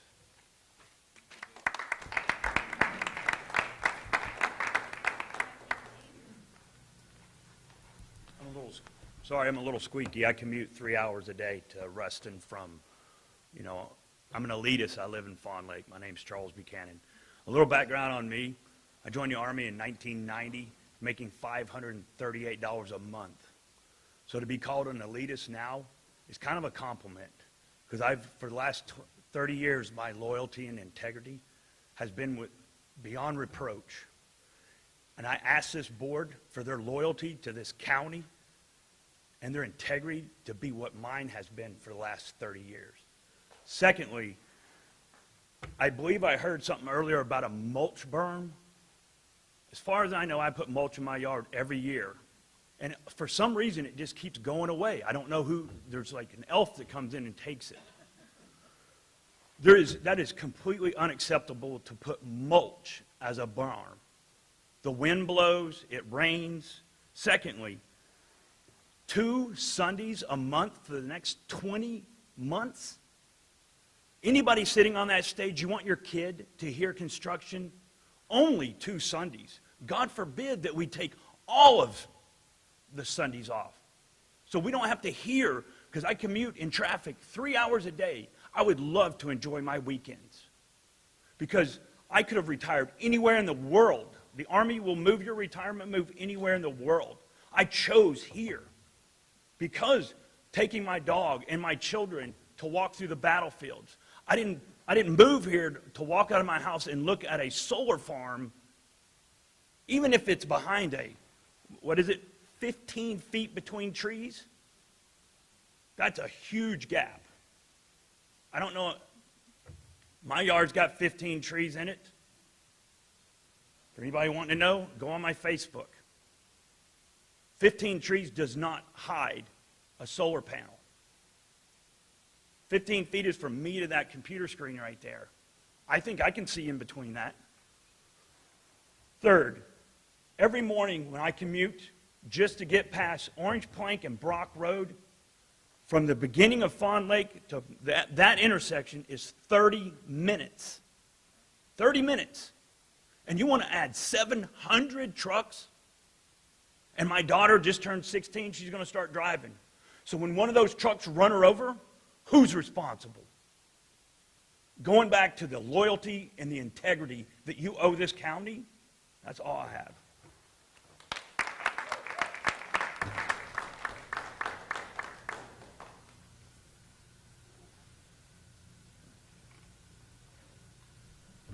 I'll try to make it short and sweet. I am Teresa Baxter, and I am not a Fawn Lake. I am one of the handful that shows up here at these meetings from the other side of the county, the side where we're nested between all 3 sites.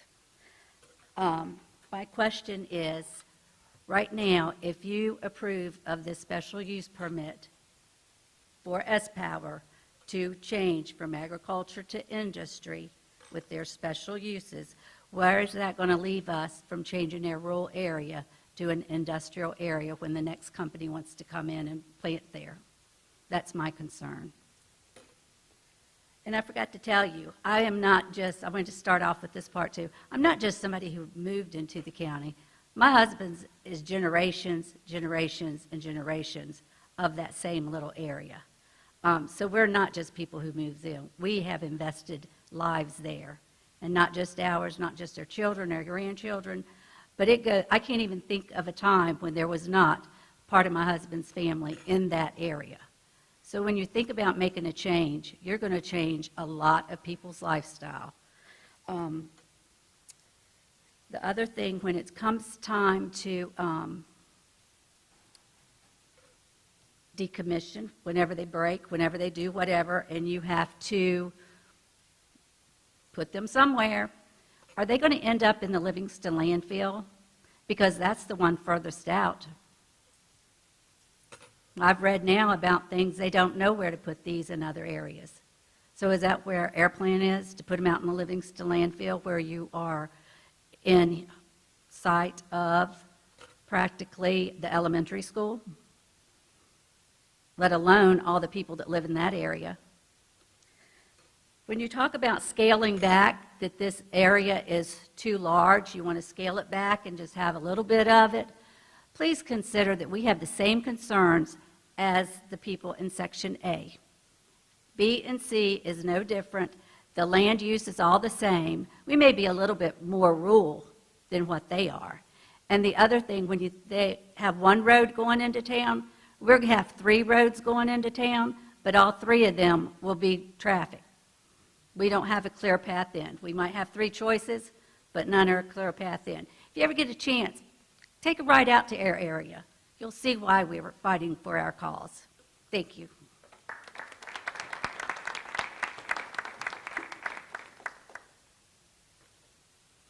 My name is Richard Toy. I'm from the Cortland District. And again, I want to go on the record as being opposed to the S-Power project. Mr. Chairman, there have been people to support this project. One in particular, I believe, came from a city manager out in California. I ask you to disregard that. Spotsylvania is not California. And the county in California is not Spotsylvania. And I ask you to disregard it. I also understand that there has been a list of people who also submits, who approves of the project. I ask you to dismiss that list. Those people only signed a paper with their name to say that they support the project. They gave no specific reasons as to why. The people here tonight that have been here, that are here now, they have all stated their specific reasons, irrespective of whether you agree or disagree with them. But I say to you that those people are immaterial because they did not show here tonight and give specific reasons. And I ask you to disregard both of those requests for approval. There's been a statement that there will be jobs provided in Spotsylvania County. Perhaps, but I would say that it's debatable. The kinds of jobs that might be available perhaps will not be a job that would be a living wage. There have been projects in Spotsylvania County, such as school buildings and other government buildings, such as our court buildings. There have been no individual, no employee has worked on those school buildings, even though it was promised to Spotsylvania County that it would produce jobs. No individual, no company from Spotsylvania worked on the courthouse building. And these things I think you all have to look at. I doubt seriously that what S-Power has promised with regard to jobs is at best debatable.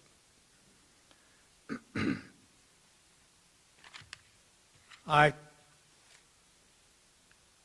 would have a lot more to say tonight. However, I'm looking at the time here, and I'm sure I do not have the time to go into that detail.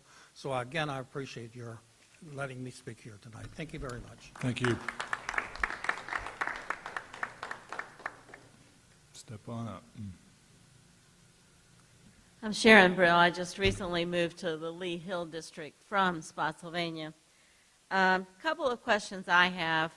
With all of the revenue that the county's talking about this company bringing in, and looking at the 1,800-page report that was provided for us to look at, there's a lot of reporting going on coming into the county and a lot of information being provided.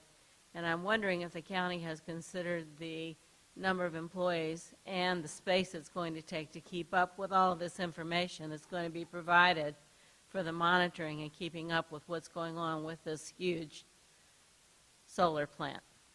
It seems to me that that cost of the employees and the county time hasn't been considered taking out of the tax revenue. Also, the lessened income that's going to be coming in from the state with the increase in tax revenue in the county hasn't been considered in those figures.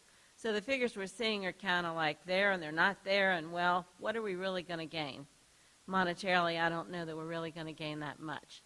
The other thing that hasn't been brought up, it hasn't been considered, we keep talking about the traffic on West Catharpin and Brock and Orange Plank, and obviously they're going to be very heavily impacted.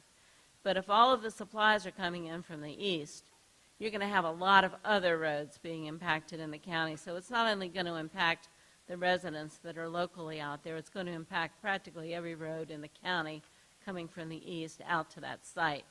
And I'm wondering what VDOT's going to do to mitigate that, to somehow make it safer for us to drive on these roads in the county, because if that's the plan, you know, where there are only so many roads in the county.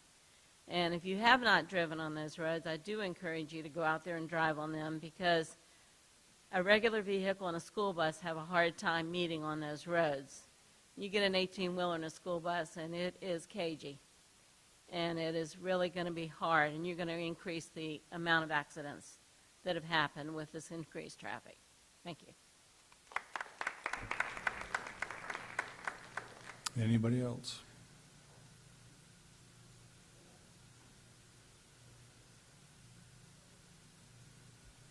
I'm Carrie McHugh from the Livingston District again. I just wanted to ask that perhaps you consider reopening public comment again for these proposals, given that S-Power has submitted new information that's for review according to Mr. White. So I would ask that after we've had a chance to review it and it's presented and their, I'm sorry, I'm not used to public speaking. Their person comes to speak at the next meeting, that we're offered the opportunity to comment on that. Would seem fair to the citizens of Spotsylvania. So the other comment is, I know they've reportedly worked with fire, EMS, the transportation around the county. It just took us 3.5 days to get our roads cleared so our kids could go back to school this past week. So I'm really curious how this is going to fit in with increased traffic if we are having trouble just getting our roads cleared for the kids to go back to school in a timely manner. So please consider that. Thank you. Thank you. Anybody else?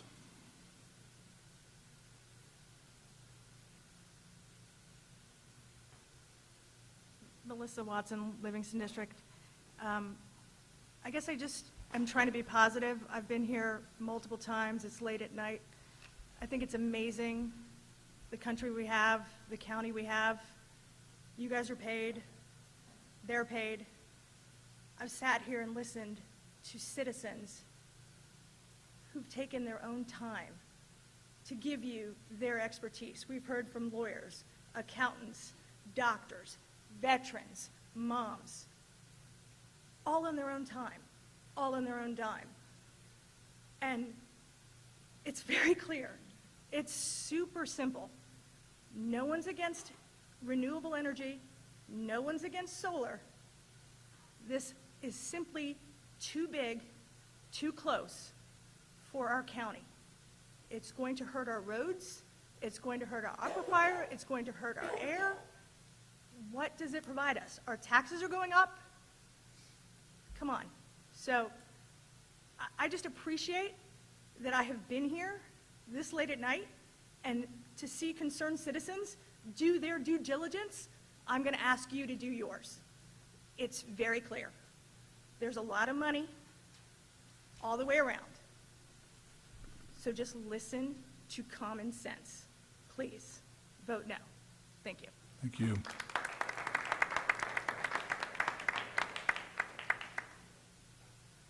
Anybody else?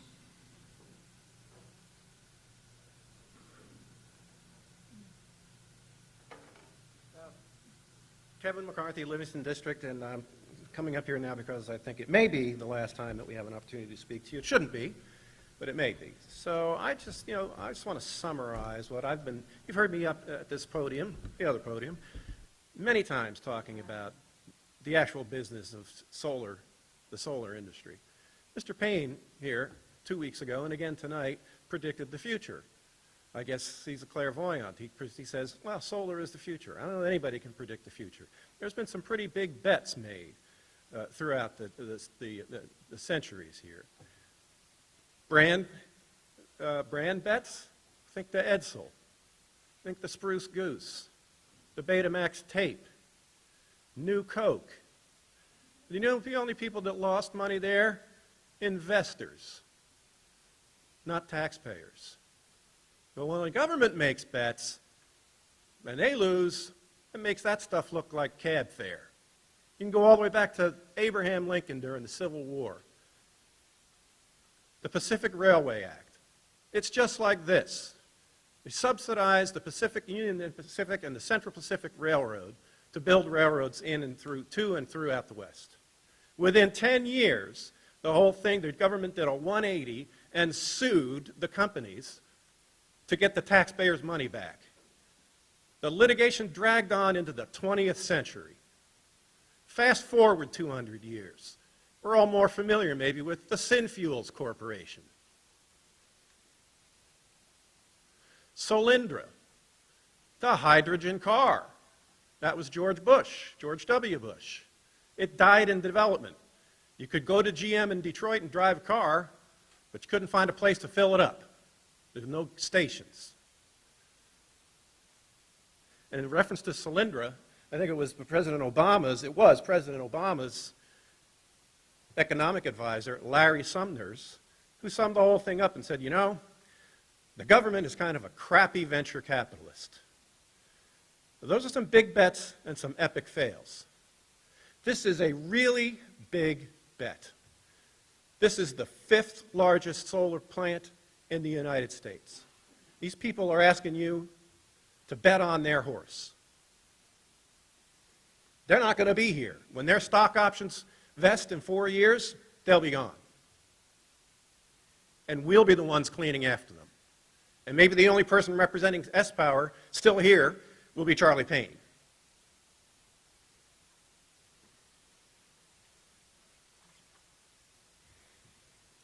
One more thing. I've reported many times about around the world where it's been tried, they're backpedaling. One more. You can add Taiwan this week. They voted 59 to 41 in favor of. Thank you.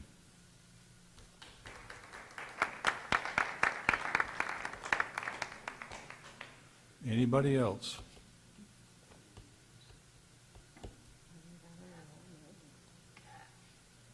Seeing none, I will allow the applicant 5 minutes to rebut.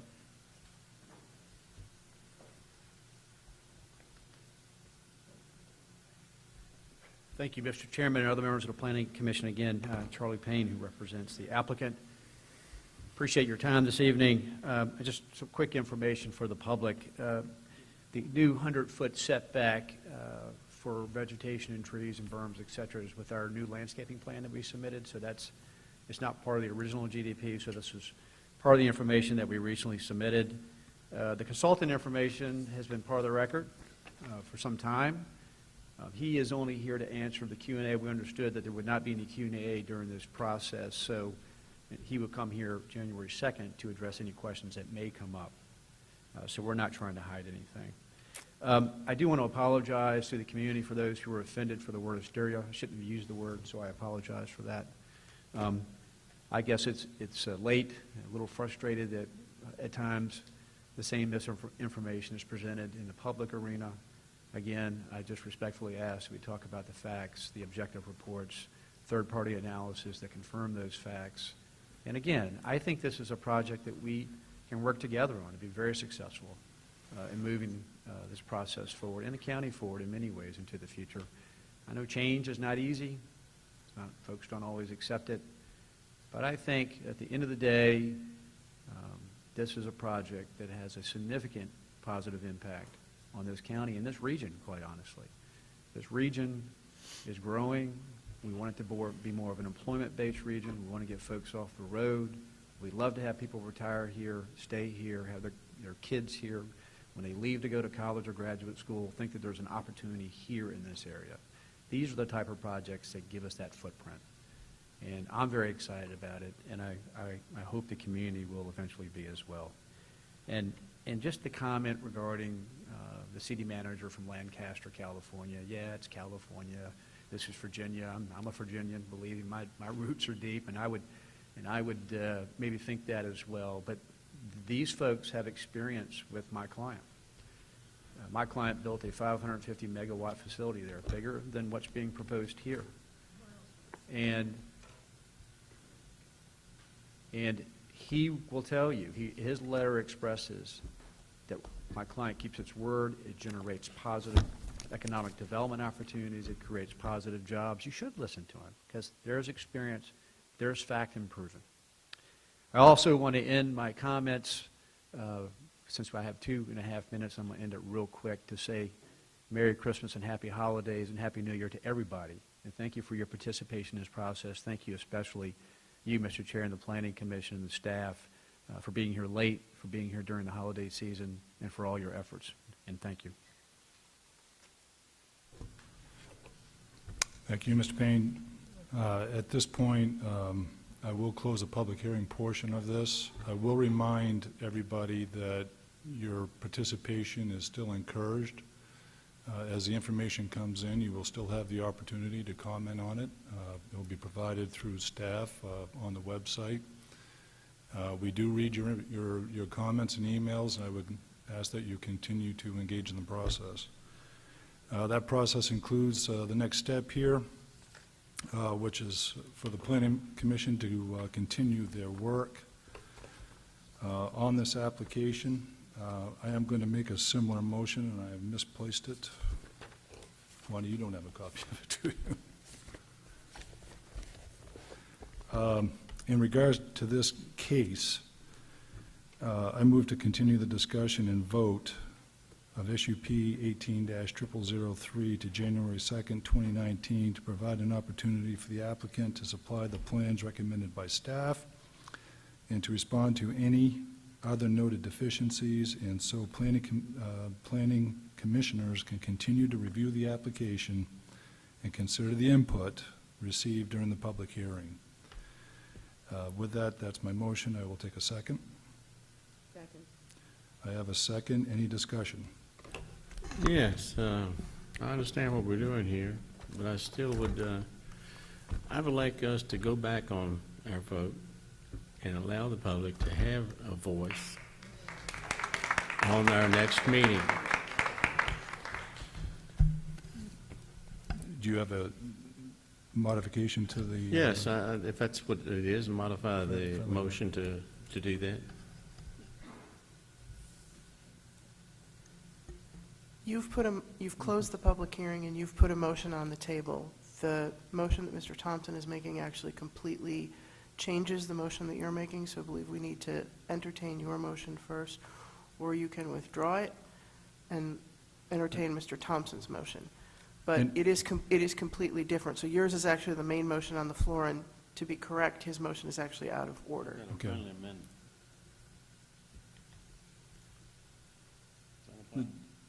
I don't believe a friendly amendment applies in this case, does it? He's asking about a friendly amendment.